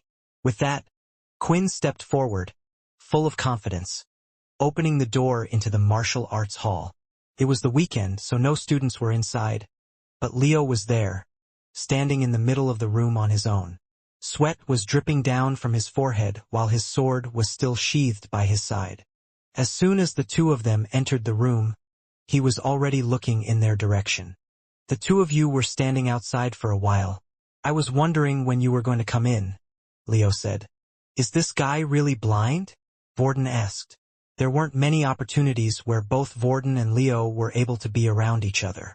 Vorden knew about the accomplishments he had made during the war, but sometimes the rumors would often be exaggerated. "I wonder if I could touch him," Vorden thought. As the two of them got closer, Leo could tell that the energy inside the two of them was disturbed, but while looking at Vorden, his seemed strange. Had he met this person before? Because right now, he was looking at a person that had two different flows of energy inside him. This was because Vorden currently held the fire ability, as well as the invisibility ability. "Leo, I know you have already done me a huge favor by keeping my secret," Quinn spoke. "And because of this, I have decided to trust you with something else. I hope my hunch isn't wrong, and I hope you can help me. I can't make any promises as I do not know what you wish to tell me," Leo said. "But as long as you are not in the wrong, you have nothing to worry about." When Leo spoke those last words, it gave Vorden a little shiver down his spine. Just what had this man gone through to be able to create such an intense feeling with only a few words? Was it his ability, or was it really just the pressure emitting from this person? Quinn started to explain what had happened, and how they had come to learn of what Trudream's reason for coming to the academy was, as well as how Pure was the one who had informed them and how their friends had been chosen for the process. All they wanted to do was protect Aaron and Peter. Quinn, however, did leave out the detail of them, trying to save Peter for a different reason related to himself, and just explained that he didn't want his friends to lose their ability. He also mentioned how they needed to send Aaron out of here right now.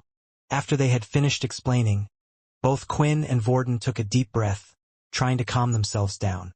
They carefully watched where Leo's hands were placed, thinking that any second now, he would go for his blade and capture the two. "You two can calm down," Leo said. "As I've said to both of you before, as long as you are not in the wrong, I shall help. And in this situation, I believe you are not in the wrong." While Quinn spoke about everything that had happened to Trudream, Leo made sure to carefully keep an eye on their energy flow, as well as their heartbeat. He noticed quite often when people were lying, their flow of energy as well as their heartbeat would alter slightly. Over the years, it came to the point where Leo was just as good as any lie detector. Of course, there were those who had a solid will and had been trained to the point where it wouldn't affect them. But for kids like these, it was easy for him to tell. He knew that the words Quinn spoke were the truth. "So, can you help us?" Quinn asked with a little smile on his face. "There isn't much I can do with the situation with Jack. Although he's not part of the military, he is treated a lot higher than me. When I arrived here, I was adamant to be put under Nathan since I had an odd feeling about Duke. Right now, because of my rank, there isn't much I can do. Jack holds a special relationship with our head general Paul. The only thing I can do is wait to meet with the head general of Military Base 1. Not everyone in the military agrees with Jack's doing, and this will hopefully be a step in the right direction. What Leo was doing right now was a risk most people would never take. If someone were to find out that they were trying to ruin the relationship between Jack and the military, there would be many people on both sides upset with this, and most likely many would go after Leo's life. What he was doing right now was fearless, and Leo didn't have a group or other people backing him, but only himself. "Don't worry about that," Quinn said. "Right now, all we need to do is save our friend for now. Is there any way you can get us inside the teleport room to send her off somewhere?" Leo started to think, which wasn't a good sign. It seemed like he asked a simple yes or no answer, but that didn't seem to be the case. "As you know, the portal room has been heavily guarded ever since what happened between you two. Most likely it will be guarded even more. Still, there is a way. Follow me." Entering her own room this time, Layla was more nervous than ever. It reminded her of when she first joined the school. All the strange feelings were returning to her and were starting to make her feel sick.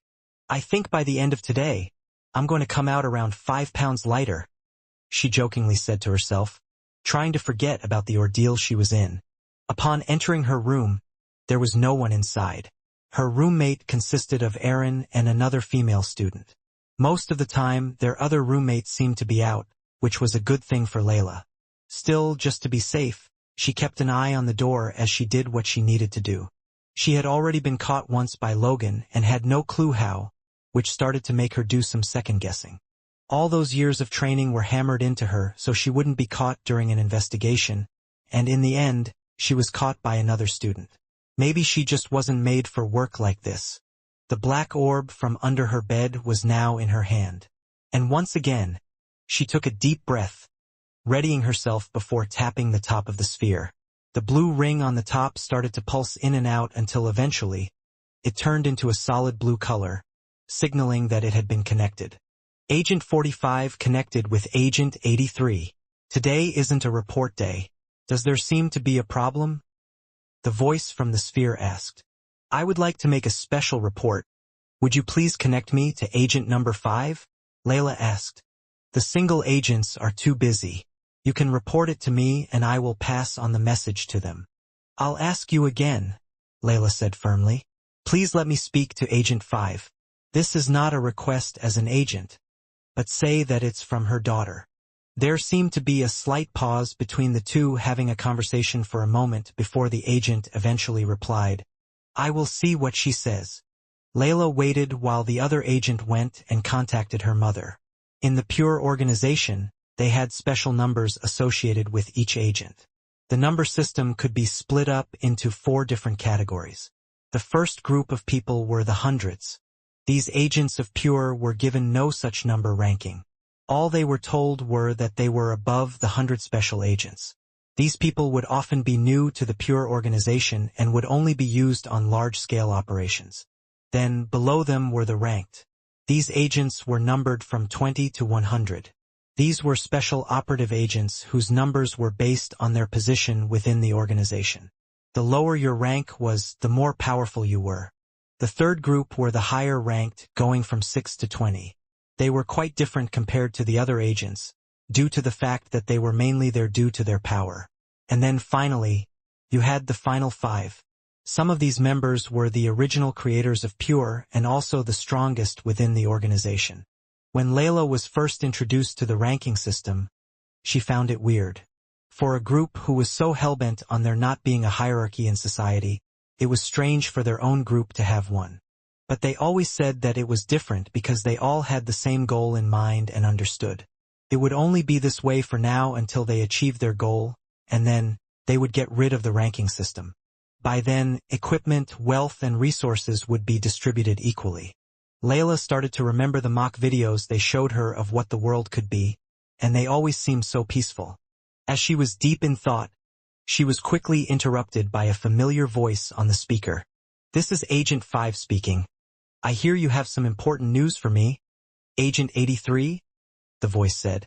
After hearing those words come out of her mouth, Layla was a little upset. She hadn't spoken to her mother in a while, and the first thing she talked about was business. She didn't ask her how she was or how she was doing, and didn't even say her name. But she had always been like this, and Layla was used to it by now. Layla started to explain the details of what happened. How she acted on her own without informing Pure to protect her friends, going against Jack, and what the situation currently was. Though she did miss out a few details here and there, especially the parts where she had informed all of her friends who she was. So far, she had only said she told Aaron, someone who she wanted to bring over to Pure, about her real position. "Has your position been compromised by anyone else in the school or personnel?" her mother asked. "No, I have only informed Aaron. Right now, they think she escaped on her own. They are looking for her, and she has no ability, as well as nowhere to go. If you can, please help her." "Don't worry," she replied. "We will do our best. Anyone who has been affected by True Dream will be accepted. We shall treat her well. However, you have gone against our code. Although you were not caught, you took action without asking for permission, and you even went as far as to use our name. Your punishment will be decided when you come back to the base.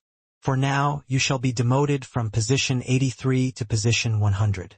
Update me when you have the location Aaron will be sent to. We will have someone on standby waiting. Oh, and one last thing. Layla, I am waiting for you. Soar through the ranks. Don't be disheartened, and try to get into the upper level so we can meet more frequently. May Pure be with you. May Pure be with you." As the call ended, Layla kept her head down. A demotion was quite a big punishment on its own as it was.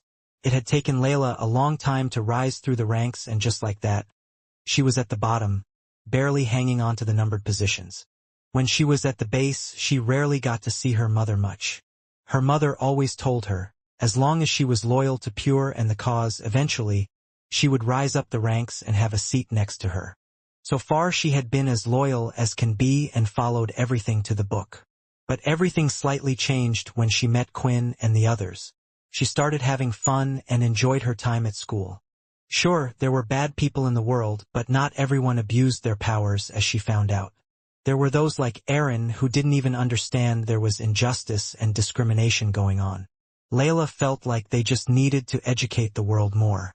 She started questioning if Pure's forceful ways were really the right thing to do, which is why she was hesitant about reporting Quinn and the others.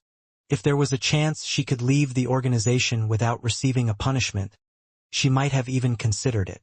And now, when thinking about it, she was about to send one of her best friends to such a place. A place she no longer wanted to be a part of.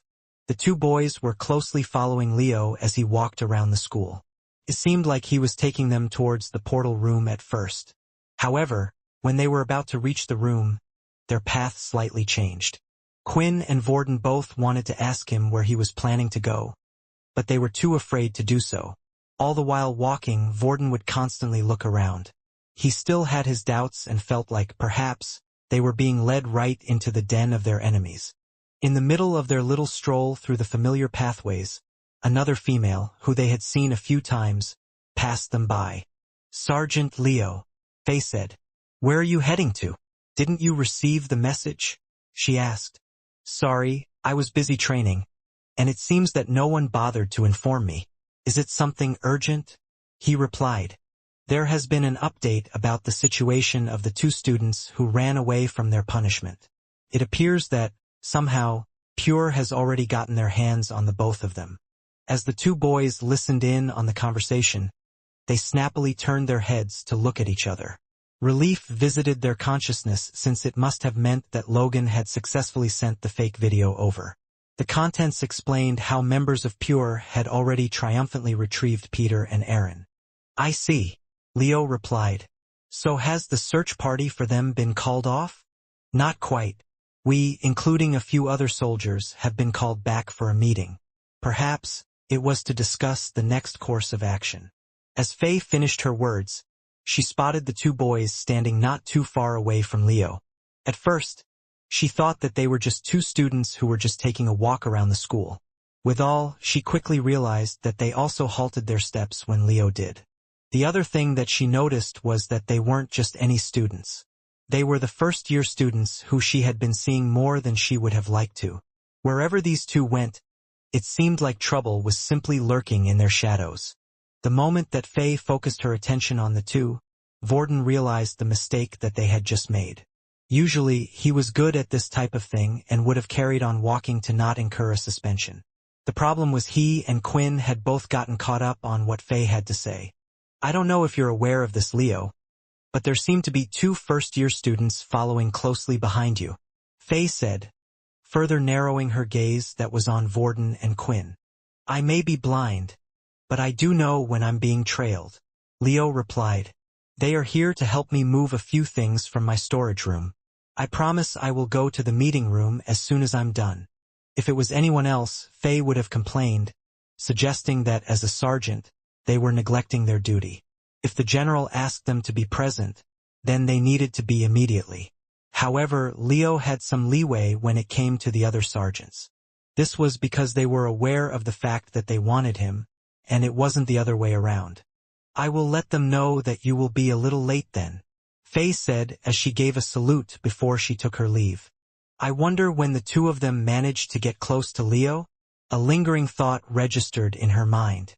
She made it a point to look over their files once she had returned to her office. She felt that something was amiss regarding the setup. On the other hand, finally, Leo stopped in his tracks, prompting the students to do the same. They had reached an area in the school that they had never gone to before. It was located around the back of the teleport area, and to access it, a special code should be inputted on a panel that served as the lock.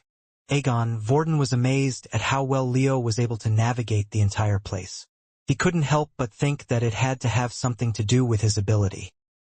His curiosity was getting the better of him as a strange urge to touch Leo arose in him. But the opportunity didn't arrive. When they entered the special building, they noticed that it was full of rooms that housed an eerie ambience. They were all barricaded with metal doors that had numbers painted on their facade. This area is dedicated for the soldiers' storage room. When we moved here, we were allowed to bring our own personal belongings. Leo explained. They walked for a few seconds, eventually stopping right before the door that had the number 12 painted on it. There is a security device that made sure that the only one who had access to this room was him, unlike the other codes utilized on the previous doors. Placing his hand on top of the access panel, it soon allowed Leo inside. When the storage unit opened, both Quinn and Vorden were amazed at what was inside. There were weapons that were displayed on all sides of the room. In the center was something that looked similar to a boxing ring. Only there was a wooden doll, similarly sized to an average adult human being, holding a wooden sword. The whole place looked like any other weapons hall. Are all these yours? Quinn asked. No, they once belonged to me and my friends. I just inherited them, Leo said with a melancholic tone in his voice as he continued to walk towards the back of the storage room. The two boys waited at the back while Leo went to search for something. While biding for their time, they couldn't help but look at the weapons surrounding them. Inspect. Looking at the items, Quinn was curious to see what level they were at, and to his surprise, the first random weapon he looked at in the room was at the advanced tier level. It was a short little dagger. Quinn went to continue to inspect the weapons, noticing that most of them were of high class and were classified as beast equipment. He couldn't even imagine how much the whole thing would cost. It turned out that Quinn wasn't the only one who noticed that the equipment around them were nearly all high gears, as Vorden did too. Hey, if you're not going to use these things, do you mind if I keep it? Just then, Leo came out from the back holding a fairly large circular device. It was almost the same size as his upper body. He placed it in front of the two students, making a loud sound as it hit the floor. I'm afraid that all of these weapons are cursed, Leo said. Their users died with too much resentment, and those emotions stayed in their weapons.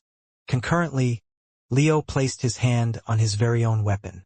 "You didn't have to make up some lie if you didn't want to give it to me," Vorden cheekily replied. "Sometimes, our very own eyesight blinds us," Leo explained. "Having no sight has allowed me to see more things than I have ever seen before. If only you could see the things I could see, perhaps you would begin to understand a little." The words that Leo spoke really started to interest Vorden, and it was the bait he needed. The sight he was referring to probably had something to do with his ability, Vorden thought. "Oh," Vorden replied. "If you're talking about your ability, is there a way you can show me? I have the ability to copy and use other people's abilities. All I need to do is to touch their hand." Quinn was a little afraid about how Leo would react. He could tell that it might be that Vorden was pushing it just a little too far. But surprisingly, Leo started to laugh. "Ha ha! If you really wish to, then go ahead," Leo said as he held out his hand. At the same time, a strange smile appeared across his face, and the pressure that Vorden felt before, he could sense it once more. When Vorden explained to Leo about his abilities, Leo was doing his regular thing, checking to see if he was speaking the truth or not. It was for this reason that Leo wasn't as cautious as usual, because he saw that Vorden wasn't lying. From experience, Leo knew it wasn't a good idea to have contact with someone's ability you didn't know or trust. Certain abilities had conditions that needed to be met before using them. This was called a cost. Cost abilities were usually stronger than regular abilities, but there were only a few that the public could obtain. Most were kept secret by the originals. Two examples of cost abilities were Vorden's, where he needed to touch a user's bare skin before being able to use their power, and Jack's, who could only absorb their power through the user's mouth. Cost abilities were quite rare, and some were still being discovered even today. Sometimes families had passed down ancient scripts that their ancestors knew nothing about but practiced them out of tradition, to only later find out that there was a cost involved to unlocking their ability. Many people assumed this very thing was what had happened to Jack Truedream. In a world without abilities, Jack would never have been able to discover his own ability. Vorden looked at Leo's hand once again, and this time was hesitating slightly. "Just do it," Ratton complained. "Do you have to be so careful about everything you do?" With Ratton speaking his mind like a little devil on his shoulder, he eventually took the plunge and shook Leo's hand. A new energy was felt flowing inside of Vorden. The cells in his body were finally changing. It was the strongest force he had ever felt enter his body before. Even when touching the hand of Berg, a member of a Big Four family, and a level 8 user, he had never felt this type of energy before. Finally, the two of them let go. "Well?" Leo asked. "Do you see what I see?" Vorden activated the ability and his whole vision went black. He could no longer see using his regular eyesight. Instead, the walls and floor appeared like wireframes that were constantly moving, as if the ground and the walls around him were alive. Then when he looked at his own hand, he could see the flow of yellow energy appearing off his own body. He turned his head and looked at Quinn, who was giving off a different color, a dark purple hue, which burned brightly. Vorden now understood why Leo was able to tell that Quinn was different. It was the colors of energy. Finally, though, when he looked at Leo, the largest shock came to him. Leo's flame was yellow just like Vorden's. However, there was a big difference between the two. The flow of energy burning in Leo was much more intense, and it seemed to be at least 4 times bigger than his own. But how? Vorden thought. It didn't make sense to Vorden. When using his ability, not only did he copy the ability but also the number of mutant cells in their body. Even if Leo's ability was beyond that of level 8 on the military scale, Vorden should have still been able to copy it. But when looking at his own aura and looking at Leo's, there was a big difference, and he couldn't understand why. Then Vorden started to notice something else. The sword around Leo's waist was also burning a bright red color, and the energy coming off it was nearly as strong as that of Leo himself. While Vorden was looking at Leo, he started to point towards the weapons on the wall. As he turned his head, he noticed that all the weapons that were hung up, they too were burning with a bright red color. "Is this normal for beast weapons?" Vorden asked. It seems like you really can see what I can see. A regular beast weapon does not shine in color. As I said before, these are different. Leo explained. And what about you? Vorden asked. Why are you? Just before Vorden could finish his question, Leo immediately suppressed the yellow aura around his body and brought it down to the same level as Vorden. Seeing this action, Vorden knew Leo was telling him not to ask about it, and it was clear he had done it on purpose for some another type of reason. Leo then tapped the large metallic circular object. This here is a portable teleportation device. It's an old one, but it still works. As you know, these are a one-time use thing. It will allow you to go to a destination, but not come back. Leo explained. The location of this device is set to a planet called Lantarnia. It's a green portal planet that I once came from, so it should be safe. There is one problem though, said Leo. As you can see, it's very big and very heavy. There is no way to move this without being suspicious, or the other teachers or soldiers seeing this. This is as much as I can help you. Quinn then walked up to the device and tried lifting the thing up. It was indeed heavy, and would most likely take the two of them to carry it back to Logan's room. We could bring Erin over to the portal? Vorden suggested, although it would be risky taking her out of Logan's room with all the people around. As Vorden made his suggestion, an idea suddenly popped into Quinn's head. He touched the shadow just underneath the large metallic object. Dimensional space. The shadow underneath the object grew, and then when it encased the whole thing, it eventually dropped down, as if the object was sucked into a black hole. That solves that problem, Quinn said. With the dimensional space, as long as the object wasn't of living matter, he was able to take it with him and take it out whenever he liked. So it was perfect for this type of situation.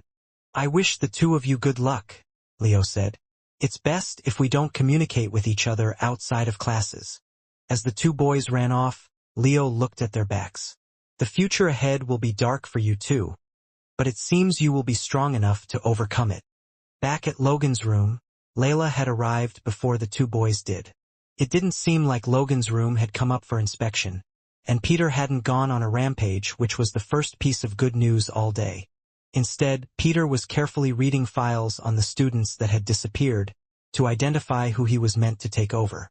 He needed to get his birth date and background details perfect in case he was asked, or if he ever needed to fill in forms for the school. While nervously waiting in Logan's room, eventually the two boys had arrived. Looks like we did it, Quinn said, while taking out the portable teleportation device from his dimensional space. The circular portal was set up in Logan's room.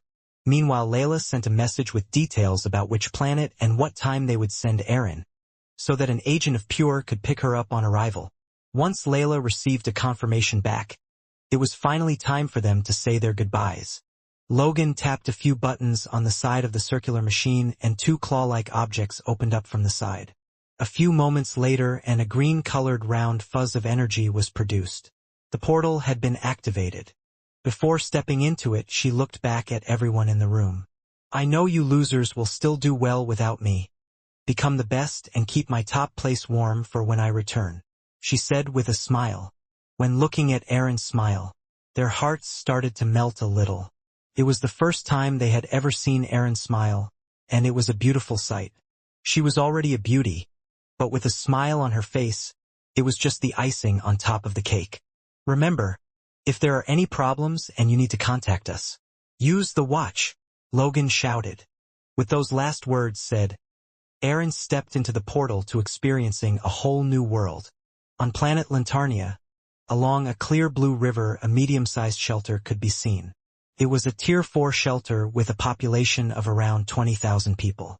The shelter wasn't owned by the military or the Big Four, but instead it was owned by a secret benefactor who would rent it out, and he would hire travelers or traveler factions to guard the place. This was unusual for a shelter, because usually they would publicly declare who they were protected by to avoid any confrontation with other groups, but not this one.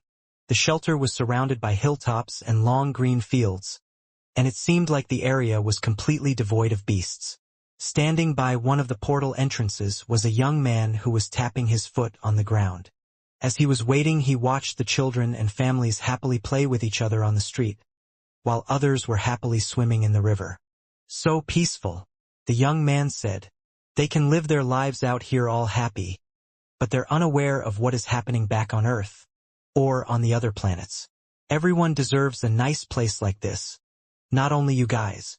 A strange sound was heard by his side, and when he turned his head, he could see the space next to him becoming distorted. Warping in and out, suddenly, a bright white circular portal appeared, and dropping out of it came a snow-white-skinned woman with blonde hair. She braced herself gently as she landed on the floor, but for a few moments stayed completely still. Little drops of water hit the floor, and finally when they stopped, she lifted her head and wiped her face with the sleeve of her arm. The man walked up to the woman and looked her up and down before saying anything. She was wearing the school uniform as described to him by Agent 100. An angel flies high in the sky, the young man said, and has its wings torn down and falls to the ground, Aaron replied. Before leaving, Layla had informed her. If someone was to approach her, they would speak a certain phrase. This was a code so agents could tell who was who between each other. Looks like you're the right one, follow me, he said while waving at her to follow. She trailed after the young man for a while as they walked through the shelter. While looking around, she noticed how calm and peaceful the place looked. It was different to other shelters, but it also reminded her of the place she used to live, the shelter her family used to protect before the Dalki attacked. If I remember correctly, the others borrowed the teleporter from Sergeant Leo. Maybe this is where he used to live, she thought. Following the young man, he was eventually leading them both out of the shelter. Before stepping out, Aaron turned and took one last look at the peaceful place. A thought crossed her mind that maybe she could just run away and stay here. It might be a better option than going to Pure. But looking at the peaceful town, images of houses that were on fire and of destroyed buildings appeared in her head. She suddenly remembered why she wanted to get stronger in the first place. For something like that to never happen in her presence ever again. If Pure was able to help her, for now she would comply. There was always the option of contacting Logan and the others in the future with the wristwatch. When looking at the boy, she noticed that he seemed to be wearing quite a decent level of beast gear. On his back was a single long sword. The hilt was black and covered in scales, but the guard was as wide as his shoulders. From looking at it, she could tell holding the thing would be heavy, and a regular human wouldn't be able to wield such a large sword. He also wore metal-plated armor that seemed to mix in beast parts here and there, such as blue fins near the shoulder pads, and scaled parts over the shin protector on his legs. Finally, they had reached the top of the hill. From the top looking down, they were still able to see the river flowing through the valley, and the shelter just from the other side. This should be far enough, the young man said, standing near the edge of the clifftop. The man started to walk around as if he was looking for something on the floor until eventually a ping sound was heard. Here it is. The man started to dig down at the spot with his bare hands, and although he was tearing huge chunks of the ground away, he made it look like he was just shifting a little sand away. It looked very impressive. Hey, pretty lady, are you just going to stand there, or are you going to help me? The man asked. Aaron looked at the floor where the man was digging and then looked at his hands, which were covered with dirt. At least he was wearing a pair of gloves. But the only thing she managed to bring with her was her sword that always stayed around her waist.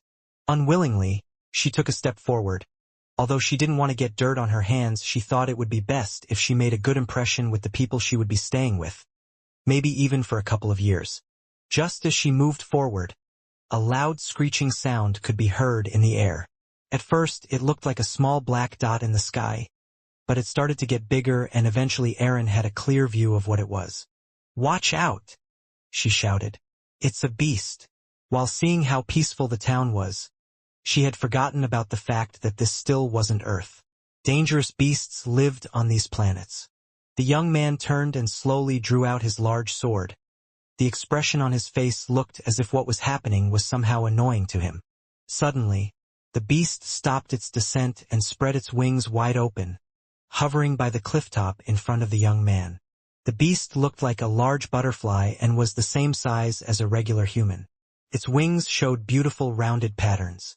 But as beautiful as its wings were, the same couldn't be said for its head. It had too many eyes to count, and razor-sharp teeth, with what looked like foam frothing from its mouth. Will you please just let me go home? The young man shouted, and at the same time, the butterfly beast dashed forward. Erin immediately went to cast an ice spike from below, hoping to hit the beast. But that's when she realized that sadly she no longer had her powers. The beast continued to come forward, and the young man lifted the sword up at just the right time. Then he pushed it down like a pin right on top of its head. Its wings had stopped in an instant and the beast was dead. Can you at least get the crystal? The man asked. It's located in the lower half of its body. While Erin went to carve out the beast's crystal, the man continued to dig in the location of the ping. Just as the man had said, the crystal was located in the lower half. As she wiped the black blood of the beast away using the grass on the ground, she noticed it was slightly clear in color. What is this? She said in shock. The clearer the outer shell of the crystal surrounding the energy inside, it meant the higher the tier of crystal. Right now what Erin held in her hands was a crystal with its first outer shell entirely clear, which meant it was at least an intermediate tier beast. And the young man was able to kill it using no abilities and only one slash from his beast weapon. Erin was starting to see the pure organization in a slightly different light right now. Finally, the man had stopped digging and pulled out a large circular metallic device. Straight away Erin knew what it was because it was similar to the one she had used to arrive on this planet. After pressing a few buttons on the side, the portal opened up. Well, are you ready to meet your new home? He asked with a slight smile. Before she wasn't so keen, but after seeing the young man's actions, she now stepped forward willingly. Before they entered the portal, though, the man stopped her. Take off the watch, he said. If you're worried about the school tracking me, they won't be able to. Your member disabled it. Erin tried to explain. The man then forcefully grabbed her wrist and snapped the watch off, before throwing it onto the ground. You're about to head into pure space. We can't and won't take any chances. Losing the watch made Erin a bit worried. She thought, how can I contact the others now? What do I do when I get into trouble at Pure? After that, he pulled Erin into the portal and the two of them disappeared out of sight. At Military Base 2, it seemed like things were starting to calm down.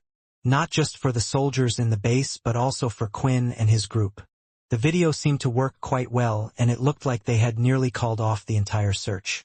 The base was now just treating it as a secondary objective now rather than a full-on search. Because of this, each member felt like a huge weight was lifted off their shoulders. However, Layla felt like a new one was put on hers. There was only one problem left to solve right now, and that was Peter. The group had decided they would continue to hide Peter inside Logan's room. It wasn't the right time to reveal him. The tension was still a little high.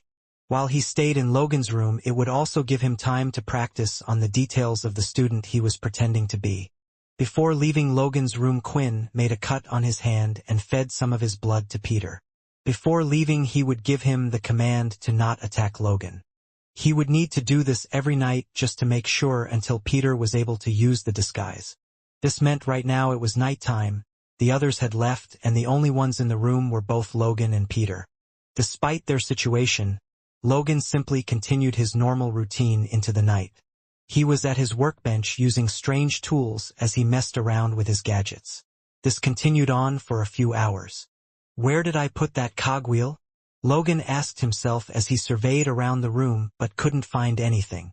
As he swiveled around in his chair, he noticed that Peter was standing in the same spot and wasn't moving. Do you not need to sleep? Logan asked. Peter replied by just shaking his head. Well, I don't sleep much either. He shrugged and then motioned to him. Hey, do you mind passing me that cogwheel shape by your side? Peter looked around for it and proceeded to hand over the strange device that Logan had asked him. Without saying anything else, Logan continued to work on his new invention. Pass me the green glowing circular orb, he asked. The one on your left. That spinning spiky thing. Logan asked once more. And that upside down looking you. Now that beast crystal to your right. He continued to ask for different tools and Peter did as he asked and handed them to him. Finally finished, Logan said and turned to Peter. You were a great help. You didn't ask me any questions and didn't keep me distracted from my work. Peter. Now it's my turn to help you. Logan opened up the files and had the information of the student named P.O. Blank on display. While the file was open, Logan would ask a series of questions and Peter would answer. They would continue doing this until Peter could remember every detail about P.O. Blank by heart. The speed that Peter was able to memorize everything even impressed Logan. It was like his memory was picture perfect. "Do you mind doing me another favor?" Logan asked with a slight smile on his face. Peter hopped into the VR machine and while connected Logan would communicate to him through his computer. Right now Logan wanted to see the capabilities and just how strong Peter was. Logan asked Peter to do a series of things, such as run as fast as he could, throw a bunch as hard as he could, as well as dodge a bunch of incoming objects that were thrown at him inside the simulation. Eventually, with all the stats recorded, Logan had something else he wanted to try. "Peter, behind you a pair of weapons will appear. Use them however you wish against the NPC enemies." Suddenly, a pair of short blades appeared on the ground behind him, and at the same time, 8 different men all in a solid black color appeared. They didn't look like humans but like blobs of ink instead. These were the NPCs that Logan had created to practice his own fighting skills and weren't part of the game he created. Using the 2 weapons and Peter's speed, he was able to deal with most of the enemies with ease, and Logan was impressed. Right now, both of his strength and speed were nearly 4 times the level of an average human. Logan continued these sets of tests, and each time he would drop in a different weapon for Peter to use against the enemies. Right now, Logan had set the game to allow his body to react like it would do in real life, and what was more amazing than anything was the fact that Peter never seemed to get tired. He was able to fight just as well as he did from the start of the game to the end. Peter, while going through the entire process, was actually having fun. On the outside, he hadn't really been able to test his strength, and for the first time, he was able to use it freely. Even if he was being used by Logan for his own purposes, he didn't mind so much. The relationship between the 2 of them was give and take. Finally, the simulation had ended and Peter exited out of the pod. After gathering all of Peter's stats, Logan had come to the conclusion that Peter would make a great spy or assassin. When using the weapons, he performed best with the short dual blades. He also never tired and could run at great speeds. He also had a nearly perfect memory, and lastly, he also knew that they had the ability of transformation, being able to disguise himself as anyone he wanted. It was a shame that Peter was already on Quinn's team. If the case had been any different, then Logan would have loved to have invited him for his very own portal outing. While Logan was deep in thought, he heard a knock on the door, and to his utter surprise, it was Quinn and Fex. "What are 2 doing back here so soon?" Logan asked. "What are you talking about?" Quinn replied. Logan quickly rushed to his computer to check the time, and it was already the next day in the afternoon. Classes for the school day had already ended, and Fex, along with Quinn, had come to check up on Peter, as well as another reason. Without realizing it, Logan had been up the whole day with Peter. "What can I do for you?" Logan muttered as he rubbed his bloodshot red eyes. "You can sleep if you want?" Quinn asked. "Yeah, you look nearly as dead as Peter," Fex added with a chuckle. "Well, I can decide that once you 2 let me know what you need. If you are here for Peter, me and him are doing great." "Actually," Quinn replied, "I was hoping we could use your VR capsule. I wanted you to add Fex's ability to the game for us." Now that everything had calmed down, Fex was finally able to keep well on his promise. He was planning to show Quinn how to fight the vampire way. The reason the 2 boys had decided to pay Logan a visit right after their classes wasn't just to check up on Peter. A while ago, Fex had said that he would teach Quinn how to use the vampire style of martial arts that focused on using their hands and fists as weapons. At the time, Quinn didn't trust Fex too much, so he came up with the idea of allowing Logan to record Fex's ability and upload it to the game's private server. This way, Fex would not be able to control Quinn's body and make him attack his friends, but he could use the ability inside the game to teach Quinn how to fight.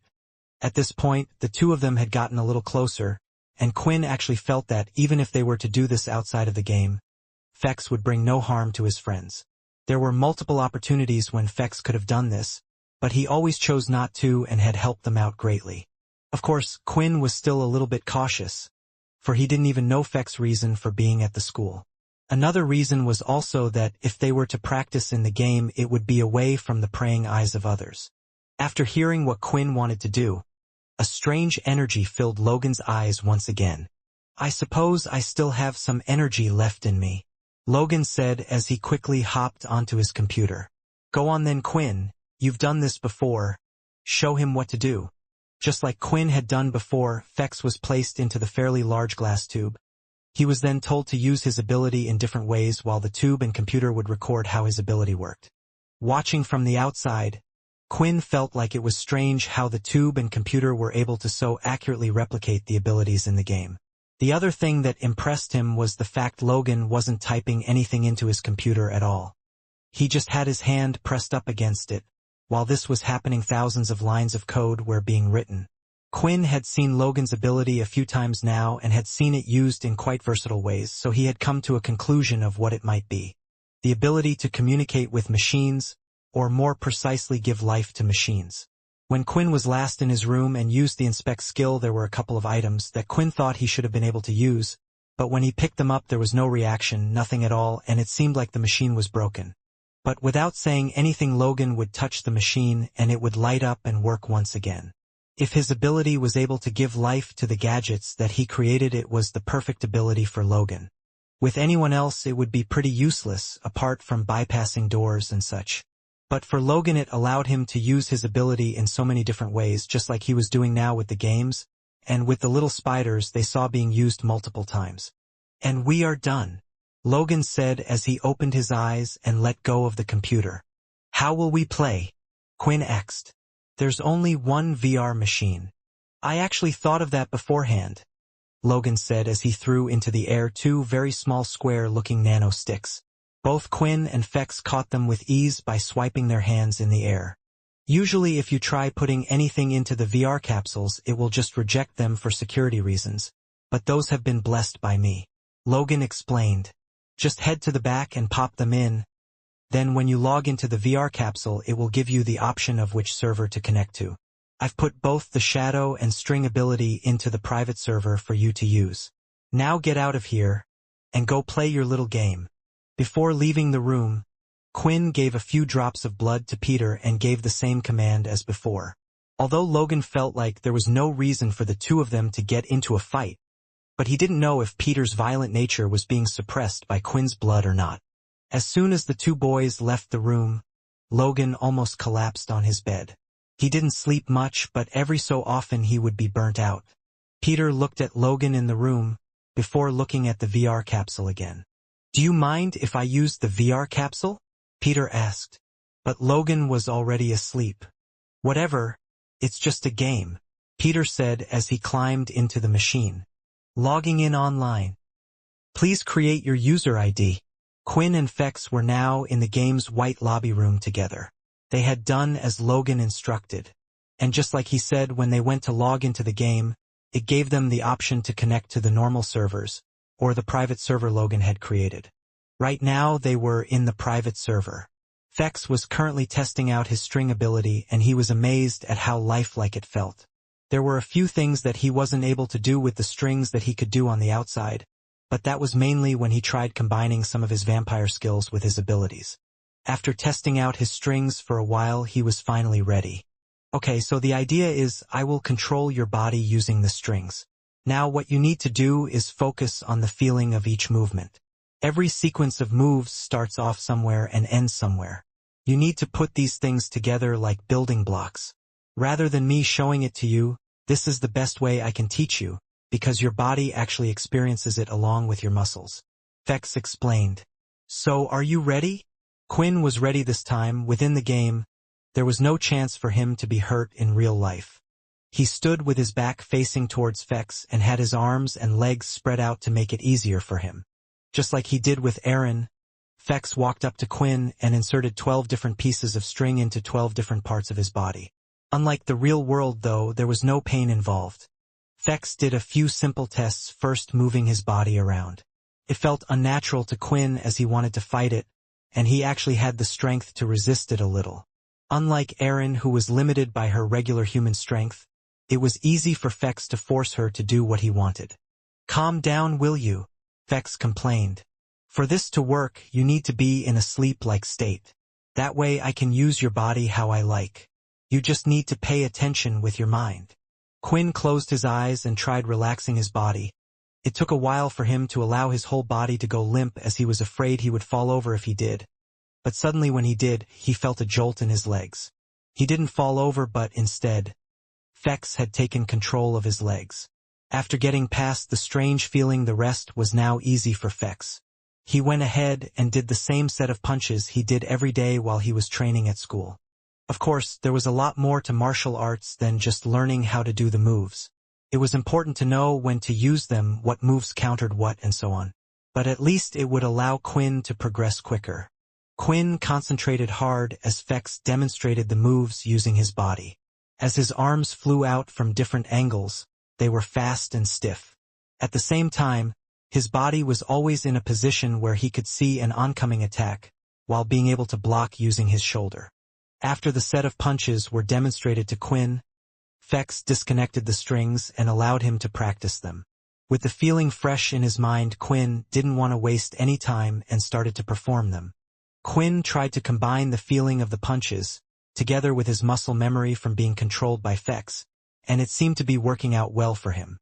Fex watched Quinn carefully as each move was performed nearly perfectly to how they were shown. "Looks like we have a fast learner," Fex said. Although the string method was able to help someone progress faster, it couldn't help them completely. In the end, it was down to the person. With Erin, she too had tried performing the moves nearly instantly, but not once was she successful. But here, it seemed like something had connected for Quinn. "Quinn, am I just making my enemy stronger, or am I making a powerful friend in the future?" Fex thought. As Quinn didn't want to let go of this feeling, he continued to practice the punches Fex had taught him. He was slowly perfecting them. Then all of a sudden he heard a ding from the system. Basic Vampire Martial Arts Unlocked Level 1. New tutorial videos available. The usual sound had appeared, which indicated that Quinn was able to unlock something from the system. As he practiced the moves, he felt something strange happening. It was as if his body was still being guided by the strings, but it wasn't. The memory was so fresh in his head, his body was moving on its own, and after the last movement, the message had appeared. Basic Arts. Quinn read. Does this means there are stronger vampire martial arts out there? Maybe Fex only taught me the basics on purpose? Or maybe he only knows the basics. The second message was what interested Quinn more. The last times he had watched the tutorial videos, they had helped him out greatly, teaching him the flash step and the hammer strike. The second tutorial video taught him how to combine moves. This time, the tutorial was unlocked when Quinn had learned the vampire martial arts, so perhaps there was a tutorial skill related to it. He quickly glanced over at Fex. Just in case, Quinn chose not to watch the videos right now. Quinn was playing the complete beginner act when it came to vampire arts. If he was to demonstrate a skill that hadn't been taught, then it would only raise suspicion. "I think I got the basics down," Quinn said. "Is there anything else besides this?" Fex looked at Quinn again, still mesmerized by how quickly he had learnt the fighting style. This was something he did day in and out as a child and amongst others, and even then he was considered a genius. But if he was a genius, then what did that make Quinn, who had learnt it in a few hours? The thought came into Fex's head that maybe Quinn had already known the arts and was lying for some reason. But when thinking back to their first fight, it seemed impossible. He would have to be a first-class actor to fake punches that bad, and then do the same again when fighting against the teacher Leo. "Yes," Fex replied. "These are only the basics. I can perform at a level above what I showed you, obviously, but I honestly wouldn't be good enough to teach you it. If you want to learn some more, you're better off getting a real teacher to show you." Part of what Fex had just said was a lie. It was true, he most likely couldn't teach Quinn. He tried that once before and his explanations weren't the best. Still, whatever Fex could do with his own body, he could do using someone as a puppet. Even slightly better.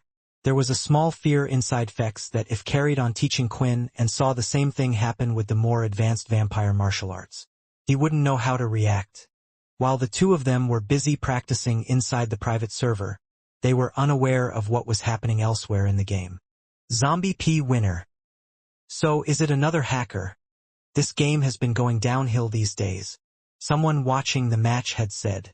But that's his 15th win in a row. Surely the admins would have found out about him by now. I think he just has a really good regenerative ability, no? I mean, it's in his name. Well, then how do you explain the extra strength or the crazy speed he has? It doesn't look like he's wearing any beast gear to me. A few people up in the crowd were currently watching a particular student play the VR game.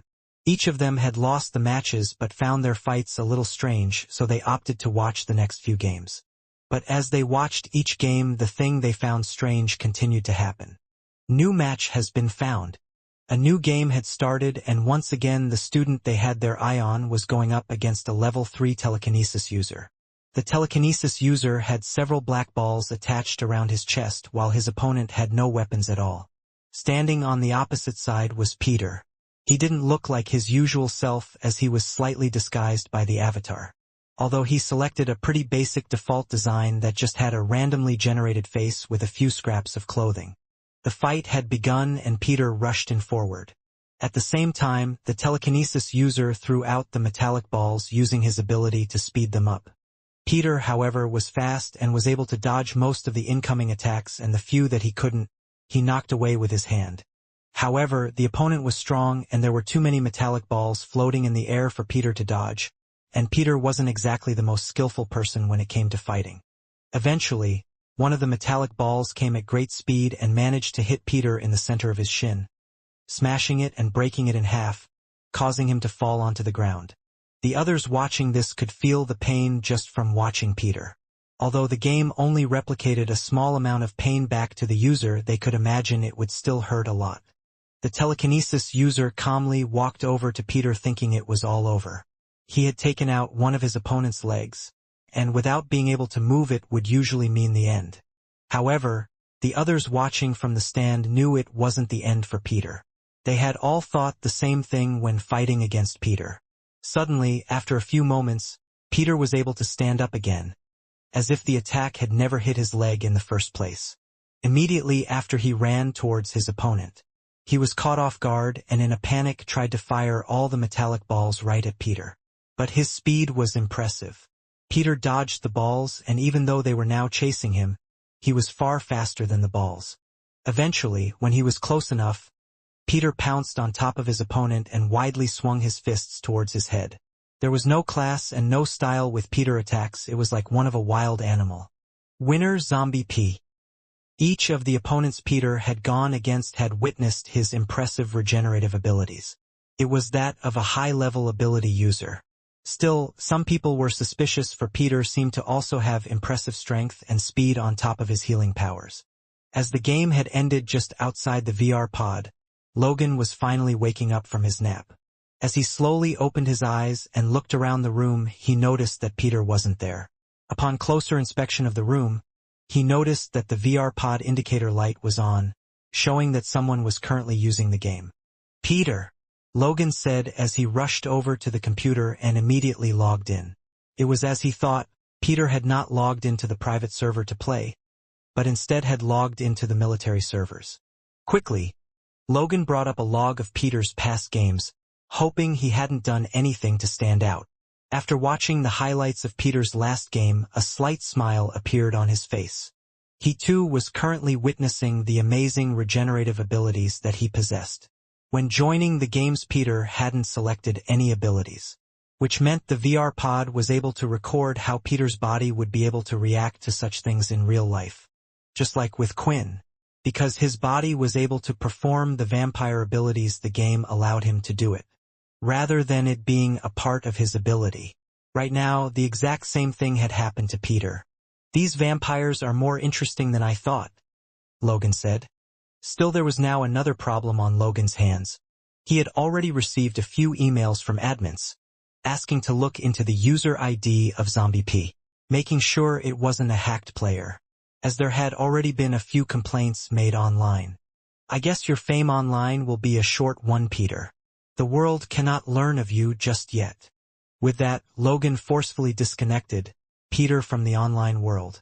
However, it was a little too late, as some of the videos of Peter's amazing regenerative powers had already been spread online. Meanwhile, in another military base, A certain group of boys had also managed to watch the videos that had been posted. "Did you see?" Sam asked. "Yeah. Looks like there really will be a lot of interesting people at the intermilitary base event," Nate replied with a big smile. Inside the training hall in one of the military bases, Nate and Sam could be seen training. The second-year students had a lot more time compared to the other students. Hence, most of the time, second-year students would use their free time for practical training. They often went to the other planets to support the base military in their endeavors. However, as of the moment, the second-year students were to remain at their bases for the time being, by virtue of the upcoming interbase military event. It was an event that required all of the 8 military bases to enter. It was basically a competition among the bases. The events varied from certain activities and games to straight-out fighting. The military bases would compete to see who had raised the best and strongest students. Moreover, the leaders and generals would often be rewarded greatly for according to the results that they acquired. The event was important for the military bases and their leaders, since they would often get more funding and privileges based on the performance that they've shown during their participation. Because of this, the second-year students, who were the main focus of the events, were practicing. This was for the reason that the second-year students often had more time to cultivate their abilities to higher levels, able to obtain more beast gear equipment, and just had more experience overall.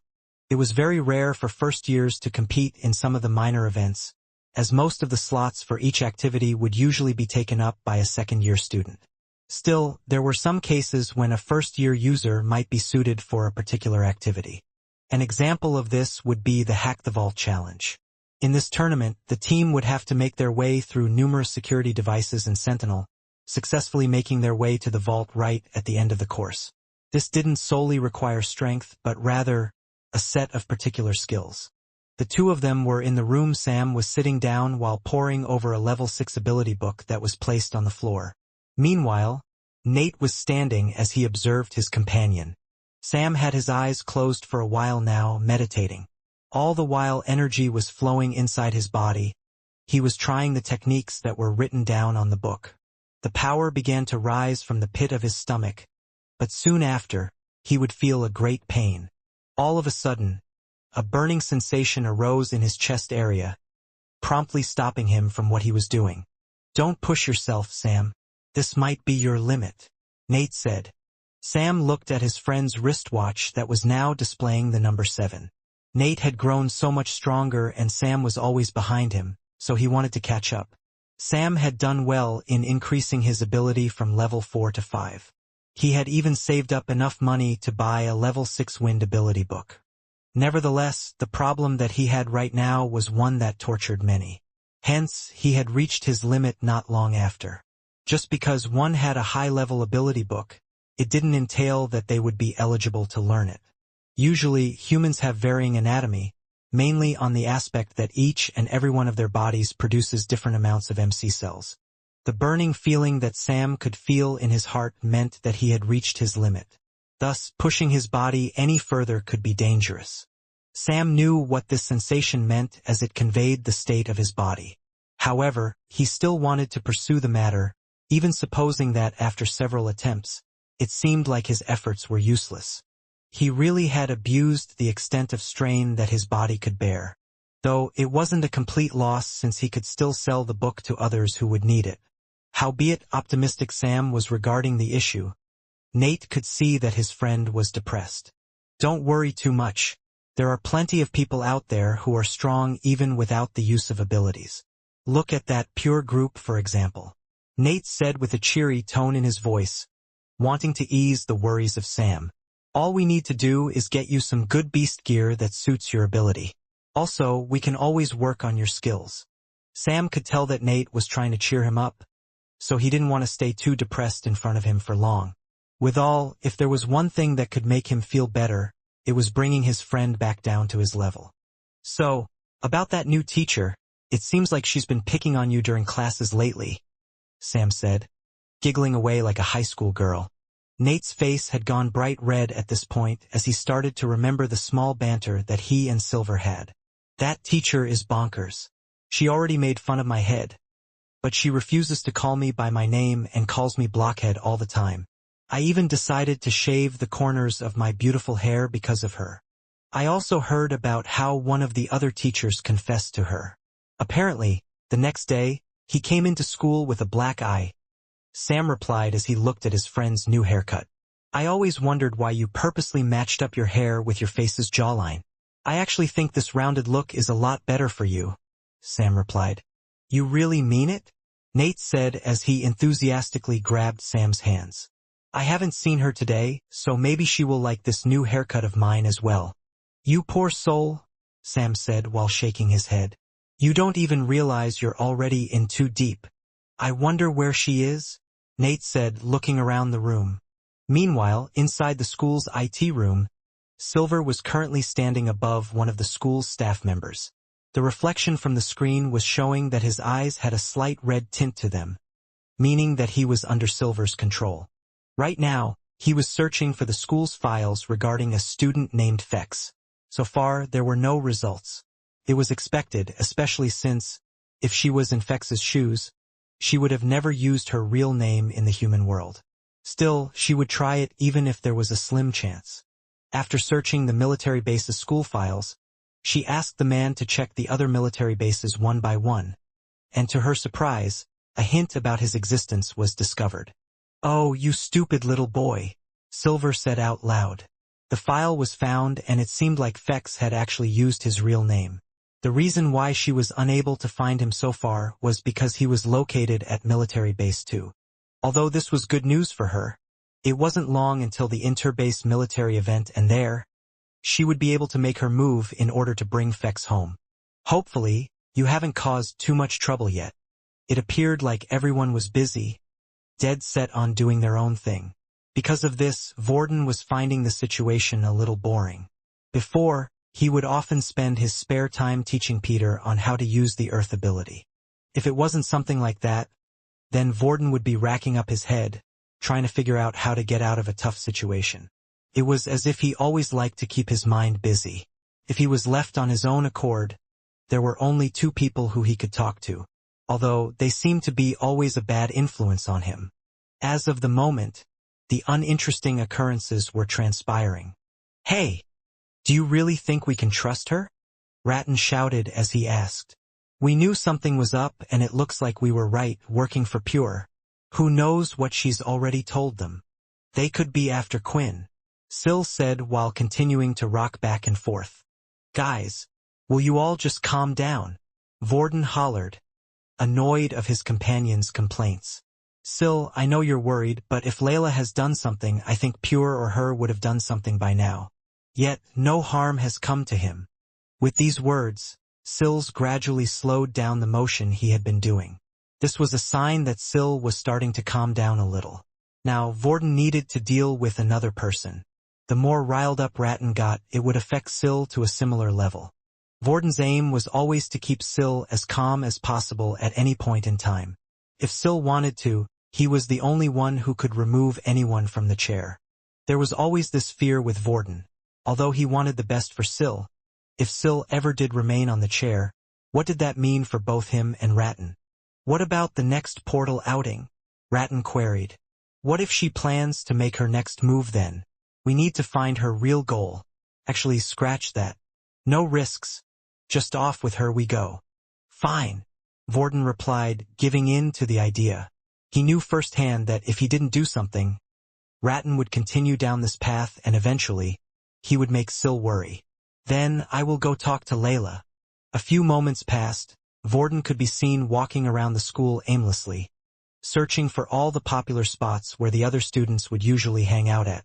Regrettably for him, as he arrived at each area, he did not find any trace of Layla. Who does Layla even hang around with? Vorden contemplated on the matter. As he reminisced, he thought of the two students who were the sole people that he had seen Layla talk to. They were Quinn and Aaron. Presently, with Aaron gone and Quinn consistently spending his time in the VR pod, it meant that Layla would be most likely in her room. Thus, Vorden proceeded to go to the dorms to try and meet Layla. After a few minutes, he landed at his destination.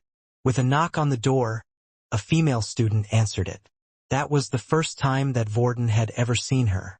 The most prominent feature of the lady was her short black hair, with a fringe that cascaded her face, nearly covering the entirety of her right eye.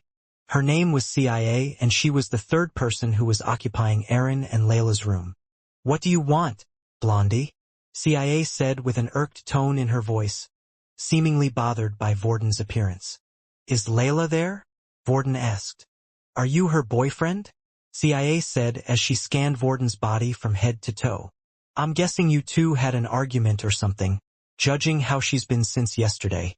Or maybe it was the fact that she found out her best friends were terrorists, but she's not here."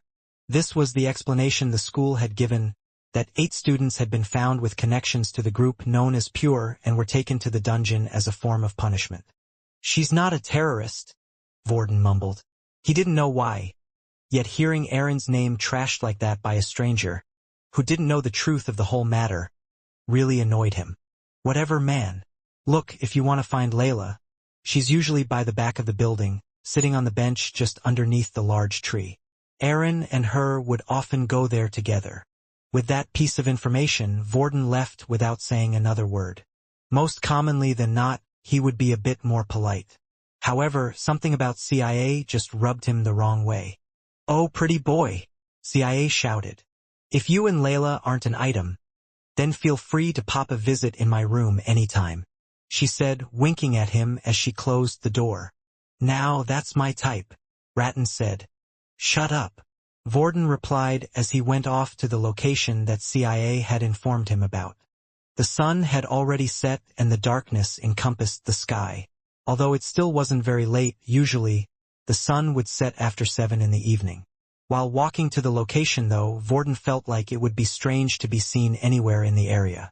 It might be fine in the middle of the day, but at night was plainly bizarre. As he turned the corner, he did indeed see someone sitting alone on a bench right underneath a tree. Vorden moved in closer and closer.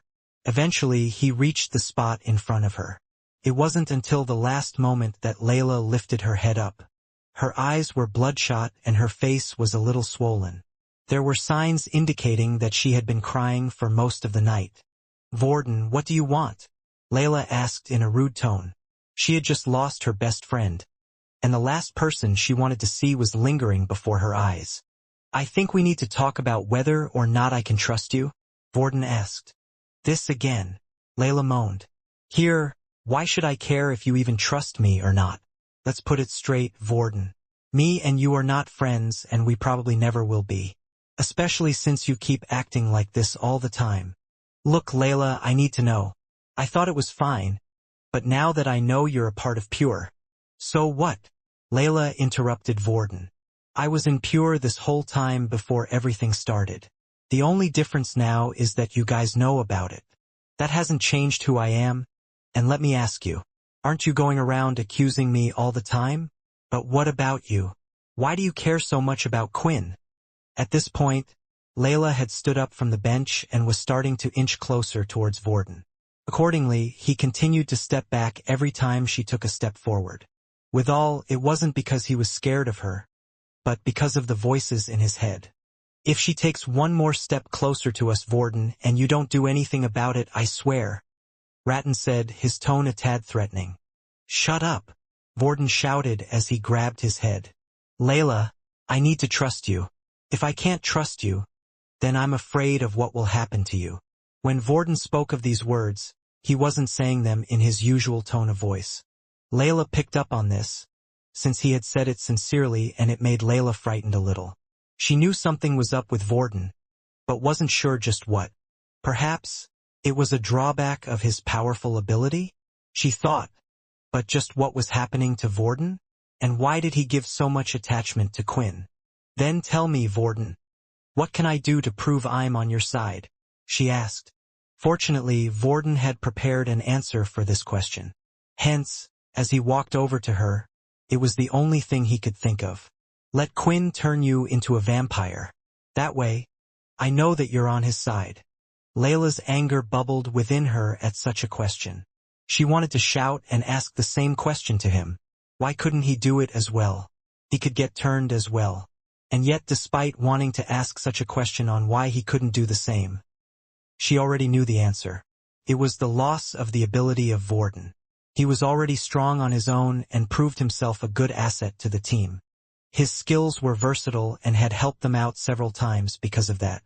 While for her it didn't mean much. Her powers were quite weak, only being a level 2. In fact, she had even bought a level 3 ability book before hoping to improve her powers, but there was no such luck. She was one of the unfortunate souls that even with money weren't able to increase the strength of her ability. She was stuck at level 2. This was her bottleneck. "I want to Vorden, but it's too risky right now," she replied. At first, when Layla had met Quinn and had experienced what happened to her, she really did want him to turn her. Growing up, the only form of entertainment she had was books. It was her escape from her time at the Pure Base. Day in and out, they would constantly show videos, have classes and training related to their goal. Then, when she could finally relax, she took her time reading fantasy stories of the old. Often in the books, it would talk of a vampire sweeping a girl away from all her problems and taking them to a new world, away from everything. After meeting Quinn, this was what had attracted her. But at the same time, she couldn't forget about the reality of why she was at the base in the first place. Her mind kept straying away and reminding her she needed to stick to the cause. So she had planned to inform Pure of her findings, a way to make their members stronger without using abilities. However, as she grew closer to Quinn, she was afraid what would happen to him if she was to reveal to Pure what he was. There was always the chance that Pure wouldn't be okay with it. Sometimes the organization's actions even confused her with how they worked and what they deemed okay. In a way, beast weapons that they used were just like abilities, with those more powerful than others. Did Pure distribute them equally to their followers? Yet they deemed this as okay. Then when she saw what happened with Peter, second thoughts were running through her head. If Layla were to do those things, then she didn't know how she would face her family. She wasn't very close with them, but her mother was all she knew and all she had right now. If I go off the radar, stop reporting to Pure and choose to be by Quinn's side, they could run an investigation. They might think at first what happened to me was the same as everyone else, but they would quickly find out I was still okay. They would then look into me, send higher-ups, and then Quinn would be in even more trouble. Layla explained. When the time is right, I promise I will be by Quinn's side. Although she had said this, she still wasn't sure herself.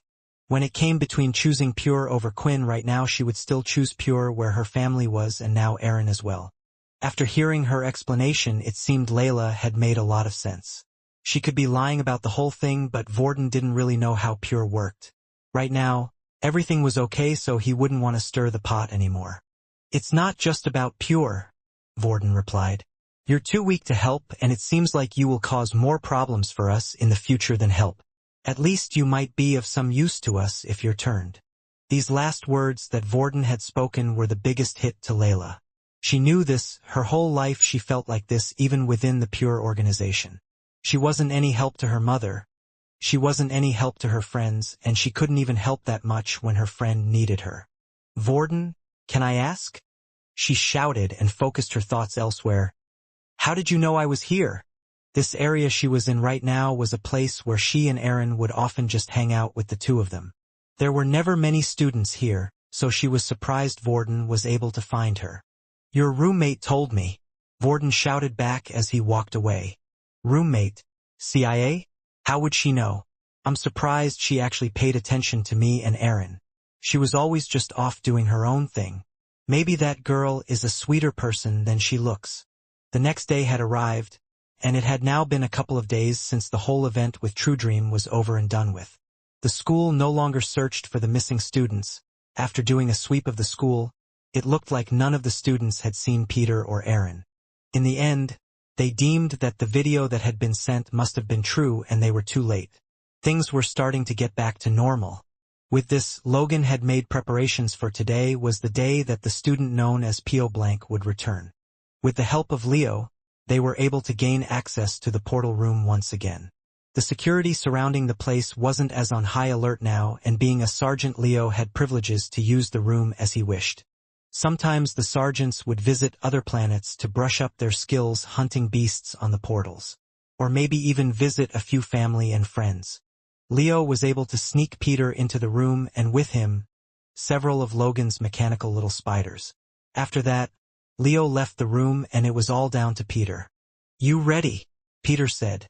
Everything had been prepared beforehand. The wristwatch had been altered to indicate the pulse of a living person along with the level 4 ability, and Logan had also made a few adjustments in the other rooms that he still hadn't informed the others about. With Logan's ability and the use of his spiders, he didn't personally have to be anywhere to make adjustments. Logan was able to freely control the metallic spiders however he wished. Using his computer, he was also able to monitor and hear everything that was going on in those rooms. If the spiders were ever spotted, they had a certain pattern on them that made them just look like any other spider. From time to time, people would attempt to splatter them, but Logan would try his best to scurry them away before that happened. At the moment, even Peter's clothing had looked roughed up to indicate he was either traveling through the desert or even going from shelter to shelter at the time until he had found his way back. With everything set and done, Logan pressed a key on his keyboard. At the same time, in a different location, in the school security office, a signal was detected. "There has been a signal activated from one of the portals," a man said. "Send word to anyone nearby immediately." It didn't take long for the two guards by the door to enter the portal room and find P.O. immediately. Haley soon came along with Faye to check on who had made the signal. The main reason why the generals were called was just in case it was a beast that had managed to enter through the portals. "That's one of the missing students," Faye shouted as soon as she saw Peter. She had recognized him since she had dealt with their case files. She had looked at the 5 students who had supposedly died that day over and over again. "Quick!" Haley takes him to the medical facility. "We need to check that he's all healthy." This is the first bit of good news we have had in quite a while. Right now, inside Logan's room, Quinn and the others were standing over him, and as they heard those words they all looked at each other in horror. "Hey! When have I ever messed up?" Logan complained. "It's pretty obvious that as soon as they find a student who has been missing for a while, and comes back in tattered clothes from a planet that had suffered a Dalki attack, the first thing they would do is take him to the medical facility." It was something the others hadn't thought about. They had all been too busy and focused with their own problems and kind of thought this would be it. All they could do right now was believe in Logan's words and trust that he was able to figure out a good plan. As they took Peter to the medical facility, Haley went ahead and ran a general check on Peter's condition. There wasn't much she needed to do as technology had come quite a way, and she noticed he didn't have any physical wounds on his body. This meant there was no need for her to personally use her ability to heal anything on the outside. She hooked Peter up to a large tube-like machine, while also placing several little of what appeared to be white stickers all over his body. The machine would show his internals and display his insides, as well as see if there was something wrong with any of his organs, including his heart. It further looked into the details of his blood pressure and all sorts of vitals. And everything could be done with the single use of the machine. This was where Logan's ability had come to its advantage. Beforehand, before this all happened, Logan was able to fake a sickness and enter the medical facility. During this time, he had touched each and every machine available there. While doing so, he had taken control of the machines, making them feel alive. He could now give them commands and they would follow them whenever he wanted to. The others sat there nervously, as Haley would continue to jot down information on her little tablet every now and then. She would look on the screen and then go back to her tablet. "It looks like you're in perfect condition," Haley said as Peter lifted himself out of the machine. "Now I just need to ask you a few questions." Once again, the others listening in on everything were a little worried. But as she asked him questions, Peter had answered everything perfectly. Hearing this, Logan was nodding his head proudly, but the others weren't too sure. The problem was, Peter had answered them all too perfectly, answering almost immediately and in a robot-like voice. Haley continued with her questions while a soldier stood by her side, noting down everything. She had even asked about what had happened to him before this point. Logan had come up with a backstory that was plausible according to the situation. It detailed about when the Dalki had attacked their group, he had run away and escaped. The only problem was that all his equipment had been left behind and he had no clue where he was. He traveled through the desert for numerous days, managing to feed himself using the survival skills the school had taught him, eventually reaching a shelter. The problem was that it was the wrong shelter. The shelter only had teleporters that linked to other planets and none back to Earth or the military base, but he found out the shelter he had come from wasn't too far.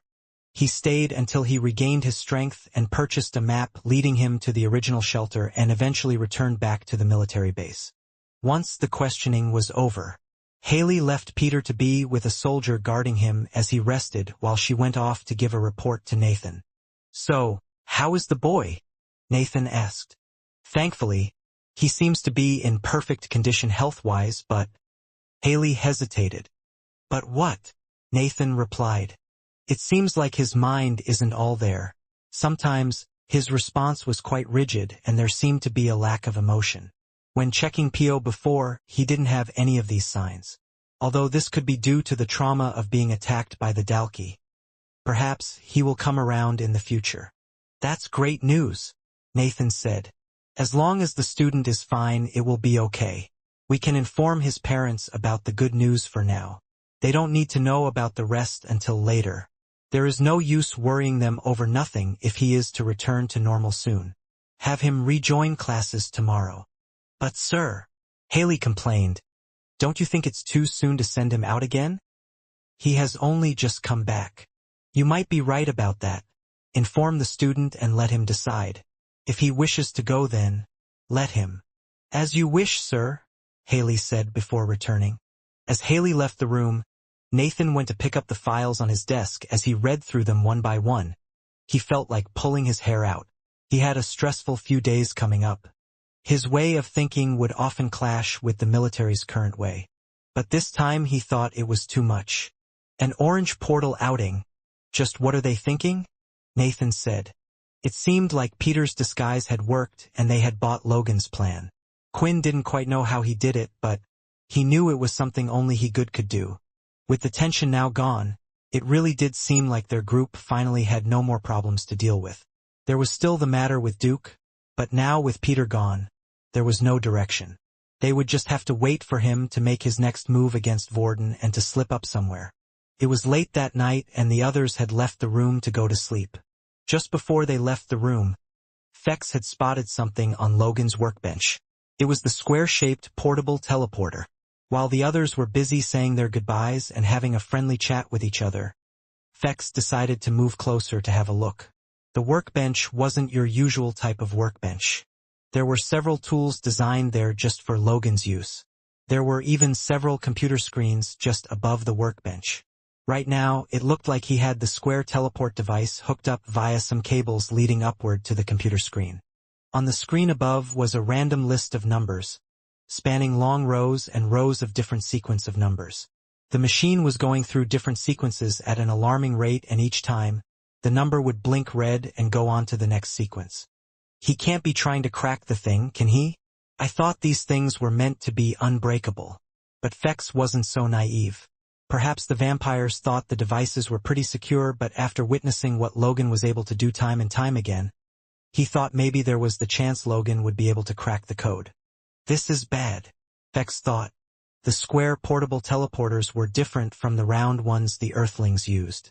They were a lot more advanced. The circular teleporters were set to go to one destination only, while the square ones worked more like a teleport station. An access code needed to be put in, and depending on which access code was used, it would teleport you to the correct station. This was how Fex was able to arrive on Earth, through a similar type of teleporter. The problem was there being two types of square teleporters, with each slightly different in design. On the top where the code was to be inputted, it could either be green or red. Green meant it was able to be used to travel to any teleport station. This included the ones on other planets, not just Earth. The one inside of Logan's room had a red panel on top. Similar to the circle portals, they had one destination and one destination only. It was back to the place where Fex had come from. He had realized this before but thought nothing much of it because, without the access code, Logan would never be able to use the teleporter.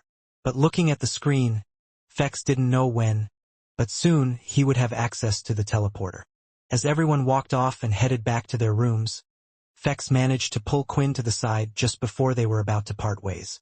After all, Fex and Quinn's rooms were on the opposite ends of the hall. "Just a little warning to you, Quinn.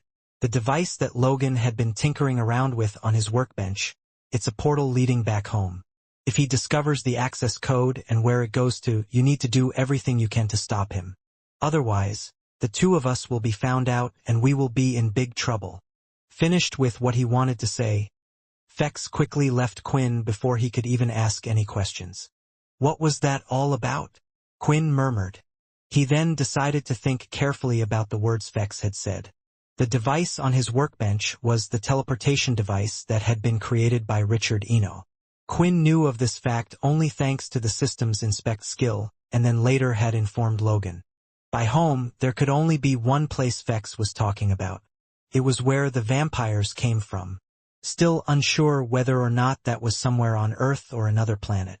But most likely from the hints given out so far, it seems like it's somewhere along the way, between when the system's creator was a vampire and the vampires now, they had moved from the Earth and relocated to another planet.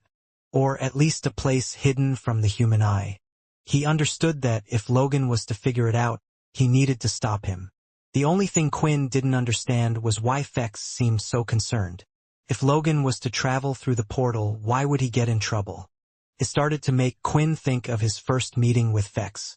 He mentioned something along of the lines that he wasn't meant to be here. Is that the reason why Fex hadn't acted against Quinn?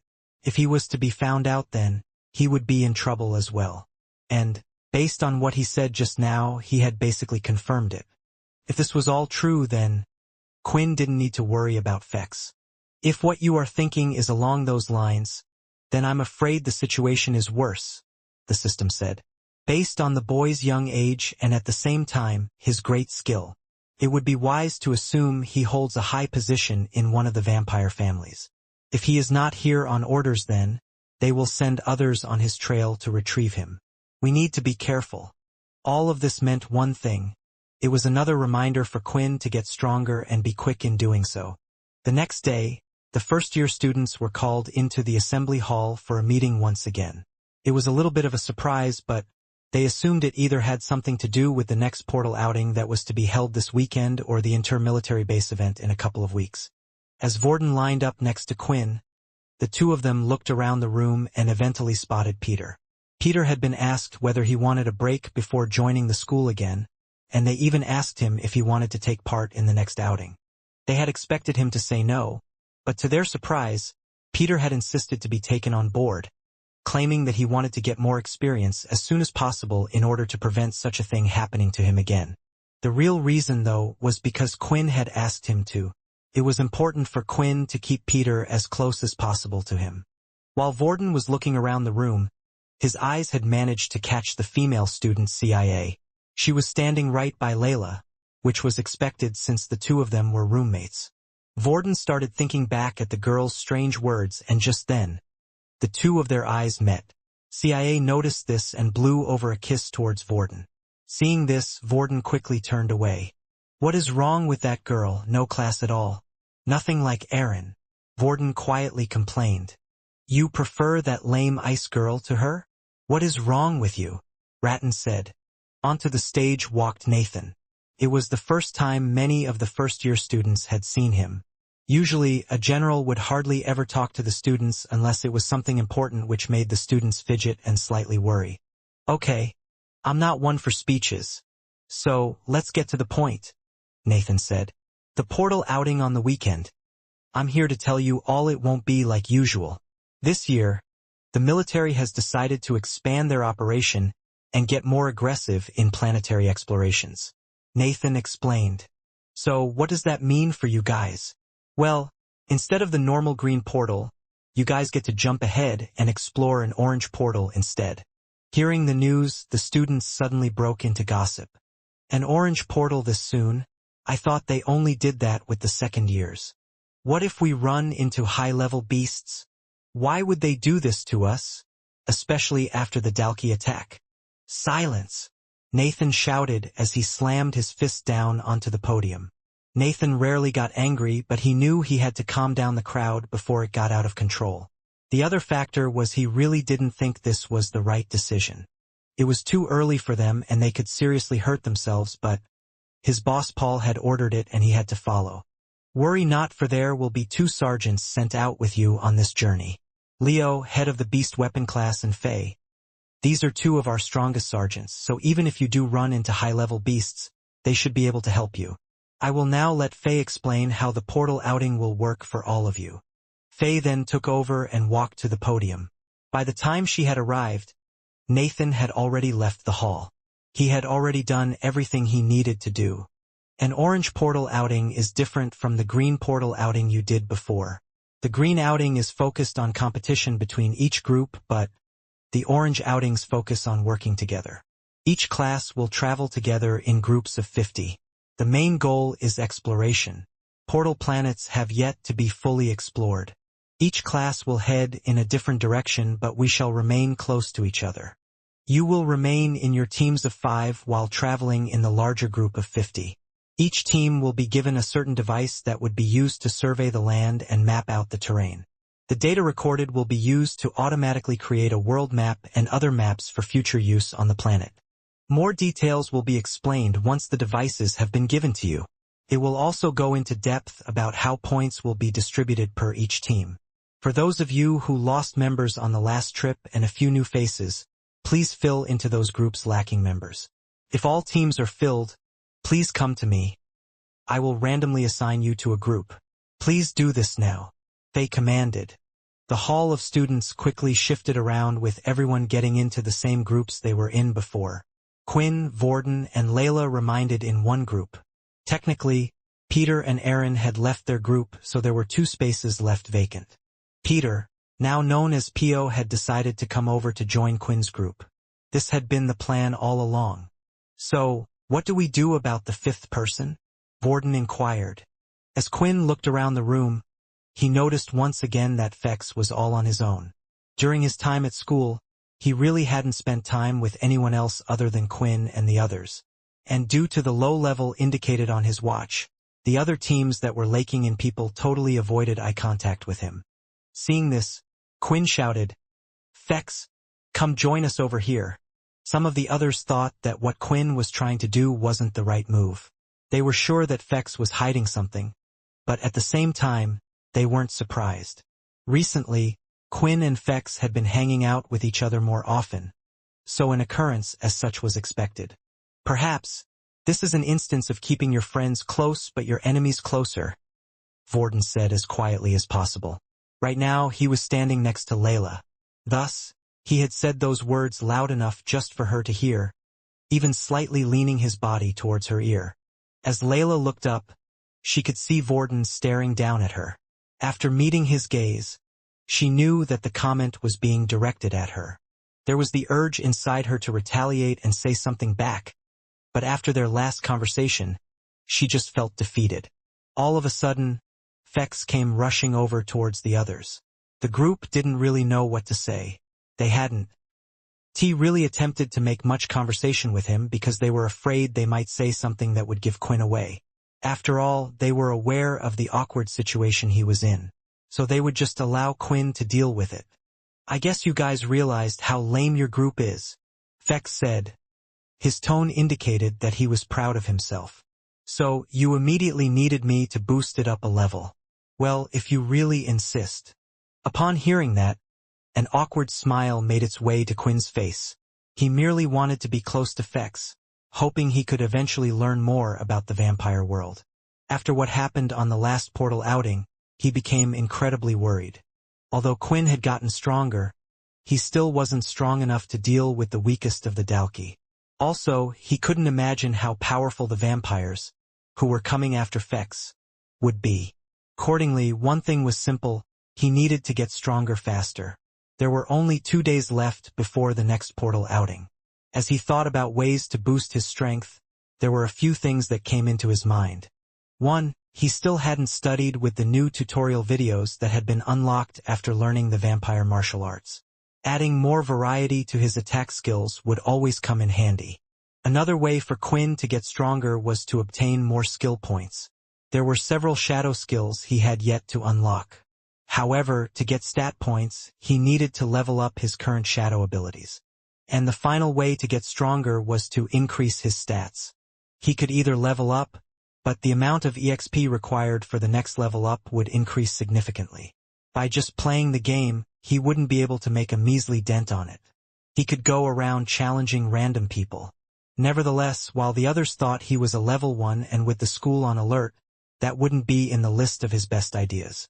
Still, there was another way that he could utilize to increase his stats and strength. It was entirely unique to him, and that was by obtaining the blood of as many different people as possible. When Quinn saw how useful Feck's charm ability was, he felt like there might be a way for him to quickly do this. However, when he had tried this method on a few students as he passed the halls, it was unsuccessful for the most part. To the few that they were successful on, Quinn could only remove their memory, yet was unable to command them to move. This meant that it wasn't much use unless he could find a student that would fit the criteria of the skill. If he wanted to go through with this plan, he would need more stat points in his charm skill, which just led him back to the original problem. Are there any other ways to get blood? As Quinn thought about this, the image of the city hospital suddenly popped into his head. Again. Still, he would have a problem with the cameras.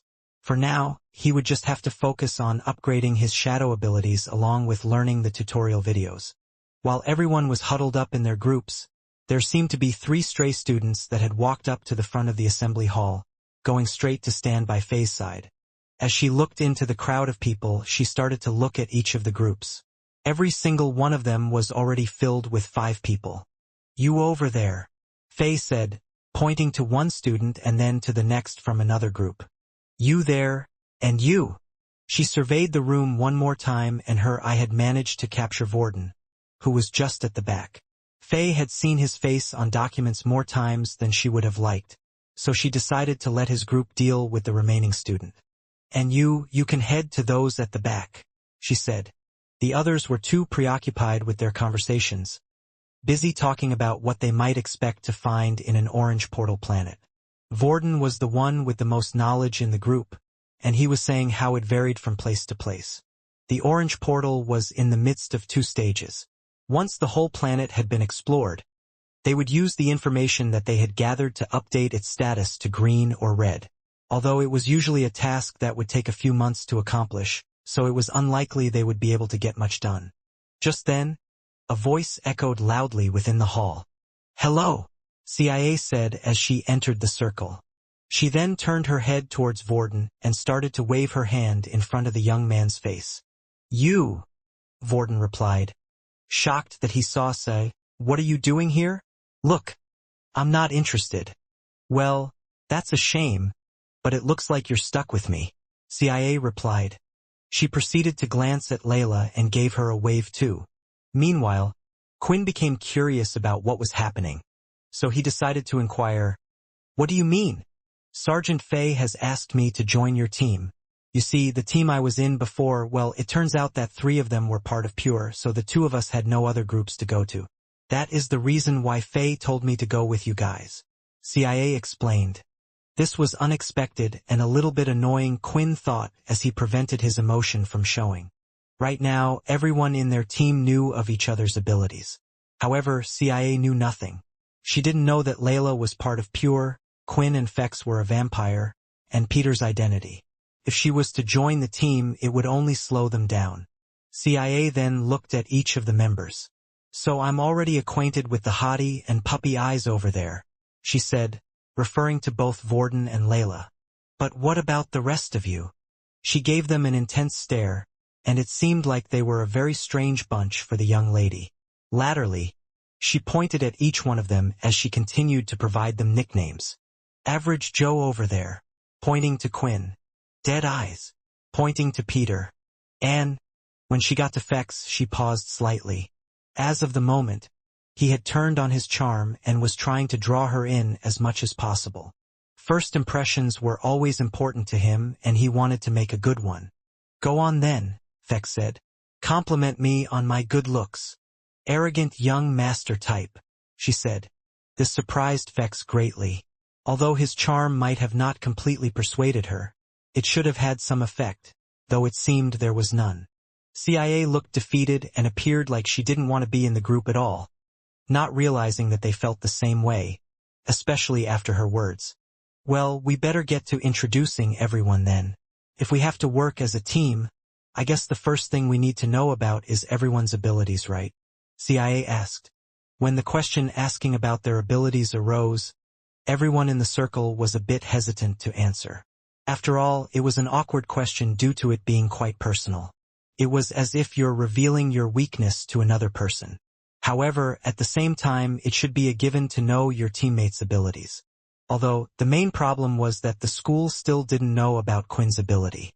As for Peter, they assumed that he still had his duplication ability, the ability of the student he was currently imitating as, "I don't have an ability." Quinn quickly answered, all the while he lifted up his wristwatch to show CIA that he was a level 1. After seeing this, she quickly ignored him and moved on to the next person. Quinn was fine with this since this expedition would be quite different. The whole class would be traveling together for the Orange Portal expedition. Thus, he would have to hide his abilities to the rest of the class. Hiding them from one more person wouldn't hurt. I already know Layla's, and most people learnt about that pretty boy after the event with the second years in the assembly hall. That means I just need to know yours, CIA said as she looked towards Peter. Peter then gave CIA a rather uncordial glance, since he wasn't in a great mood. What annoyed him wasn't CIA's attitude towards him, but her disregard for Quinn, his master. "I can show you firsthand if you want," Peter said, raising his fist. "Pet, Pio." Quinn stumbled. Hearing this, Peter immediately put his fist down and went back to his master's side. "What the hell was that all about?" CIA asked in bewilderment. She knew her teasing could piss off some people at times. Hence, because of this, she was usually quite cold at gauging people's snapping points and when to stop. Still, Peter's outburst seemed a little abrupt to her.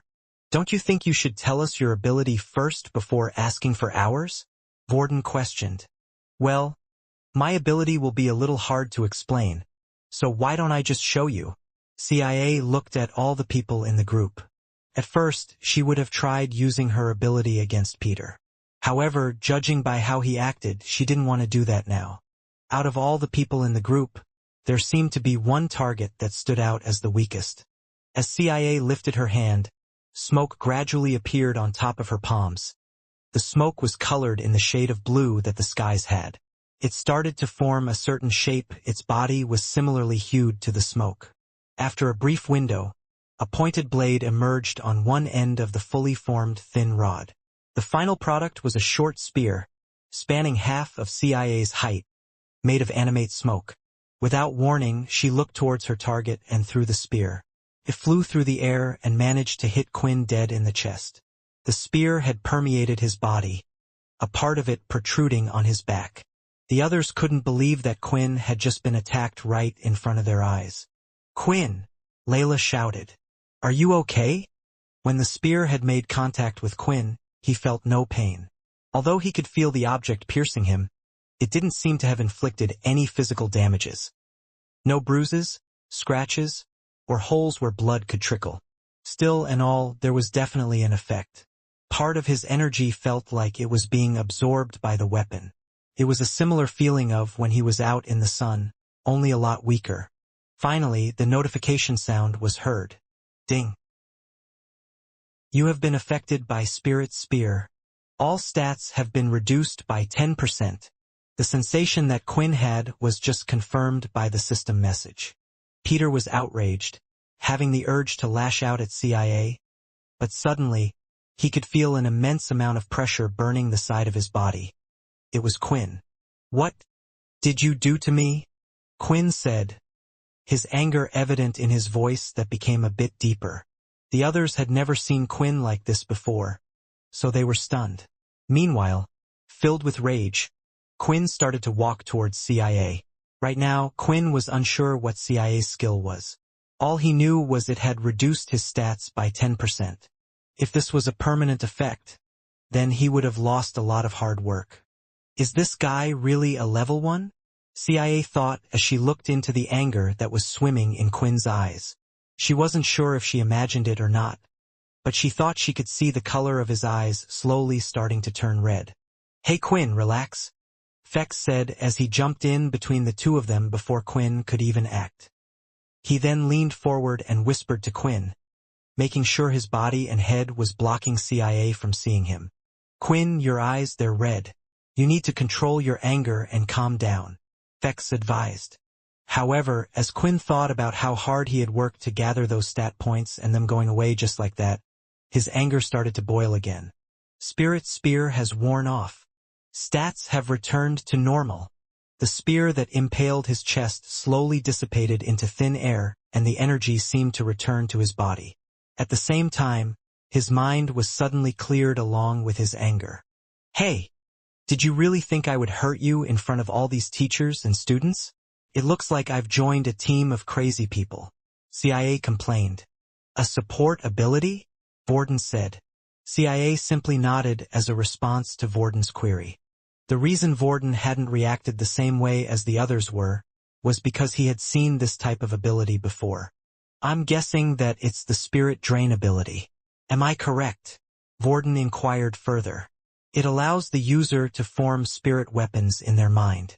When this spirit hits its target, it can either act as a buff or debuff. There are different types of spirit abilities. If this is spirit drain, then this acts a debuff on the user. I don't know the finer details about it though. Thank you, CIA said. I knew someone on the team would have a brain. Like he said, my ability when it hits, it is able to debuff the target for 5 seconds and then the effect wears off. The good thing about it is that the spears can also stack up. In that time frame, the more spears impaled into the target's body, the heavier the debuff. Because I'm only a level 3 though, the amount of time the spear lasts is only 3 seconds and the distance I can throw the spear is quite short.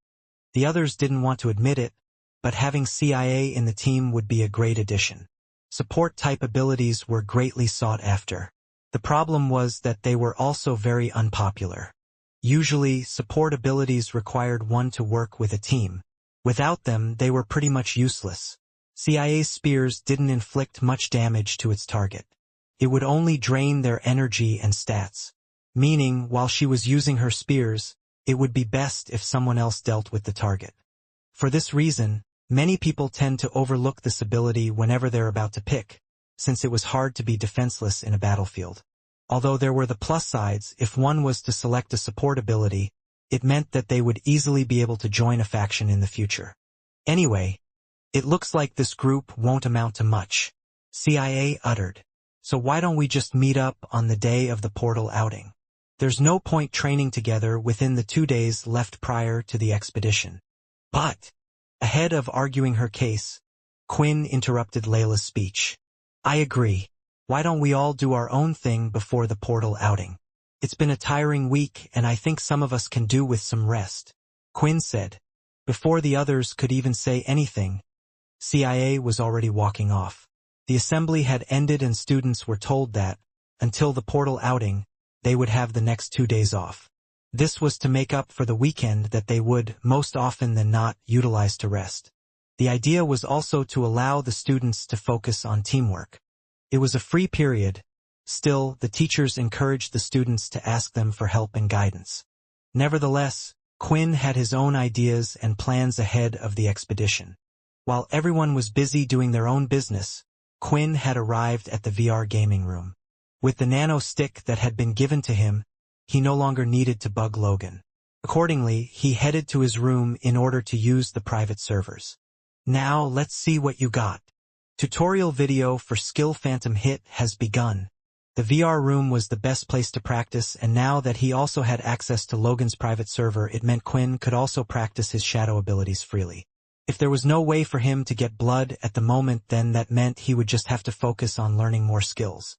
The first thing Quinn was going to do was have a look at the new tutorial video he had unlocked after learning the vampire martial arts. Phantom Punch Tutorial was the name of the video. It made sense that the new skill was somehow related to a punch, since the vampire martial art mainly focused on using hands. Hello there, the blonde man in a cheery voice said in the video. Once again, the blonde man was in a martial arts hall with wooden floors and such. Quinn started to think about just where the place was located. Was it on Earth, like the system AI said, or maybe another place? Still, the mystery also remained just who this blonde man was.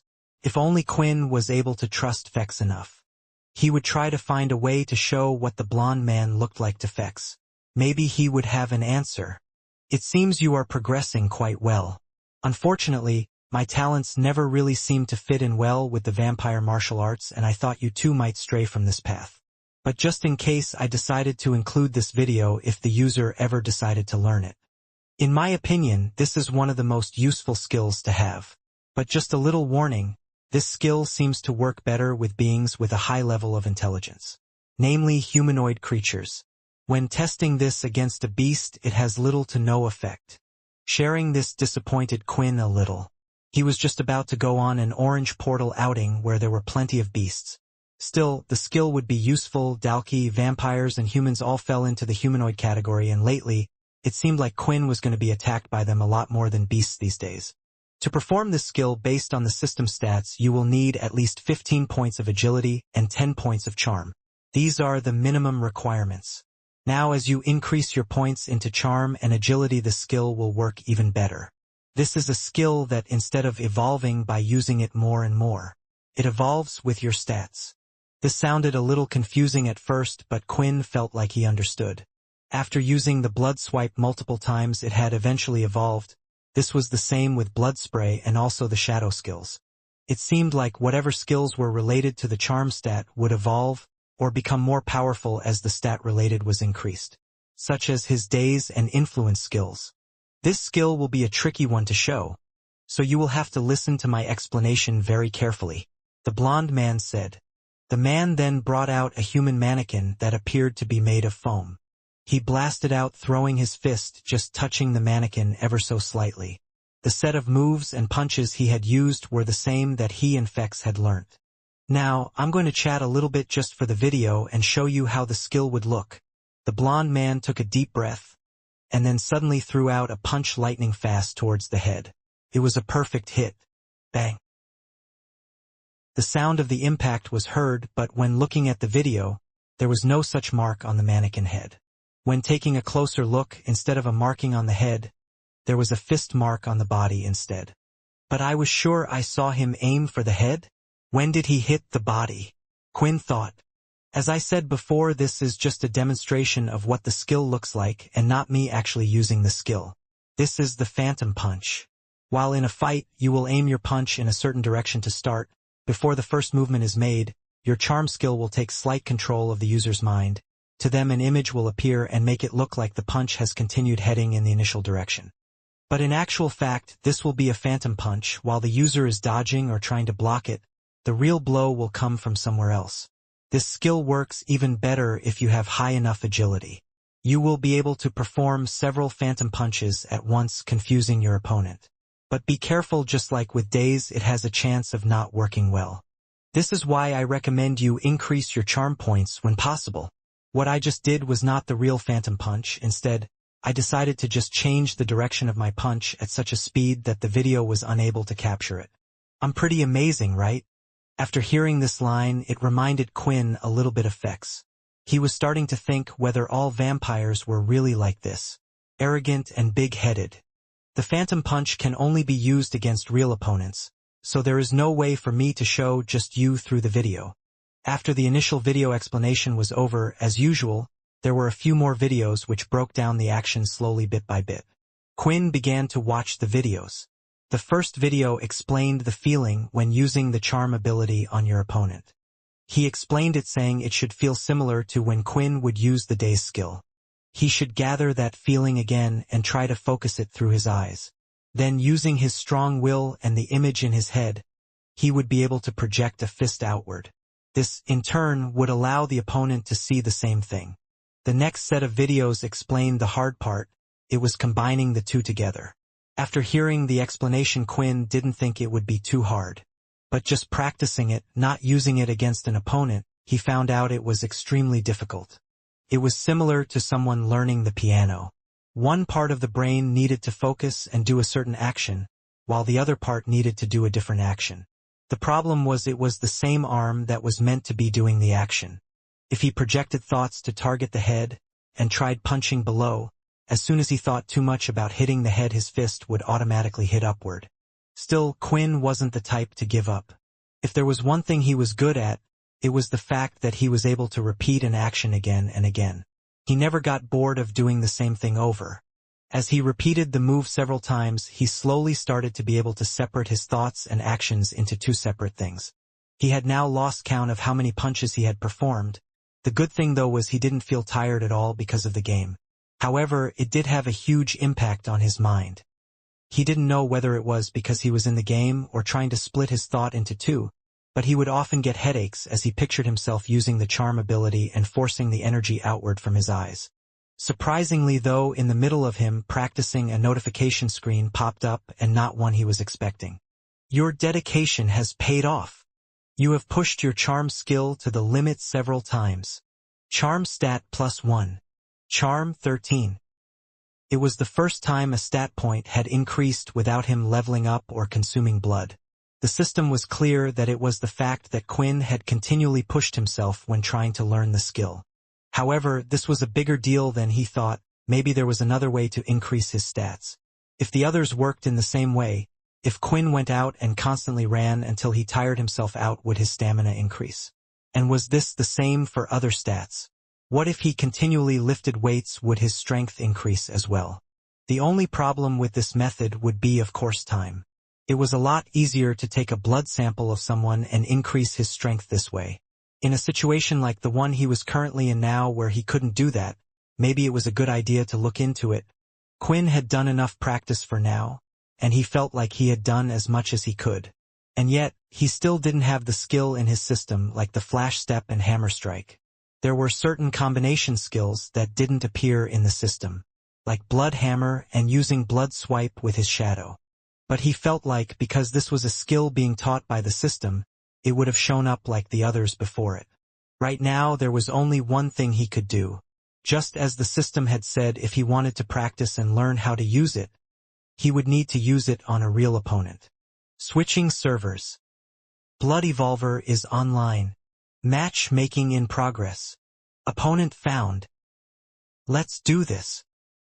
There were quite a lot of people in the world that had an interest in technologies. If one could not make it in the world using their abilities, the only real avenue and sector that had a lot of potential that anyone with enough effort and determination could tap into was the realm of research and technology. There were myriads of abilities that could help you work better in this field, but nothing could compare to the greatness of the human mind when it came to creative thinking, engineering, which led to the creation of these fields. Unfortunately for Nate, he was not one of these people, but knew quite a lot of people that knew something about the field. Nate had gotten one of these said people to set up a system where whenever the Blood Evolver was online, he would be pinged on the school's watch. Recently, he had also added the new user Zombie P to that list as well. He was unable to see the person's game last time, but now, he didn't want to miss out on them. While Nate was relaxing with his best friend Sam as usual, he received a ping. Immediately, with no questions asked, Nate started to head off towards the capsule. Right now both he and Sam were watching their favorite contender. "Hey, I think you're starting to border on being obsessed with this guy," Sam said in a concerning voice. "It's just this person's growth never seems to slow down. I've grown myself over time, but I'm just wondering where his limits are," Nate explained. Quinn had been matched up with another level 4 user, but unlike the ones he fought against previously. This user was also wearing beast gear around his chest. Since the first expedition had already happened with each of the military bases, it was expected that players of the game would now more likely have at least some level of beast gear. The match had begun, and Quinn did his usual routine of rushing forward and fighting head-on. Oftentimes, he would be the aggressor in fights, causing the enemy to slightly panic in the middle of the battle, and this time was no different. Seeing a target running towards him, the users paced both of his hands together and shoot out a hydro pump of water. The stream of water was strong and fast, but still, due to the distance, Quinn could easily avoid it, but instead of outright avoiding the attack, he waited till the last second and preformed the flash step to avoid the attack. The water user, seeing this, changed his attack slightly. Instead of a large stream of powerful water, he decided to shoot out smaller, fast streams of water that came out like bullets. Once again, though, Quinn used the flash step to avoid the next set of shots. Quinn only had enough stamina to perform 3 flash steps in one game, so he had already used up over half his strength and his body was tied. Still, he continued moving, and then before the user could use his water bullets again, Quinn preformed his third flash step, appearing behind the user. As he turned his head around, Quinn made sure to look at him in the eyes just as the video tutorial had said. He activated his charm the same way when he used the daze skill. Now all he needed to do was project the thought strongly, using his mind of aiming to punch the head, while the real punch would come from below. Everything was going perfect so far, and he could really imagine hitting the person in the head. Then his fist made contact, but instead of receiving feedback from hitting the body, the punch had been blocked with the other user's hand, which was guarding his face. No. I thought I did it perfectly. Why did my attack go for the head? Quinn thought. Quinn had thought he had perfected the phantom punch already, but using it with no opponent and using it against a real opponent were two different things. With the pressure to perform perfectly and with the enemy standing in front of him, his concentration lagged at some point, so his attack failed. With one of his other hands, the water user blasted a stream, hitting Quinn right in the stomach and sending him onto the floor. Due to his usage of flash step multiple times in the fight, he was tired, and his movements were a little sluggish. It also seemed like the beast equipment had given his opponent some extra strength.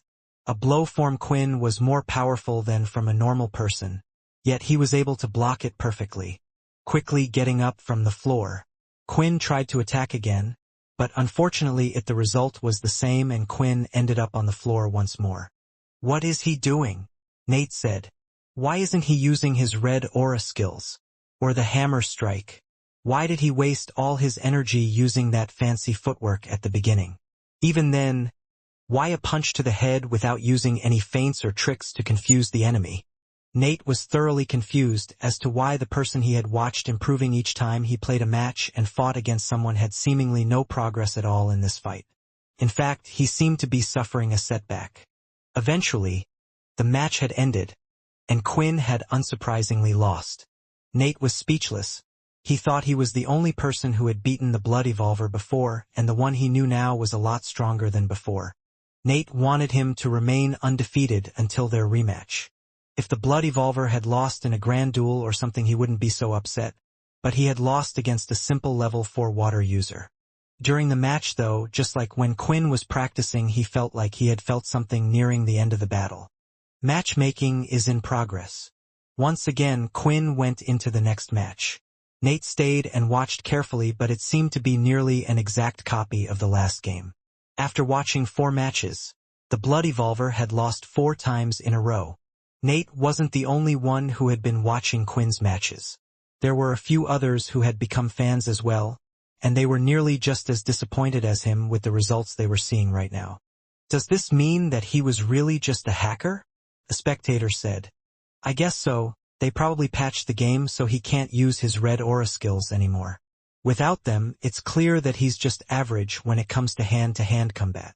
Another one commented. This was the logical conclusion the others had come to. No one would usually lose a match without giving it everything they got, and in the last 4 games, Quinn didn't use a single skill other than the flash step and the failed phantom punch. "Come on, Nate, let's go. We need to practice, man. We're just wasting time here," Sam said. "You go ahead. I'll catch up and head offline when he goes offline." Sam could see the disappointment on Nate's face. It was as if he had just watched his favorite superhero lose to a villain in a fight. The only thing he could do now was to give him some space. After losing 5 matches in a row, the only person that kept on watching Blood Evolver's matches was Nate. He didn't know why, but he felt that there has to be a reason for all the strange actions that Blood Evolver did in the past matches.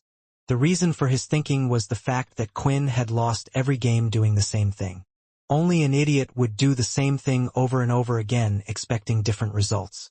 Even if he was now unable to use the red aura anymore, it didn't make any sense. As the next match started, Quinn now looked more confident than he did before. He knew he was incredibly close. His opponent was a female. The ability for now was unknown as the inspect skill didn't work in-game. Quinn rushed forward as usual, but this time no attacks were aimed at him. When this happened, it usually meant the person he was going up against had a transformation or hardening ability. The perfect opponent for the phantom strike. Quinn lifted his fist and aimed for the woman's head. As she saw the punch, a large spike appeared from her face. If Quinn was to carry on moving forward, then the spike would go right through his hand. She could see the punch continuing forward and going through the spike. A smile appeared on her face, but suddenly, she felt pain on her stomach as she keeled over. Phantom punch skill successfully learned. The fist hadn't hit her head but struck her stomach instead. This time, Quinn went for a blow to the stomach. A spike was formed where the punch would make contact. But then sharp pain assaulted the woman on the side of her head.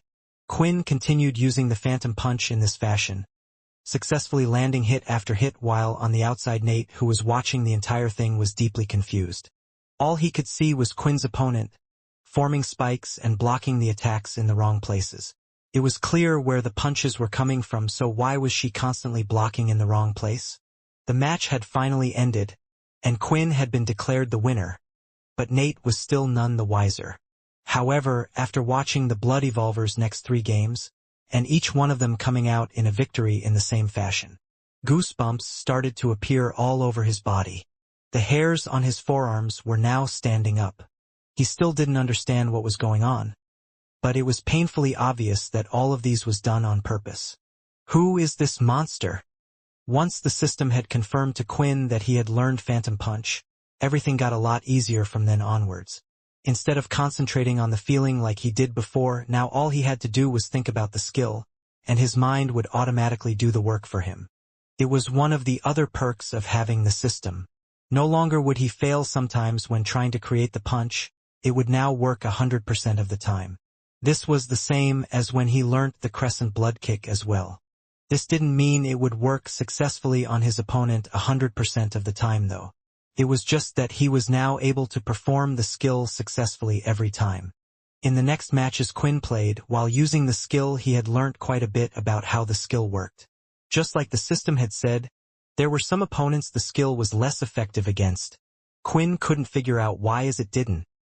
T seemed to be linked with the user's ability level. Most likely it was more to do with their mental ability. For some of the opponents he faced, it seemed like they were only partly tricked. On their end, they would see the phantom punch, but it would disappear before it would make contact. While for those with weaker minds, it felt like they could actually feel the phantom punch hitting them. Still, even a slight phantom image gave Quinn a huge advantage. The constant use of the punches, on top of his speed, made his opponents feel like they were fighting against someone with extra hands. He now understood why the blonde man had said the skill would improve as he improved both his agility stat, along with his charm stat. 180/400 EXP. After defeating the 5 opponents, Quinn had obtained 10 experience points from each of them. It wasn't his goal, but a bonus along the way of learning the new skill. He also continued to get the 10 points for completing his daily quests, drinking the 2 liters of water daily along with avoiding the sun for 8 hours. But still, out of everything so far, the quickest way to level up was defeating beasts. Quinn would definitely need to use this to his advantage when fighting on the other planet. There was also the chance for him to level up even quicker since the system had stated that when fighting along with Peter, he would gain the experience of Peter's kills as well. With the hours of practice and the many matches Quinn had played, he didn't realize the time and the VR pod machines had been shut off. They usually turned off an hour before the curfew time, and the disconnection of him from the game was a clear sign. As Quinn headed back to his room, and with 1 day remaining before the portal outing, he started to think what would be the next best step on trying to get stronger. In his mind, Quinn split up his skills into 4 different categories. He had his blood abilities such as blood swipe, blood spray, blood bank, and so on. These skills could be upgraded by using them multiple times. He then had his charm skills, Daze, Influence, and now Phantom Punch. The next section he counted was his fighting skills such as Flash Step, Hammer Strike, as well as Blood Hammer and Phantom Punch. Although the last 2 skills were a combination of the other sections. Finally though were his ability skills, the shadow skills. After looking at all his different skills, Quinn decided to focus on the shadow skills. There were currently still 4 shadow skills grayed out in the system that required him to use skill points to unlock. The only way Quinn knew of to get skill points was to upgrade the level of his current shadow skills. To do this, it worked the same way as his blood skills. The more he used them, eventually it would level up. This was the best option for Quinn while in the game. The next day had arrived, and as the group agreed, everyone was currently doing their own thing. Everyone was kind of pleased that they had decided to do this. At first, Quinn was a little bit worried about Peter. But when he asked what Peter was planning to do, Peter was already heading off to Logan's room with a bunch of sandwiches held in his arms. It seemed like the two were getting on well enough that Quinn no longer needed to use his blood. While heading to the game room, he noticed Fex had decided to come along as well. There wasn't much for him to do in the game after all. When Quinn entered the game, he decided to watch a couple of Fex's matches. It came to surprise that Fex seemed was playing online rather than using the private server. Because just like Quinn, they were both unable to use their abilities inside the game. After watching a couple of games, he could see that Fex was able to beat his opponents without using his blood skills or string abilities. He purely used his body and martial arts to overpower his opponents. During the second match, Fex had met someone quite skillfully, and for the second time, Quinn had seen him use an improvement of the martial arts that were taught to him. The first time was during the match against Leo. Seeing this just reminded Quinn again that he needed to get stronger. Quinn backed out of the game and joined the private server where he was able to use his shadow abilities freely. Shadow Void. The first thing Quinn activated was Shadow Void. Soon, the room, instead of white, was now covered in purple shifting shadows above. Quinn planned to level up his level 1 shadow skills first. Since they were lower levels, they would take less use to level up. Currently, the shadow skills that were level 1 were Shadow Control and Shadow Void. For each level up of a skill, Quinn gained 10 stat points. Right now, he was aiming for the skill in his system that cost the most amount of skill points. The skill known as Shadow Eater, costing a total of 50 points. He repeated the process of activating the skills as many times as he could, and due to it being in the game and the lobby, he didn't run out of MC points. Eventually, Shadow Void leveled up to level 2. Quinn could now decide how big the Shadow Void created was, and depending on its size, it would either cost far more or far fewer points. The other skills that leveled up were his Shadow Cloak, which was now level 3, along with his Shadow Equip, which was level 3 as well. The time used to cast these skills were incredibly fast, and it seemed like the cloak skill now used more shadows to hide him, making it even harder for him to be seen by those with good perception. Unfortunately, the only skill that hadn't leveled up for him was his Shadow Control skill, the most useful and powerful skill in his arsenal. The skill allowed him to combine it with his blood swipe, as well as block incoming attacks. But it seemed like a skill that only had its use when used against an opponent, and unfortunately, Quinn was unable to use the shadow abilities in the game. There was some good news though. When leveling up the skill from level 2 to level 3, the number of skill points given to him increased. Instead of 10 per level up, he was given 15, giving him a total of 30 skill points. But it still wasn't enough for him to unlock the skill Shadow Eater. The day had come to an end, and Quinn would just have to be satisfied with improving his current shadow skills and learning the Phantom Punch for now. Finally, the day had arrived. It was the weekend, and all the first-year students were told to gather inside the portal room once again. It was time to go through the orange portal. Presently, the first-year students were abiding their time inside the canteen. Every one of them was seated in their groups within their classes. Meanwhile, their respective homeroom teachers were standing at the end of the long table. On this expedition, each teacher would be traveling with their group of 50 students. 2 of the sergeants, Faye and Leo, would be taking charge of the expedition. Only they would be moving slightly ahead of the whole group. Soon, the classes were called one by one into the portal room. Finally, Dell's class was called, so all of the students belonging in that group began to prepare their things ahead of going through the portal. Standing at the front was Dell. The portal glowing with orange light served to illuminate his figure. Although, this time, Dell looked different compared to his usual self. Usually, when teaching a class, he would be wearing the standard uniform that the teachers wore. This time the uniform could hardly be seen beneath the beast gear clothing that he donned. The thing was, the armor he was wearing didn't look like beast gear at all and looked more like a mage outfit. From head to toe, it looked like he was dressed in robes. But if inspected closer, certain accessories could be seen around his wrists and legs. Furthermore, instead of a weapon, A shield was mounted on his back. Before giving his speech to the students, he decided to survey the whole group. He could feel the sweat dripping from his forehead, thinking, I can't believe that the school is really doing this. Why do we homeroom teachers have to go along with them? These kids don't even know what could possibly be on the other end. If they did, they would be just as nervous as me. All these fearful thoughts were running through Dell's head. In the past, he had done an orange portal expedition. Because of that, he was aware that the results of the expedition could turn around for the worse. It was like flipping a coin. In some places, it would be a walk in the park, while other times it would feel like they had been sent to hell. For fear of being sent inside the portal once more, he elected to become a teacher, but it seemed as if fate was toying with him. Can every group present please raise their orange scanning devices? Dell said. His voice loudly resounded within the hall. As Dell asked, the representative of each group showed themselves. For Quinn's group, it was Peter. Once again, he was in charge of carrying the group supplies, and this included the scanner. The only difference this time was that Peter actually had volunteered to help his master. It also made sense, since Peter was fairly sturdy and had a lot of strength. There were advantages such as his unlimited stamina, so he wouldn't get exhausted that easy by carrying heavy objects. I will now explain and show you how the scanner works. I will only explain once, so listen up. Dell said as he raised the scanner for everyone to see. The scanner is fairly simple to use. You will only need to point it at an object. You can see that on the screen you can select the area or item that you want to scan. Then, once you confirm, the scanner will do the rest for you. Simple, right? So remember, don't mess it up. Dell said in a slightly annoyed voice. A single student raised their hand, but Dell decided to completely ignore him as he continued on with his explanation.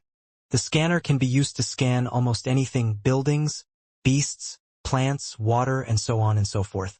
It will try its best to break down the information it has received and display it on the screen for you. Although, this is not the goal of the expedition. Dell halted his speech, heaving a sigh before resuming. His irritation was starting to get the best of him. What you students need to do is look for things on the planet which have never been scanned before, and this includes beasts. In your teams, each newly scanned object will earn you points. If another team or the item has been scanned before, you will receive no points. Now for the most important and very crucial part. There is quite a range on these scanners. Before engaging in combat, it will scan every beast that is within your vision. The most useful thing about these scanners are that, even if they have never seen a beast before, it will be able to tell you what level the beast is at. After the explanation with the scanners was over, Dell went on to tell them how the expedition would work between the classes. Each class, together with their homeroom teacher, would be sent off in a certain area. When they reached their assigned space, the class would stay there for a while, allowing every one of the students to scan the area thoroughly. If they were to run into a beast with a tier higher than intermediate, they were advised to fall back and tell the teacher immediately. The homeroom teacher would then inform the generals, who would come to their aid as soon as physically possible. In total, there were 10 classes. Hence, Faye and Leo would stay in the center of these classes, so they could respond to each of their calls of distress as quickly as they could. As soon as Dell's lecture was finished, the groups began making their final preparations. While Quinn was looking around, he noticed that Logan was already tinkering around with the scanner, no doubt making adjustments in the scanner system. It wouldn't surprise Quinn if Logan was able to change the readings to allow his team to get the top score. All of a sudden, he felt a soft touch on his shoulder, interrupting his observations. Hey, do you need one of these if we're going outside? Fex said as he waved a strange object in front of Quinn. It looked like a flask made out of a silver metal. The only difference was that, on the facade of the flask, a skull that had 2 sharp fangs on the upper jaw was displayed. It was definitely a strange design for Quinn. Looking at it closely, Quinn realized that the design was utterly similar to the one that the book had, the one that had given him his powers. What's that? Quinn asked without really thinking about what he had just said. He was unsure whether this was common knowledge among the vampires or not. This is a special flask that allows us to hold blood inside. If you used a normal flask, the blood would spoil in a matter of a few days. However, this one is specially used within the circle of vampires to keep blood fresh. Well, that is as long as it remained inside the flask. By the way, every vampire is given one. Vex explained. If you're going to another planet with beasts as its main population, then it's best to bring one of these with you. We'll be gone for a week, and I don't want to be turning into a bloodsucker. After hearing those words, a specific memory came flooding back in Quinn's mind. It was related to the time when he did turn into a bloodsucker. Vex seemed to not rely on blood as much as Quinn. Perhaps it was because he was closer to the next evolution. But, for Quinn, if he didn't receive blood within 2 days, he would turn into a bloodsucker. Thankfully though, Quinn now had the blood bank. That, in a way, acted the same way as the flask. Still, even last time, Quinn had used up his blood bank in a fight and eventually he was starving for blood. In this occasion, there were others to rely on. Though it was unlikely that their group would be split again, there was always the chance. But if vampires were required to carry around such a flask, was the blood bank also a unique skill amongst the system, one that other vampires didn't have? It had saved him so many times in the past.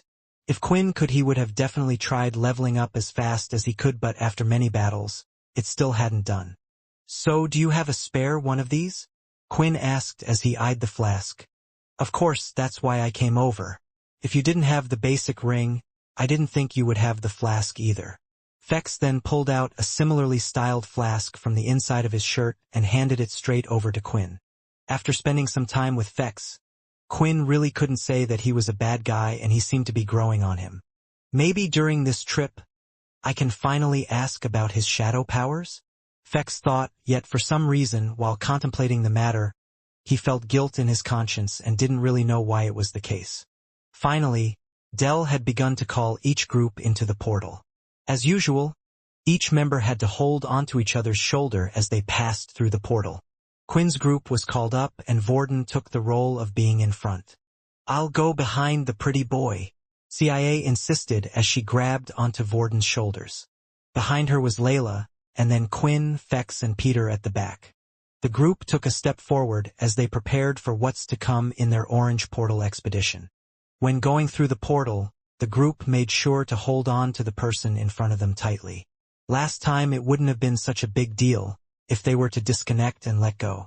Although this might have caused them to split up, they were guaranteed to teleport somewhere safe in the shelter, but this time was different. Shelters were often incomplete, and sometimes not all of the spawn areas had been marked yet.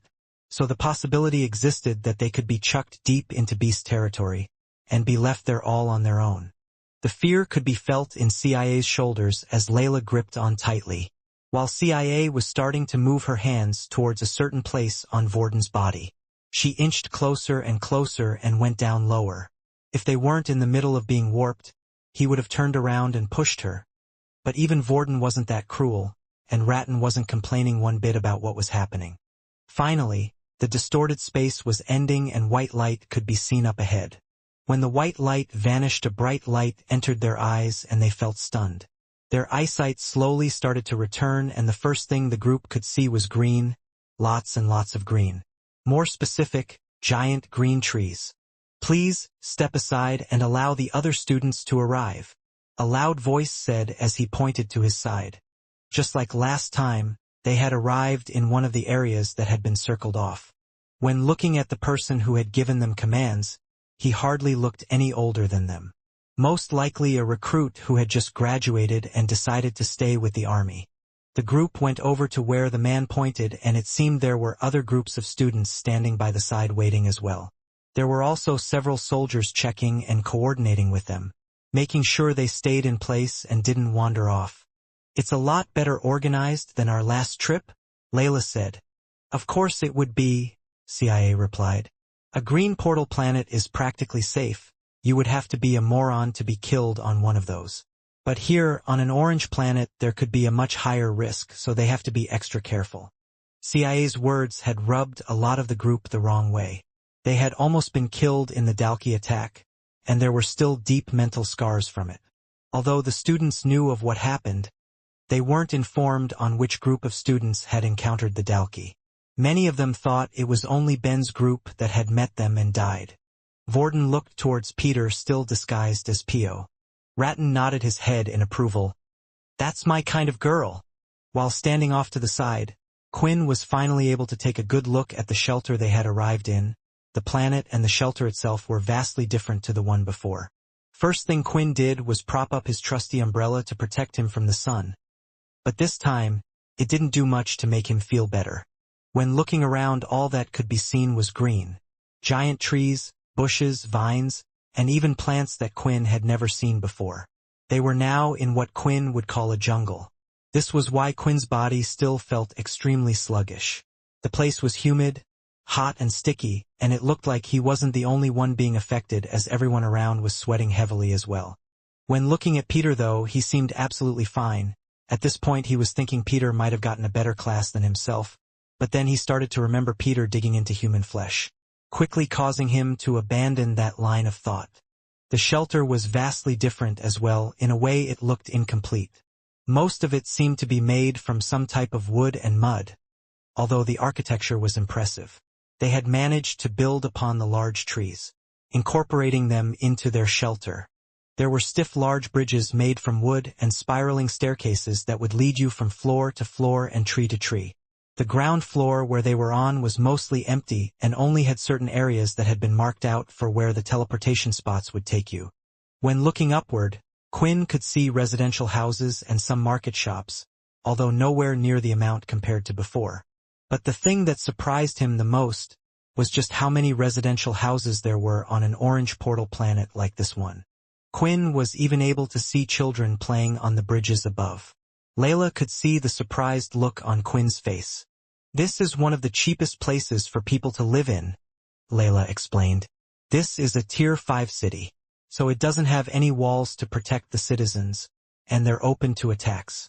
The soldiers will do their best to protect them, but because this planet is still in the middle of exploration, their focus isn't so much on the shelters themselves.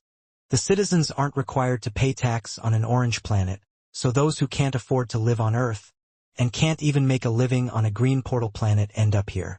Of course, red portal planets are just too dangerous in the first place, and only the strongest of military shelters and factions are able to survive there. When hearing about this from Layla, Quinn started to have strange thoughts.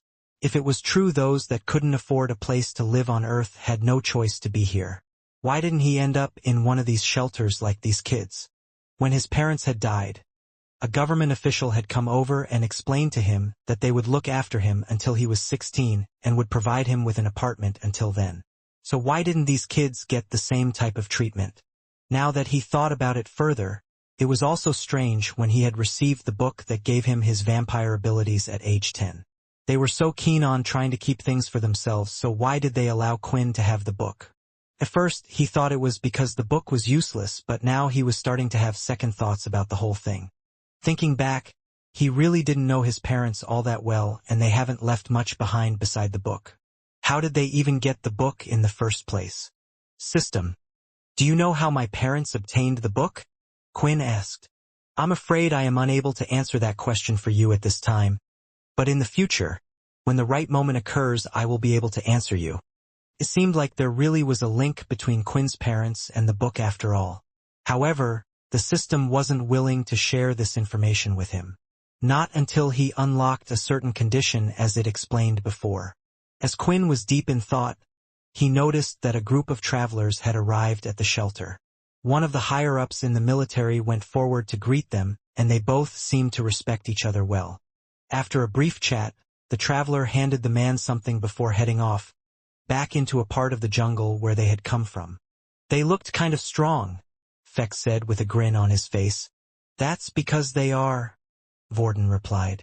To be able to travel through a planet alone where the level of beasts is unknown, and with just 5 of them at that, they must have to be confident in their skills. What were they doing at the military shelter? Quinn asked. Most likely sharing information, Vorden replied. You see, on an orange portal planet, there is more than one shelter. Different factions, including the military, usually set up a base here. Exploring a planet is a collective effort. Once they finish scanning their individual parts of the planet, the shelters share information with each other. This saves time and money, so the different shelters aren't exploring parts of the planet that have been explored already. The students were now being led along to an open space, and while doing so, they could see the people from the shelter and children came out peeking at them from above. All of the first-year students were once again lined up in rows with the homeroom teachers at the front, while Faye and Leo stood in the middle of all the classes. They had come to an open area of the jungle that looked to have been man-made. The trees had been rooted and dug out, and the ground flattened. Most of what they were standing on was mud. When looking ahead, they could also see several paths from the circular open area leading deeper into the jungle. "All right, everyone. Each class shall now explore a different path," Faye said. "I hope that you'll listen to your homeroom teachers well. The scanners will not activate until your teachers say so. So don't try to get ahead of yourselves. You will continue to follow the path and your teachers will tell you when you are in an unexplored area. Remember to always stay on your guard and have your scanners by your side. My last warning to you all, you will encounter beasts on this trip. At what level I do not know. I wish you all luck," Faye shouted. The students saluted to the two sergeants before heading off down their paths. "I wonder what kind of beasts we will run into," Quinn thought. The very thoughts of experience points made him shiver in excitement. The homeroom teacher Dell had taken the lead down one of the paths. The pathway they walked on seemed quite wide and well flattened. It was clear the path was man-made and it looked like large vehicles would come through this way from time to time. Because the path was originally meant for large vehicles, the students weren't bunched up going down the path in a single file but were able to spread out and take in the scenery around them. Fex, who was walking by Quinn's side, took in a deep breath of fresh air. "Now this is what I call different." He had a huge grin on his face as he continued to look around at the large greenery that surrounded them. While the two of them were walking, Quinn took this as his chance to ask him a few questions. Fex had already made up his mind that Quinn had always been on Earth, a vampire who hadn't been back home, so he thought it was only natural to show some interest. "So back home, there isn't anything like this?" Quinn asked, adding the word home trying to make it sound more natural. "Nah, compared to Earth, and these planets with all the bright colors, our home has nothing," Fex moaned. When relocating they had decided to choose a place that was mostly dark, but they also needed an atmosphere that they could still live in. They had found the perfect place for vampires. "I don't know why though, but it always felt strange to me." The words that Fex spoke just then had confirmed a few things to Quinn. The vampires were indeed no longer on Earth like they were when the blonde man was a vampire. At some point they had relocated to a different planet. Now, Quinn was even more confused about how his parents had managed to get the book. "Don't worry, if you and I ever return to that place, I'll give you a grand tour," Fex replied. "So Quinn, you asked me a question, now let me ask you one. Where did you get your shadow ability?" Hearing these words, Quinn thought back to how the system had mentioned to not tell anyone about the shadow ability, for it meant something important to the vampires. "Just tell him you don't have permission to tell, that shall be enough for now," the system said. "I'm afraid I don't have permission from my leader to tell you that," Quinn answered. Fex clicked his tongue and placed his hands behind his head. "Figured as much, but the shadow ability is really cool." As they continued to walk down the path, they noticed that there were plenty of plants that looked strange. At the very least, they didn't resemble anything back on Earth. One plant was shaped like an S and was the same size as the human body. On it were several light blue ring-like patterns. The other students seeing this pulled out their scanners and tried to gather some information on it, but just like Faye had said, the scanners currently weren't working. They seemed to all be linked to a device that the homeroom teacher was using. Only when he activated his device would the other students be able to use their scanners. Although the others couldn't get any information from it, someone else could. Quinn walked up to the plant to see if he could. There was one skill that he had that might just work. Inspect. Blue-ringed growth plant. A plant that can be used to greatly enhance the pleasure in the groin area for both the female and male parts. "Hey, Quinn, what's up with your face, man?" Vorden asked, seeing that Quinn was a little red. "Is it the heat? If you need a break, we can start walking at the back of the group." "No, don't worry, I'm fine," Quinn replied as he quickly moved on. As they walked, Quinn decided to use his inspect skill on every new thing he could see. It was a great chance for him to try to level it up once again. There were still times when the inspect skill was unable to give him information, and while on the red portal planet it was a lifesaver, and even allowed him to get the shadow ability that was locked away in the storage unit. Quinn had tried repeatedly using the inspect skill on a basic item such as a pen, but after about 1,000 tries and no result, it seemed that the inspect skill needed to be used on new items to be able to level up once more. The pathway the students had walked on was starting to come to an end, and now the mud had turned into thick heavy leaves and short green plants. The students' pace had slowed down. Now with every step they took, they had to be careful when putting their foot down. There were several roots that were hidden underneath the leaves, and once in a while a student would get caught on one of them. "A beast!" a student cried. "A beast has wrapped around my leg." The student's teammates who were nearby quickly jumped back and drew their weapons. But after a while, the student calmed down, and when he looked up at his friends, he was almost too embarrassed to say what had occurred. "Sorry, false alarm. It was just a tree root," the student said, chuckling away nervously. One of the students in his group slapped him on the back of the head, and they carried on moving forward. "This should be a good spot," Del said as he placed his large shield onto the floor. The area they were now in was quite open. There weren't as many trees and vines, and it was quite free, allowing them to see what was coming from all different directions. "Students are not to travel more than 200 meters from this spot. If you do, your scanner will make a ping indicating they will no longer work," Del explained. "For each new plant discovered you will receive 5 points. For each new beast discovery 20 points. Please remember this is not a hunting trial. There is no need for you to kill beasts. However, anything intermediate level and below you may try your best to go against them if you wish, but any kills will not be awarded points. Still, you can keep the crystal for future use as well. Alright, your scanners are now on."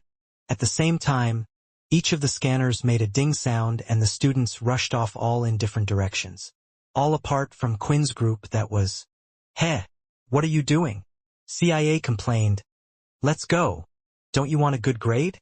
Before it was always Erin who had been so dedicated to getting the best score. But without her here, it felt different. "Let's do this," Layla said. "Let's get to the top for Erin." Quinn liked that idea.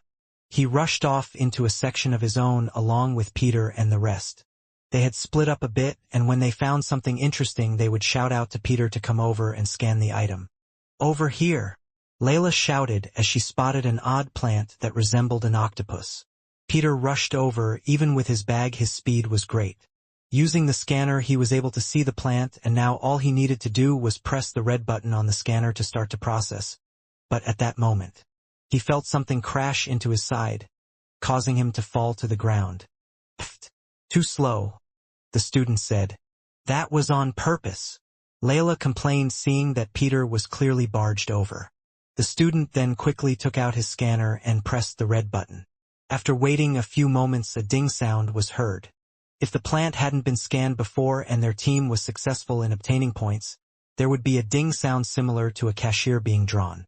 If the item had already been scanned, a big red X would appear on the scanner with an error sound instead.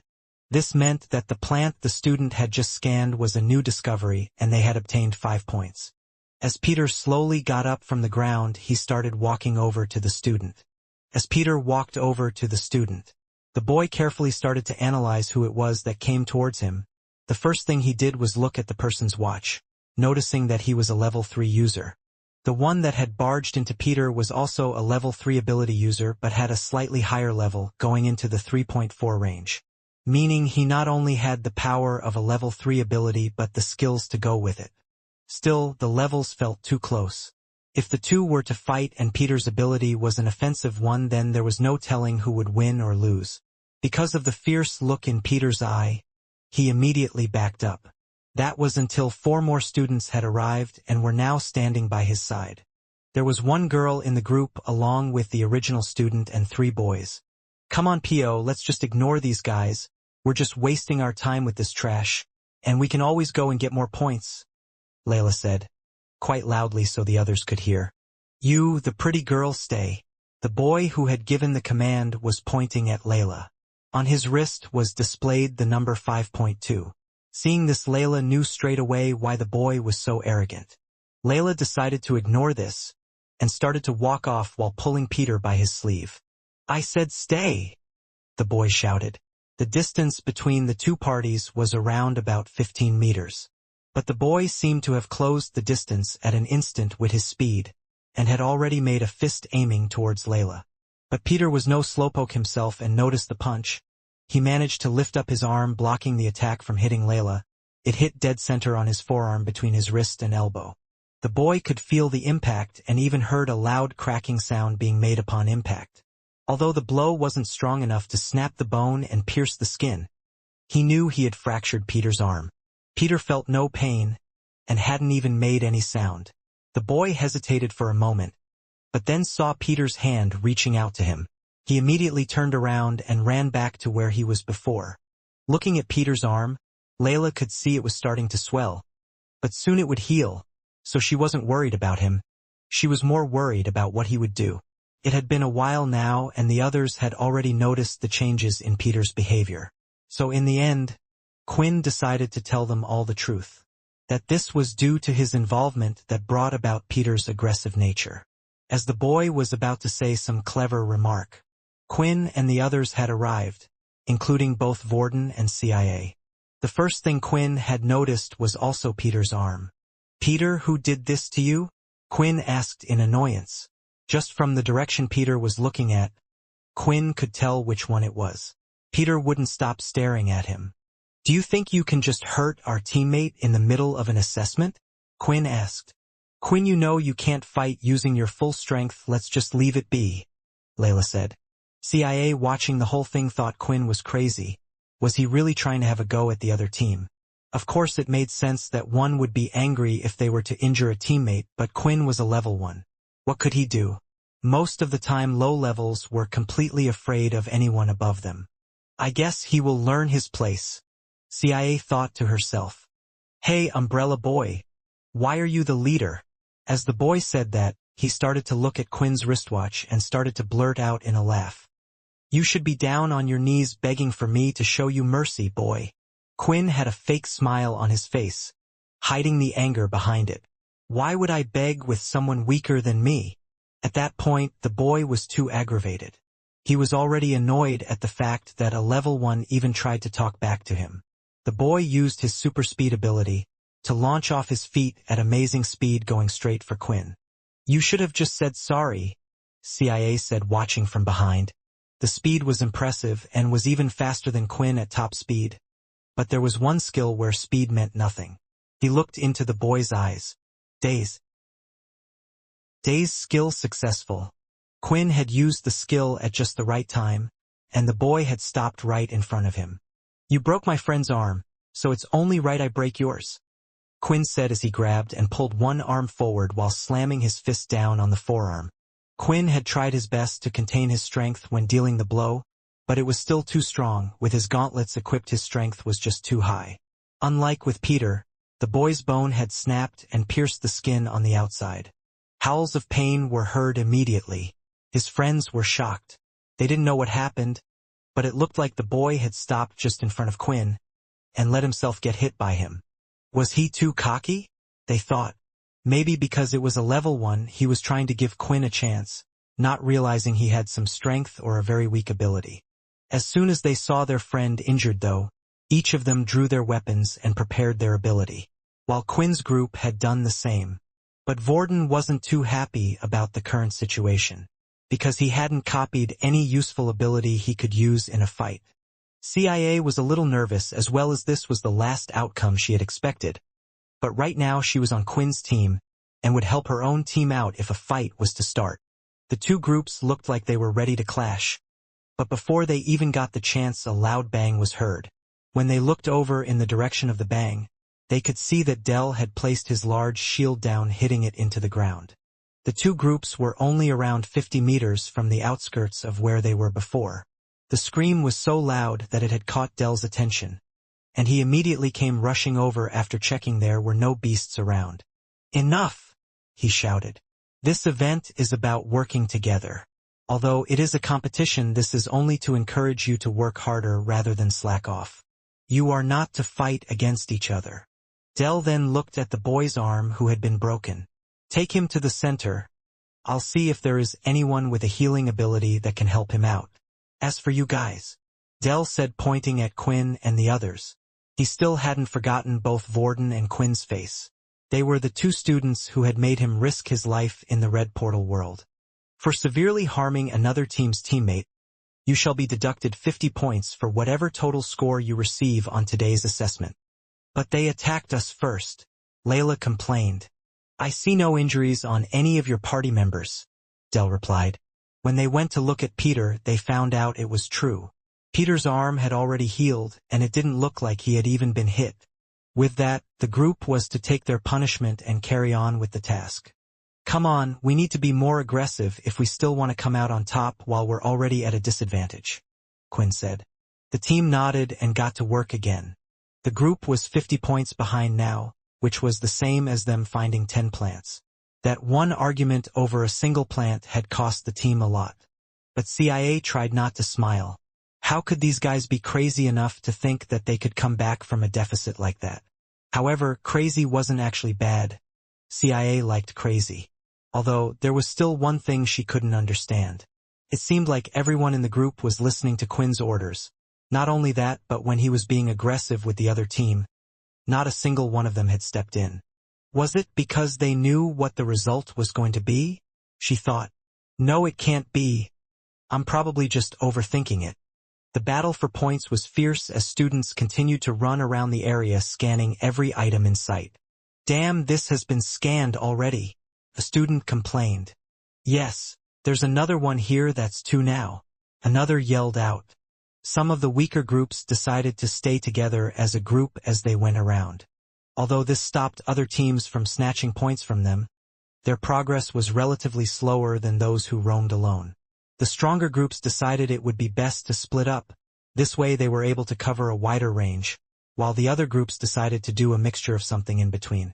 Even though the group thought that Dell was being harsh in his punishment, it wasn't truly the case. He had planned to do something similar beforehand but wasn't quite sure how to do it until the incident gave him an excuse. Quinn's group had an extra person, so they were at an advantage compared to others. But since there was only one scanner, it was hard to say how much extra influence an extra member could give. But after seeing Vorden and Quinn's face once more, his emotions got the better of him as a teacher, and he decided to give them quite a setback. Out of the strategies implemented by different groups, in order to catch up to the others, Quinn's group decided to do a mixture of the two. They decided that they would travel around in pairs. Quinn and Peter, Layla and Vorden, and lastly Fex and CIA. In the beginning there was some disagreement with the pairings, but eventually they agreed on this setup. At the end of the day it would be better for Peter to be with Quinn, and Vorden refused to team up with CIA, so that left him with Layla and Fex with CIA to make the relative strength of each group about the same. It was important for them to have one strong member with a support-type member. Although Layla and CIA could have gone together, if they were to confront a beast, or a similar situation happened with Peter, there wasn't much that they could do. The group had already split up, and while everyone was off looking for some new items to discover, Quinn noticed something peculiar. There were 10 groups, yet nearly every group had a single member that acted as a type of mule, a person designated to carry their belongings. After a closer inspection, he also noticed that these mules were people who had the lowest levels in their group. But nevertheless, they would still wander off and look around as instructed by their team. Wouldn't this be the perfect chance? Quinn thought. Right now, they weren't in school, and many of the students had separated from each other. If he was to take a sample of their blood and mind, control them afterwards to forget what had happened, no one would ever know what he had done. It was basically the perfect crime in such a perfect situation. "P.O. over here!" CIA shouted. Peter then dashed off into the direction that CIA had yelled, but Quinn didn't follow. Instead, he set his eyes on a target. A lone female student had been designated to carry her team's luggage. She seemed to be disheartened by the whole thing, and was searching through the trees and vines in a crestfallen manner. It was obvious that she didn't feel that she was doing anything substantial or that she was even a part of the team. As she bent down to look at a certain plant behind the tree, When she lifted her head again, Quinn was standing in front of her. He didn't say much because he needed to act as quickly as possible. Although they were covered by the trees and vines, there was always the off chance that someone could see him. Quinn grabbed her hand as fast as he could and made a small scratch on her palm. Her blood was now on the tip of his gauntlet. After placing it on his tongue, the system message appeared. Blood type A+ consumed. Strength 20. It was a little bit of a disappointment, but Quinn was hoping to obtain as much O-type blood as possible, so he could increase his charm stat. Right now, his selection was limited. He had to choose low-level students with lackluster abilities who most likely had a weak mind too. But if his charm skills eventually increased, the pool of people to choose from would also increase directly proportional to his charm skills. Influence skill activated. The girl's eyes started to glow slightly red, showing that his skill was active. Quinn informed the girl to forget about the event that just occurred. Nothing strange has happened. To her, it would just feel as if she had forgotten what she was about to do. Before ending the spell, Quinn placed some of his saliva over the small cut, allowing it to heal instantly, before heading back towards the center as he continued his exploration. While the others were busy calling out to Peter and looking for new things, Quinn was looking around to see if he could spot any other strays that weren't with their group, and which was also in a well-hidden area, as if they were hiding their shame and embarrassment to the others due to being designated as a luggage-carrying mule. Eventually, Quinn managed to find 2 more students, and he used the same tactic as before, getting him another 2 stat points. Quinn managed to get another blood type O, increasing his charm points to 14, while also obtaining another blood type A, increasing his strength. Faye and Leo were standing together at the starting point where all the groups had split off. They stood there silently. Leo didn't talk much, and Faye didn't really know how to speak with him. Suddenly, a beeping sound was heard from the watches of the 2, indicating that one of the teams had asked for help. "I'll get to it," Faye said as she stormed off at lightning speed in the direction of one of the paths. Faye was meant to be the first one to respond since her ability was super speed, but she felt even more obliged to act due to the awkward situation between her and Leo. Leo continued to stand there, taking in the fresh smell around him, but it was quickly disturbed as another beep reverberated from his own watch. "Another one?" Leo said. "Is this planet more dangerous than we thought? I hope there aren't any more calls," Leo said as he started to run towards a different direction from where Faye had gone. He had hoped that perhaps the teachers were only being trigger-happy, sending out a signal prematurely. It was always better for them to be on the cautious side when it came to these things. But the fact that 2 signals were sent out at the same time gave Leo some concern. The group had managed to obtain 25 points in total. They also discovered and scanned a peculiar type of rock mineral in the mix. Still, they were vastly behind the others, and their weighted points at the end of everything would be -25. What they were doing at this moment wasn't working, and they needed a change of plan. The quickest way for them to earn points would be to find beasts. But right now, there didn't seem to be any beasts in the area, as not a single group of students had encountered one just yet. But once they moved away from this area at Dell's command, which was when Quinn and his group would change their focus, the weaker groups wouldn't dare to risk it by going up against such things. Ding ding ding. Just then, a few meters away from Quinn, one of the scanners had made 3 dings. A sound that he hadn't heard just yet. Dell didn't even bother explaining to the students the meaning of the dings, but they soon found out what the sounds meant. The scanner pointed at what looked like a boulder that was stuck into the ground. The top part could be seen, and it had several areas of green moss growing over it. But after the student had finished scanning the unique object, he took a few steps backwards and panic was evident on his face. "A beast!" he shouted. "I found a beast!" The student's teammates had gathered around the exited student to see what he was blabbering on about, while a few others took a step back, and even Dell was watching carefully with his hand placed just above his communicator, ready to call one of the sergeants at any time. However, there were a few students who moved forward. These tended to be the stronger ones, or those that enjoy the battle aspect more than anything. Even though they would no longer obtain any points from scanning the beast, they could still kill it and obtain the beast's crystal. One of the students who was moving closer turned out to be Quinn.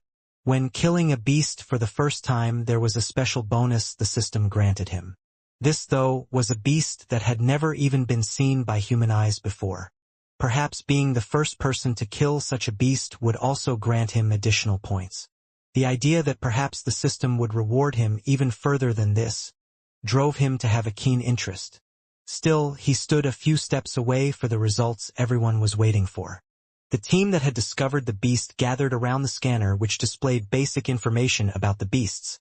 And after reading one line, there was excitement on their face. It was a basic tier beast. Keeping this secret to themselves, they immediately dashed forward. If it was an intermediate tier beast, the group might have been a little cautious, but a basic tier was easy pickings for a team of 5. Seeing the team of 5, Quinn was upset about how hesitant he had been. But he couldn't act right now in front of these people. It wasn't worth it, but maybe there was something he could do. The beast that the group were chasing looked like an ordinary boulder that was stuck into the ground. It was nearly impossible to tell the difference between the boulders that had been there a while covered in moss and a beast. Even now, as the students charged towards the thing, there was no reaction from the beast, and it still looked like a boulder. Seeing this, an idea came to Quinn's mind. He ran around the side of all the students who were busily captivated by what was going on, and he entered a different part of the jungle. What's he doing? Fex thought as he managed to see Quinn dart off to the side. Fex too decided to go off and keep an eye on just what Quinn was trying to do. Come on guys, we can't waste time just watching this thing. Let's carry on looking around, Vorden said. The other groups felt the same way, while others decided to stay and watch what a beast would look like on the planet they were on. The student leading the charge, hand turned into a brick-like substance, while the other students behind also drew their weapons and had their abilities readied. The student in the front slammed his fist into the boulder.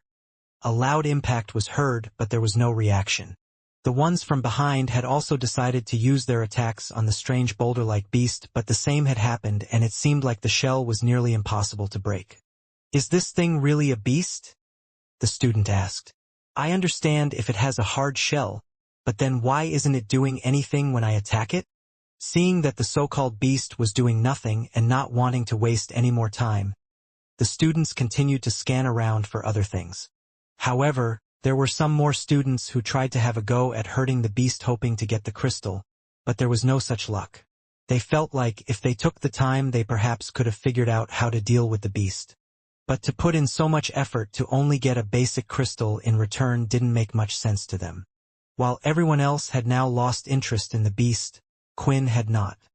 He had continued to go through the jungle using his inspect skill on every boulder-type thing he could see. Most of them were just that, regular boulders, but then he had finally achieved a result.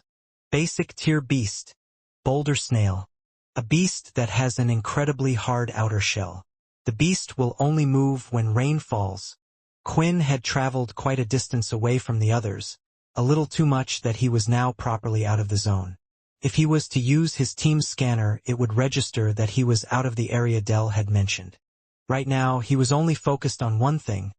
Unaware that the others were unable to defeat the beast, Quinn thought he was under a time frame. He wanted to be the first person to kill the beast. After hearing about the description, he had an idea. Quinn stopped just in front of the boulder and readied himself. He looked around him just in case. Even though he was out of the area the students were supposed to be in, he was unsure if there might have been a stray. Doesn't look like anyone's around, Quinn said. He was unaware that he was actually being watched by Fex. Using strings as he walked between trees in the air, he made his movements almost silent, and now he was carefully watching Quinn from above. Quinn stomped his foot onto the ground, raised the energy inside him, and pulled back his arm as he let his other fist outward at the same time. He activated his skill Blood Spray to create his still most powerful strike. Blood Hammer. If he couldn't damage the outside, then he would go for an attack that hurt the inside. As his fist hit the shell, the powerful impact caused a loud bang. It sounded like someone had shot off a bullet in the middle of the forest. When looking at the beast, there was a large crack in the boulder and black liquid was slowly dripping out from it. Was that the hammer strike? Fex said as he watched in shock. But I thought he was a complete beginner? No, he is definitely a complete beginner. The hammer strike was an advanced move that was only usually taught to students after they understood the basics of martial arts. But after teaching Quinn, Fex decided to not teach him anything else. Yet, here he had just witnessed Quinn perform a skill beyond the basic martial arts, just like the flash step. So he really must have a teacher then. Maybe they're the one that taught him the shadow ability as well? I need to find out more, Fex thought. Basic beast has been killed. 50 EXP gained. First time killing boulder snail. 100 bonus EXP gained. You are the first person to kill a boulder snail. 5,000 bonus EXP gained. Looks like I made it in time, Quinn said. After looking at the results of being the first person to kill such a beast, he was even happier with the decision he made. Now the loud sound that erupted from the impact of the blood hammer on the beast's shell had echoed throughout the jungle. Even the students who were 200 or so meters back could hear it, but they chose to ignore it since the sound was a distance away. It wasn't their concern. But the sound really had traveled a good distance. Within its chambers, a large figure dwelling deep inside a cave awoken. Bloodshot red eyes flared open as it began to make its move towards the sound. A stab with her rapier, Faye jumped back to avoid the black blood that would spurt out from the beast. Then a quick change of her weapons that couldn't be followed by regular human eyes. She had changed to a sword. She swirled around and struck the snake-like beast from the tail up, slicing its body in half. Was that all of them? Faye said in an annoyed voice as she looked at the shy female teacher. Yes, the teacher replied as she bowed down her head in shame. After the distress call received from one of the groups, Faye came at full speed towards the area. It seemed like the students had encountered a group of intermediate-tier beast. The snake-like creature hung from above the trees, and when the students had entered the area which they were meant to explore, they had dropped down. The female teacher was frightened, and before even confirming what level of beasts they were, she had asked for help. When Faye arrived, she was annoyed. She could tell just from a glance that these beasts weren't above the intermediate level, and as the students including the teacher herself engaged in combat, she could as well. But once the distress signal was already called, it meant Faye had to check it out no matter what, and while she was here she felt like she should quickly help the students deal with the situation. An intermediate beast could be dealt with by a group of 5, but it would still be a hard task and distract them from their goal. Looking at the teacher, Faye was about to give her a scolding.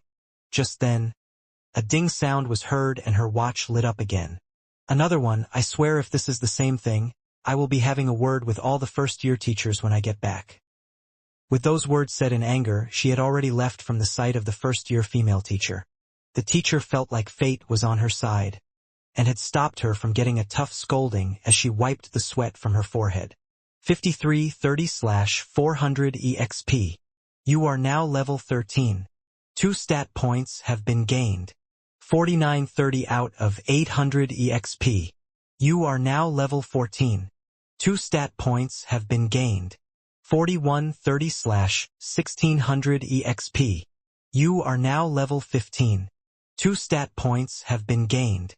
2530 divided by 3200 E times P points.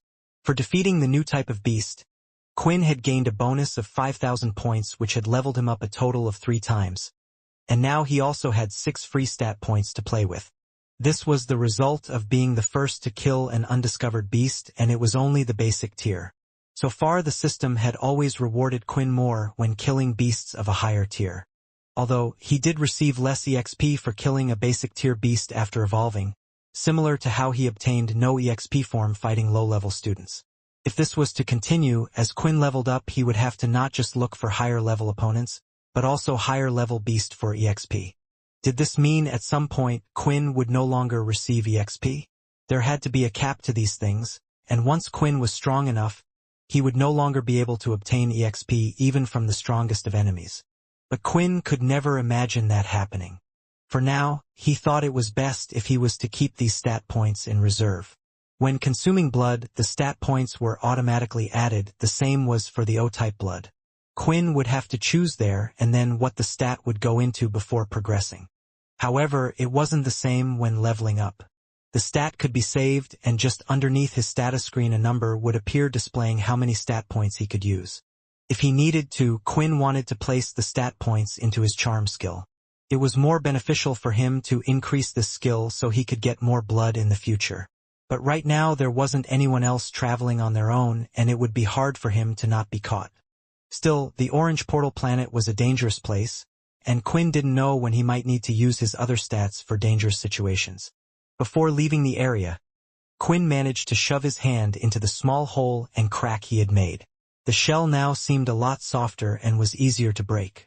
Since the beast was dead, the crystal inside was no longer powering its defensive capabilities. After swirling his hand around inside the beast, he eventually felt a solid object and pulled the crystal out. Even though it was only a basic tier crystal, Quinn was already thinking about what type of armor the crystal could be used for. It had a good defense after all, so it would be best made into either a defensive item or a piece of armor. The crystal was stored into his system inventory, away from the eyes of others. Quinn had returned to where the others were, and he could see Fex by CIA's side as well. He had managed to leave just after seeing Quinn kill the beast, and did not see what Quinn had done with the crystal after. As Quinn walked past him and went to join up with Peter, Fex did his best to look as unsuspicious as possible. He started whistling away while looking through the trees. "Did you do something wrong?" CIA asked. She could tell that Fex was acting strange ever since he returned. Hearing this caused Fex to jolt back a bit. "No, I'm just getting bored. Why would I have anything to hide?" "Maybe you have something to hide, and that's why you're accusing me of having something to hide," Fex replied back. "You know, that's a classic line of someone who's been caught," CIA replied as she walked off, already uninterested in whatever Fex was trying to hide. It had been over an hour now, and the group had a total of 60 points. They had finally recovered from their deficit. They were unable to see where they were as none of the groups knew each other's scores. But they had a rough idea from watching, and with the 50-point deduction, they wouldn't be surprised if they were still in the last place. Now, when students were scanning items with the scanner, it would constantly come up with an error. 15 minutes had passed, and there wasn't a single sound indicating the students had found something. The only beast that was found was the strange boulder beast as well. "I guess it's time for us to move on," Dell said. A larger device was tied around his waist, which looked like a larger version of the scanner the students had. After pressing several buttons on his own scanner, a sound was heard, and suddenly, none of the students were able to scan anything at the moment. "All right, students, everyone gather up in the center. It's time for us to move on to the next area," Dell shouted. As the students started to walk over to Dell, loud low sounds could be heard, and a vibration underneath felt in their feet. "What is that?" a student said, worried, as the loud sounds were consistent. It was clear that something large was coming towards them, and it wasn't human. The loud sounds started to get louder, and now the sounds of trees crashing onto the ground could be heard. Every student was looking into the direction of where the sound was coming. 2 of the trees closest to the open part of the jungle were knocked down, and now they could see what was making all that noise. The large beast stood on all fours, and had a long neck. There was no fur, and it resembled something similar to a dinosaur. Even the size was something similar to what they would have imagined. The only difference was on its back. It seemed to have a large flower bud. It completely covered it from its neck to its tail. The students picked up their scanners and immediately started to scan the beast. Size wasn't always the indicator of strength. Quickly, they realized their scanners had been turned off by Dell, and they were unable to tell the level of the beast. But for Quinn, it was different. Advanced Tier Beast Florosaur. Unable to obtain further information. "Guys, we have to run," Quinn shouted in a serious tone. They didn't know why, but Quinn was clearly shocked after seeing the beast. Perhaps it is his vampire senses tingling, telling him this is a strong beast, Vorden thought. But that wasn't the case, for Fex stood unaware of the danger in front of them. Some vampires were able to sense how dangerous a beast was, but Fex's senses still weren't at that level yet.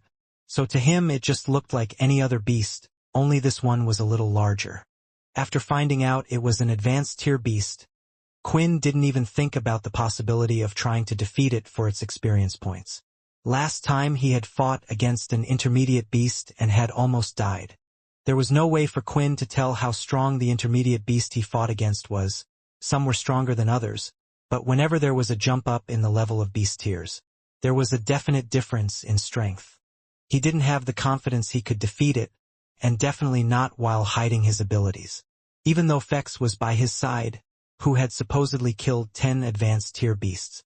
Fex had the same problem as Quinn, where he was unable to reveal himself in front of this many people. However, honestly, if Fex knew the level of the beast, even he would have been frightened. Just like when Quinn faced an intermediate beast, Fex had barely made it out alive in his fight with an advanced tier beast. He wasn't strong enough to easily deal with one, and definitely not while hiding his powers. The students were also frightened, mostly because of the size of the beast. When it exited from the trees, it had stopped, and was now looking down at them. The beast was a little larger than a 2-floor house, while its long neck stretched out, causing a shadow to be cast over the students at the front. Seeing the beast, Dell nervously took the larger scanner from his side. His hands were shaking as he pointed it at the creature, and after a few seconds, his fears were confirmed. It was an advanced level beast. Dell was never much of a fighter, and his ability also supported that fact. Immediately, he started tapping away at his wristwatch, sending out a distress signal. In his panic, he was unaware of how many times he had pressed the button. Dell just wanted one of the sergeants to appear in front of them now. Out of all the students, Quinn was the first to take a step away, trying to get a head start on the other students, but the sound of his steps caused the leaves to ruffle, and the creature's head turned and immediately looked at Quinn. "Maybe moving isn't a good idea," Layla said. "Yeah, while it's not being aggressive, let's not do anything," Quinn replied. Dell had felt the same way, which was why he hadn't shouted at the students to run away and retreat. The sudden movements could frighten the beasts. Most beasts were hostile towards humans, but the higher tiers seemed to have more intelligence, and some would leave humans alone. Although that didn't stop the humans from hunting them for their crystals. Dell was hoping that the students at least knew this basic knowledge, and wouldn't try attacking the beast, giving them all the best chance for survival. The bud on the beast's back slowly started to open up, revealing a pink center. Out of the pink center, 6 vines had also appeared, rising up in the air before dropping down and falling to the beast's side. The vines seemed to be alive and being actively controlled by the beast. Although the beast wasn't moving, the vines were stretching out from the buds as if there was no end in sight. One of the vines had reached the student closest to the beast. The end of the vine was slightly larger, and looked similar to the head of the beast itself, but was still green in color. Right now, the head of the vine was floating directly about in front of the student. His heart was beating loudly, and he now had his eyes closed, hoping that if he couldn't see the beast, it would somehow calm down his nerves. After waiting a while and nothing happening, the student eventually opened his eyes, and right at that moment, the head of the vine opened up and attached itself to the students. Using both hands, he grabbed onto the vine and tried to pull as hard as he could, but it was no use. The suction and stickiness of the vine was too strong, and he couldn't break free. The vine lifted the student high up into the air and towards the beast's mouth. As it opened up its mouth, several sharp teeth could be seen, and the beast took a bite that caused nearly half of the student's body to disappear. "Everyone run! It's a hostile advanced tier beast," Dell shouted as he ran into a random part of the jungle. Most of the students decided to follow where Dell had gone. It was an instinct for the students when in times of danger to rely on the adults that were there, especially since Dell was their teacher and was meant to be there for their guidance. The beast continued to use its vines to grab the students closest to it, and as they screamed in pain and cried out for their teacher's help, Dell closed his eyes and tried to ignore them. "If I go back and try to save them now, we could all die. This is the right thing to do," he told himself. The students who had gotten a head start had managed to create a distance between them and the beast. The beast still hadn't moved and was busy eating the students it had managed to catch. However, while Dell was running blindly through the jungle, he was aware of a great problem. The distress signal sent from the watch was just that. It was only a signal sent to the sergeants. As stated before, the GPS tracker and other features of the watch didn't work well or not at all on other planets. Even the scanner could only work with the technology of the master scanner that Dell held. The system was designed so when a signal was sent, the sergeants could tell which team the signal was coming from. They would then head over in that direction. If Leo or Faye was to head there now though, they would no longer be there and would have no clue where Dell or the other students had gone. But right now they had no choice. Suddenly, the loud sound of the footsteps could be heard coming in their direction once again. The beast was on the move now that it had finished its snack. Quinn's group was quite fast, and were just behind. Delegate Peter had picked up Layla and held her in his hands while surprisingly, CIA was able to keep up with them. Fex and Quinn were not traveling at full speed as they made sure to stay behind Delegate, unaware that Dell had no plan. The students at the back could hear the booming footsteps getting louder and louder. In the end, the temptation got the better of them. They turned around and were caught by the vines. Some of the students were a bit smarter in their movements and would travel in between trees, making it harder for the beast to catch them. Still, it did nothing to slow down the main beast's body as it would continue to bulldoze its way through the trees. Then when Dell had made it past another tree, they had finally come out to an open area. A small vertical wall with vines on it could be seen, most likely the side of a mountain. Dell thought about attempting to climb it, but it would take some time for them to scale, time they didn't have because by then the beast would catch up with them. The open area was quite large. To the left and right there were two paths, but they were slightly slanted going uphill and Dell didn't like their chances of outrunning the beast. "We have no choice. We have to turn and fight," Dell shouted. The 40 or so students knew the seriousness of the situation. They turned around facing the jungle which they had just exited from and prepared their weapons and abilities. A few moments later and the beast came crashing through, with trees flying off to the side. "If we want to live, I might have to fight with everything I've got," Quinn said. When looking up at the beast, blood could be seen dripping from its mouth. It was even quite a shocking sight for both Fex and Quinn. They also consumed blood, but this wasn't the same. One of the students' intestines could be seen dangling from the side of the mouth of the beast, and even for them, this was too much. The vines continued to hover around the beast's side as if they were alive like snakes, while the main body of the beast charged straight ahead into the students. Like a whip, the vines were used to knock the students closest away. It caused quite a deep cut amongst the student's body that had been hit. They felt like they could have just as easily been hit with a sword. The attack was so fast and sharp it even felt like one. Some of the students that saw their friends hurt started to rush towards them. "No, don't," Dell shouted. Dell had propped his shield up and dug it into the ground while staying behind. His ability wasn't that great, so all he could do was stay at the back, near the mountain wall. "Healers and support type abilities, come and stay behind me. We don't want you to get hurt," Dell commanded. "Anyone who uses a beast weapon as their main attack, come closer to me now." They did as their teacher told them to. Right now, the element abilities were busy distracting the beast, aiming for the attack against the legs while other students would try their best to block the vines. The ones that had used beast weapons as their main attack had gone towards Dell and could see him placing his hand on each item. "I wonder what he's doing?" Quinn thought as he went over to take a closer look. "My ability allows me to double the strength and durability of any beast weapon for a limited time. We need to defeat the beast before time runs out." Quinn overhead, Dell said. Hearing this, Quinn too lined up waiting for the teacher. Those who had their equipment improved had gone to join in the fight with the other students. There was a mixture of people. Some were scared, some felt like they had no choice but to fight, and for a few of them, they enjoyed the thrill of a fight and couldn't help themselves but join in. Quinn was the last to line up and eventually, it got to his turn. "Boy, there's no point wasting this on you," Dell said. "Will you even get in a fight? Besides, I can only use my ability so many times in a day. It would be a waste on you." These words had angered Quinn. If he wasn't going to use his vampire abilities, he thought he might be able to help out greatly just using his beast weapons.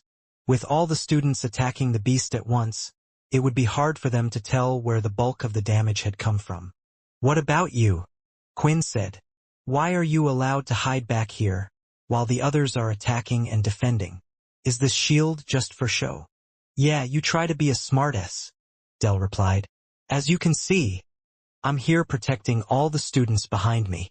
As Quinn looked at the students behind Delaware, he could see many of them with fear and shock in their faces. A few even had tears in their eyes as they saw their friends get hurt. "I have to help him," a woman cried as she went running forward, but her friend quickly pulled her back towards their group. "Don't. I know you want to try to save him, but if you get hurt, we can't save anyone," another female replied. Out of all the students in Dell's class, her ability worked more like a buff increases the overall strength of a student, but still it would be better than leaving them out there. About 8 of the students had been attacked by the vine-like whip. It seemed like the beast had stopped eating students while there were many around attacking it. Still, the wounds on these students were quite bad and the 2 of them were unable to move. After hearing what Dell said, Quinn didn't really want to help out. But after seeing the sad look on the faces of the others, he knew he had to do something. "P.O. come," Quinn shouted as he dashed off towards the fallen students on the ground. "Is he going to try to save them?" a student asked. "No, he's only a level 1. He must just be an idiot." Peter wasn't the only one that was following Quinn. Right now on his other side, Fex was running closely behind him as well. "I'll cover you while you do whatever you want to do, but you will owe me one after this," Fex said with a wink.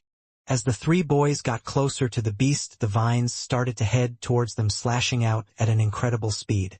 The first one was towards Peter, who attempted to grab the vine, but it was just too fast. It had slipped through and sliced the palm of his hands quite deep. As usual, there was no pain and his hand was already starting to heal. Now on the other side, another vine was coming towards them, and this time it was Fex's turn. Fex was a vampire and was unable to use his ability just like Quinn.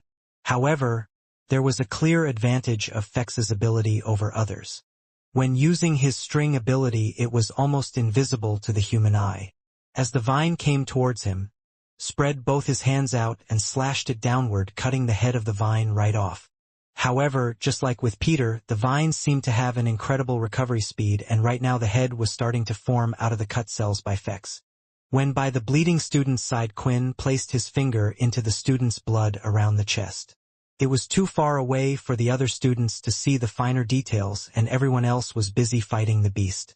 Quickly shifting his hand into his mouth, he quickly picked up the student and rushed back to the others. A blood type consumed. Stamina 18. Quinn then repeated this process with the other students who had been hit. In total, he managed to save 5 students and at the same time consumed their blood. While the others had been flung away, or were too deep fighting in the carnage for Quinn to get the chance to consume their blood. All in all, Quinn had gotten stronger. Strength 23. Agility 19. Stamina 18. Charm 16. Fex didn't let Quinn's strange habits go unnoticed. Even if he did enjoy the taste of blood greatly like some vampires did, to do so in the middle of a battle was a bit crazy. While Quinn was busy looking at his stats and the 2 by his side were busy dealing with the vines, a third vine had already set its sight on Quinn. When the 2 had looked at each other, the vine had set its target. It reached out as far as it could to grab onto Quinn, but he wasn't as nimble when moving backwards and could see the vine would soon catch up. Just as the vine was about to reach Quinn, its movements suddenly slowed, and Quinn was able to create a distance between the 2. He looked around, seeing what possibly could have been the cause.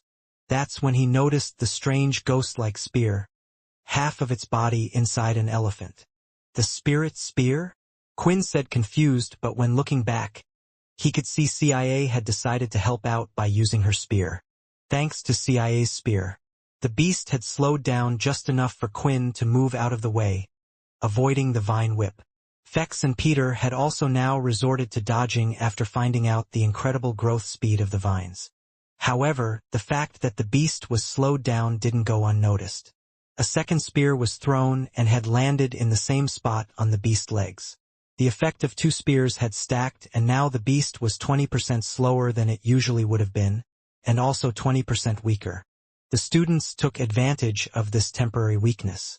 Their attacks were bouncing off the beast's thick hide were now doing damage, and the vines that were troubling started to move slower.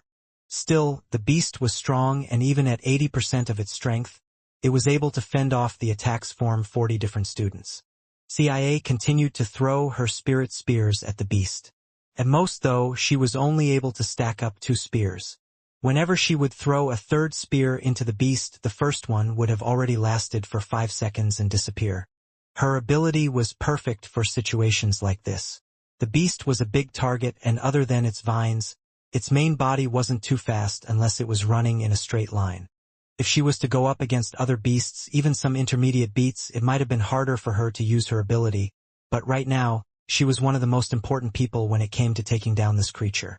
If only we could make it even weaker, Dell said.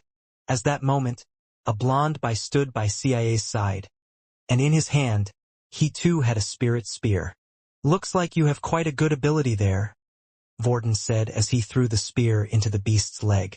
With Vorden and CIA using their spirit spears, the beast now had lost 40% of its overall strength.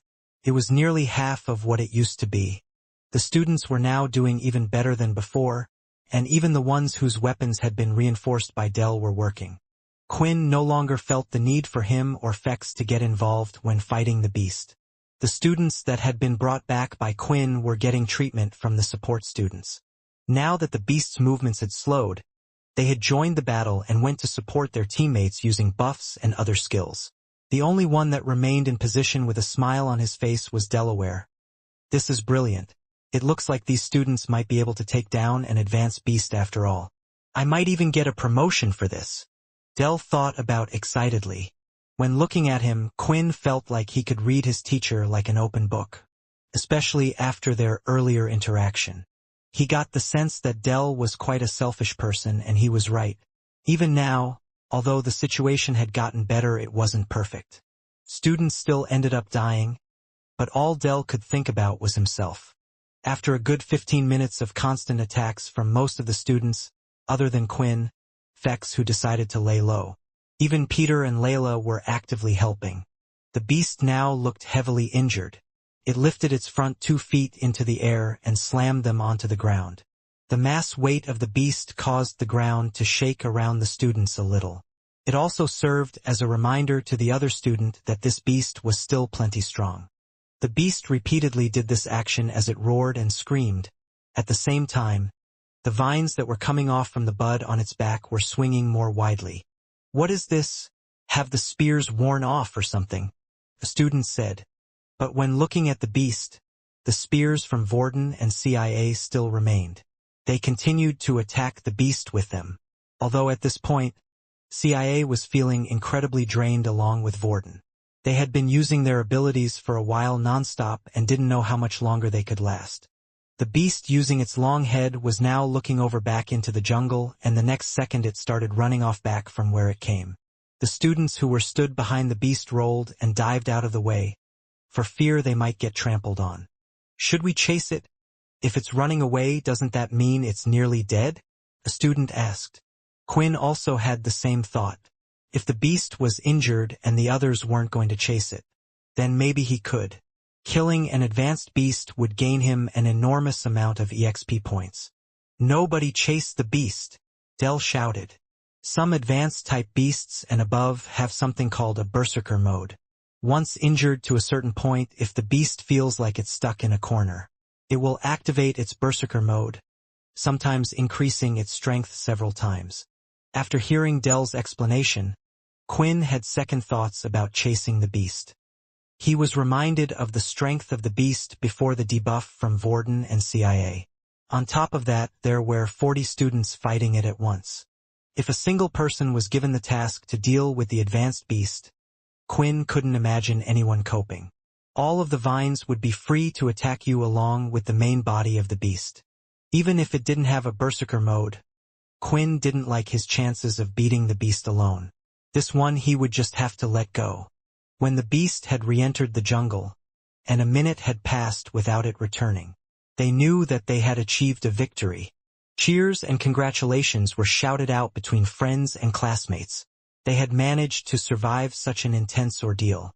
Many of the students had gone up to those who had put themselves on the front line, congratulating them for being brave and attacked the beast from the beginning. This included Dell, who had come over. It was no surprise. Quinn, after all, had contributed nothing to cause the beast to run away. The other students deserved the praise. But then, a female with light pink hair stepped in front of Quinn and bowed down to him. As she lifted up her head, her eyes were filled with tears. "Thank you so much for saving my friend," the pink-haired girl said. After that, she hurried off to join her teammates. The thanks should have made Quinn feel good, but it didn't. It had made Quinn feel bad instead.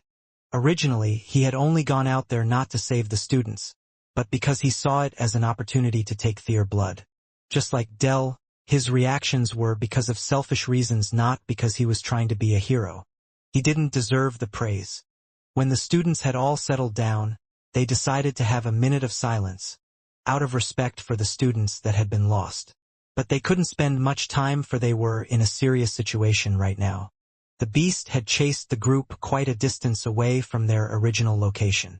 Not only that, but Dell had no clue where they were or how to get back. When running away, he had headed in a random direction and didn't take note. There were no maps for the planet yet either, since the place they were in was undiscovered. "What do we do now?" a student asked Dell. Leo had arrived at the camp where the distress signal had come from. Before arriving here, he had dealt with 2 more incidents from other camps. It was clear this planet was quite active with beasts. Still, it was too early to tell whether it was worthy of the decision to make it a red portal planet. If there was only a few advanced tier beasts and they got rid of them, then it was possible for them to give the planet a green grade. For the first time, though, when arriving at the location of a distress call, there were no students around. Leo started to hunt around for clues when the sounds of large heavy footsteps could be heard heading in his direction. "Now what do we have here?" Leo said. The sound of the footsteps could be heard loud and clear. Leo was even able to see the energy as each foot was placed on the ground. He activated his ability a little more, and now his vision was even wider than most people could see with their own eyes. It didn't matter how many trees or obstacles were blocking his path. Whatever was heading towards him, he would be able to see it clearly, and that he did. A large flame of red energy seemed to be spiraling to his direction. The energy of the beast seemed to be getting wilder on the outside, but when looking closer and towards the core of the beast's crystal, Leo could see the energy was actually being more condensed. The flames of aura were entering the crystal while the leftovers were sparkling on the outside. This was what happened when a beast was just about to go into berserker mode. Soon the condensed energy would explode and the power of the beast would temporarily increase. If it gets to that point, it might be a little bit inconvenient. Leo moaned as he drew out his trusty sword. There was no need for Leo to move from the spot he was in. The beast was already coming towards him, so he stood there and waited. Finally, the beast had arrived, barging itself through and knocking the trees down in its path. Unfortunately, Leo was unable to see that the beast itself was injured from the battle with the students. His ability allowed him to see the outline of the beast and the things around him, but he wasn't able to see the finer details. If the beast was nearly dead, he could tell from their aura, but this one still had plenty of life. Immediately 6 lines of red energy came whipping out at Leo. Focusing his mind, he waited until all paths of the red energy crossed each other. In that moment he took a single swing of his blade. The 6 vines that had come out at him had all been sliced off. Leo could see that the energy was still flowing through the vines as they started to regrow.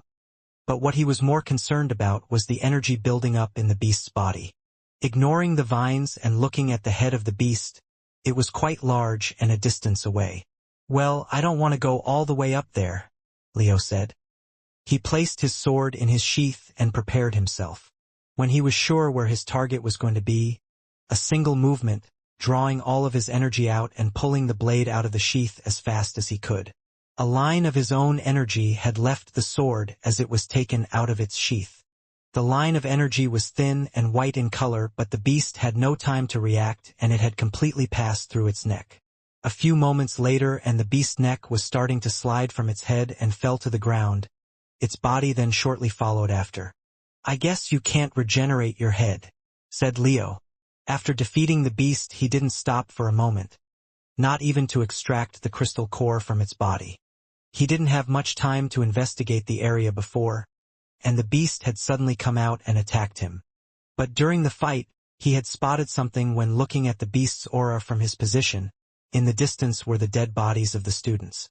They no longer produced a flame of aura, but a little leftover essence was always showing on their bodies a few hours later. Right now, the students were a priority, and if they had run into similar beasts to the one he had just faced, he feared the worst for the students.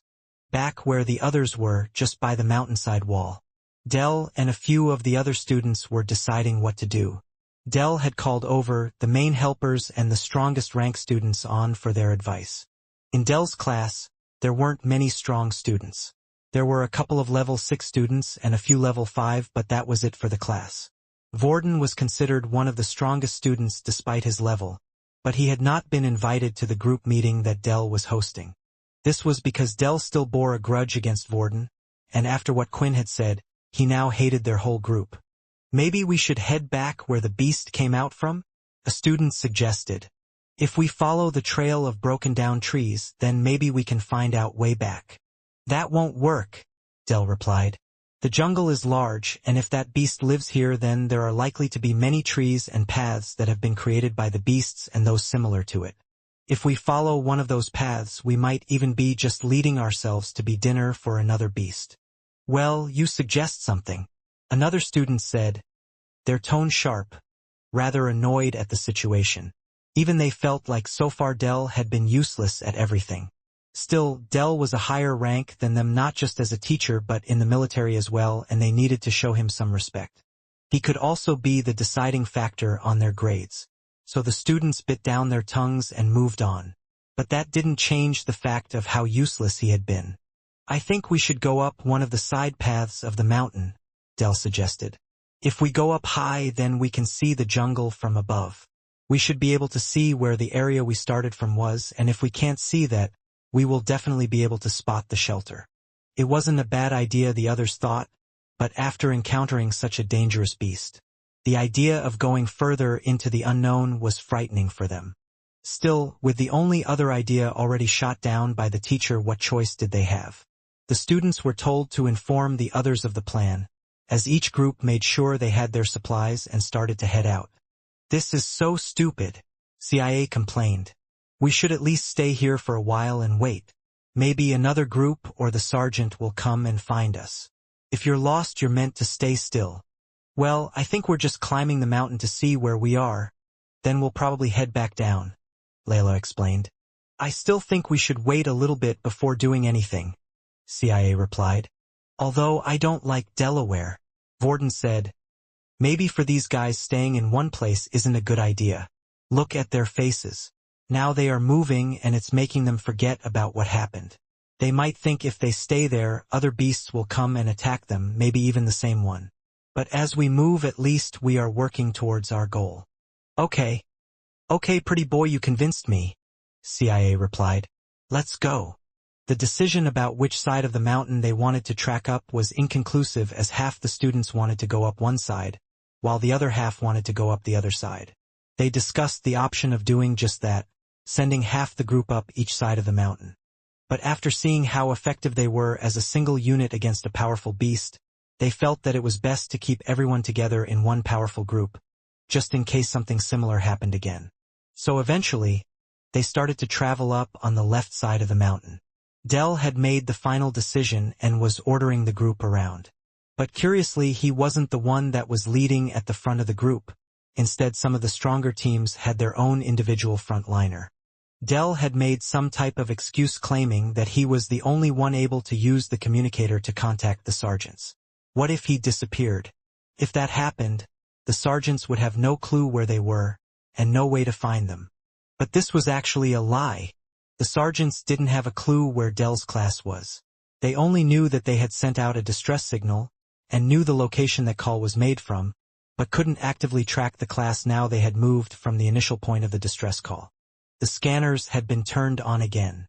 They would still record points and work as long as they were within a 200-meter radius of Delaware. Even though the scanners still provided each student with points for their team, there was no fierce competition anymore. The class had decided to stay close together, and no one was venturing far away from their team or far from the whole group. While scanning new items, the scanner would still do the same, but the sense of competition just wasn't there anymore. The reason why Dell had turned the scanners back on was because they were good tools at finding out what was around them.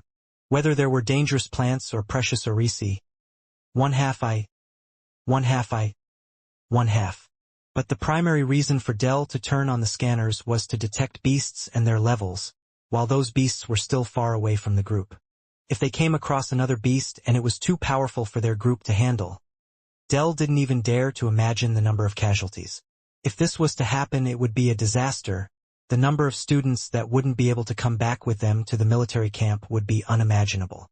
The group progressed slowly and eventually, the slope started to level out. They could still see the large wall and the ground behind them, so they found it a little strange. Usually, any mountains had a lot of ridges with leveled and inclined ground, so this mountain seemed strange. The open field was long and still very green like most of the jungle so far, with plants here and there, but there was a lot more open space. They were higher in elevation now, but they were still unable to see the top of the mountain from below. One of the more curious students went over to the edge and looked down. Even though they could still see the part of the jungle where they made their last stand against that beast previously, they were unable to see where they had started from. There was no sign of the beginning nor of the shelter. Depending which direction Dell had led them from the camp, the only way for them to see the shelter or where they once came from was to climb to a high enough point, so they could see the area around them in a bird's eye view. But the slightly inclined ground they were on looked like it could go on for miles, and the only way left to get higher up the mountain was to scale it using their hands and feet. However, that wouldn't be possible if the group wanted to stay together. The students started to walk around to see if there were any other option to scale the mountain, or if they could see the shelter from the other edges of the mountain. Maybe it's best if we just head back down. Going up the mountain might be more dangerous than roaming around down there, Layla said. I agree. Also, it doesn't look like Dell really knows what he is doing, Vorden replied. Dell was currently just standing in the middle, looking up at the mountain to his right and down the sloped path from where they had come from. In the middle of their exploration, though, 3 clear and distinctive dings were suddenly heard. The students all turned to where the sound came from, as it indicated that a beast had been discovered by the scanner.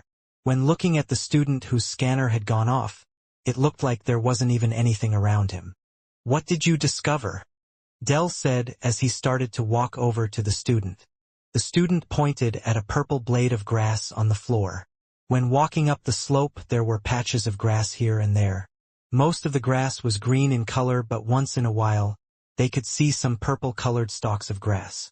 Nearly all of the students decided to ignore it, as it seemed just like an odd thing with nothing else interesting about it.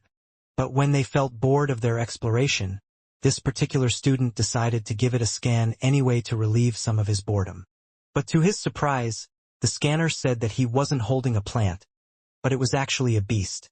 When Dell snatched the scanner from the student, a dark expression appeared on his face. An intermediate beast? This little thing? How can that be possible? The purple shade of grass was the same size as all the other pieces of grass. It seemed impossible for there to be a beast crystal inside. The students were not actively looking at the grass around them, but now they noticed that there were a few more single strands of purple grass every so often sticking up from the grasses surrounding them. Just as they had noticed this, a few drops of water from the sky started to land onto the ground and onto the faces of the students. Is it starting to rain? Layla asked. That's just great. We might have to try to find some cover. But Quinn was interested in the beast. If it was another new type and if he found a way to defeat it before anyone else, he would gain a large amount of EXP once again. He bent down and looked closer at the blade of grass. Inspect. Intermediate beast. Dumping bait beast. The top of the beast's head can often seem like a blade of grass, while most of its body remains underground. The beast cannot move, but when the rain comes it will sprout from underneath. After reading the message, the rain started to get heavier around them. Just like with the boulder snails from before, It seemed that the beast was also active in the rain. And right now, they were experiencing their first bit of rain since coming to the place. Quinn immediately started to look around him and noticed many of the students were looking at the purple blade of grass. There were nearly as many blades of grass as the students. In a way, it seemed that a small army of intermediate beasts was about to pop out from under the ground. Perhaps this would be even more troublesome than the advanced tier beasts. As a single raindrop fell on the purple shade of grass, it suddenly started to shake and the ground around started to vibrate as well. "What the hell is going on here?" Vex said. "Guys, get away from the purple grass." Quinn shouted to his teammates. "Let's head back down the slope." As Quinn said these words, a 2-meter-tall purple plant appeared behind him. Its body was as thick as a tree, and its head was as wide as a car. On top of its head was the strand of grass that could now barely be seen on top of the giant plant-like beast. "Quinn!" Layla shouted as the plant dived down. But it was too late. The large plant had swallowed Quinn whole.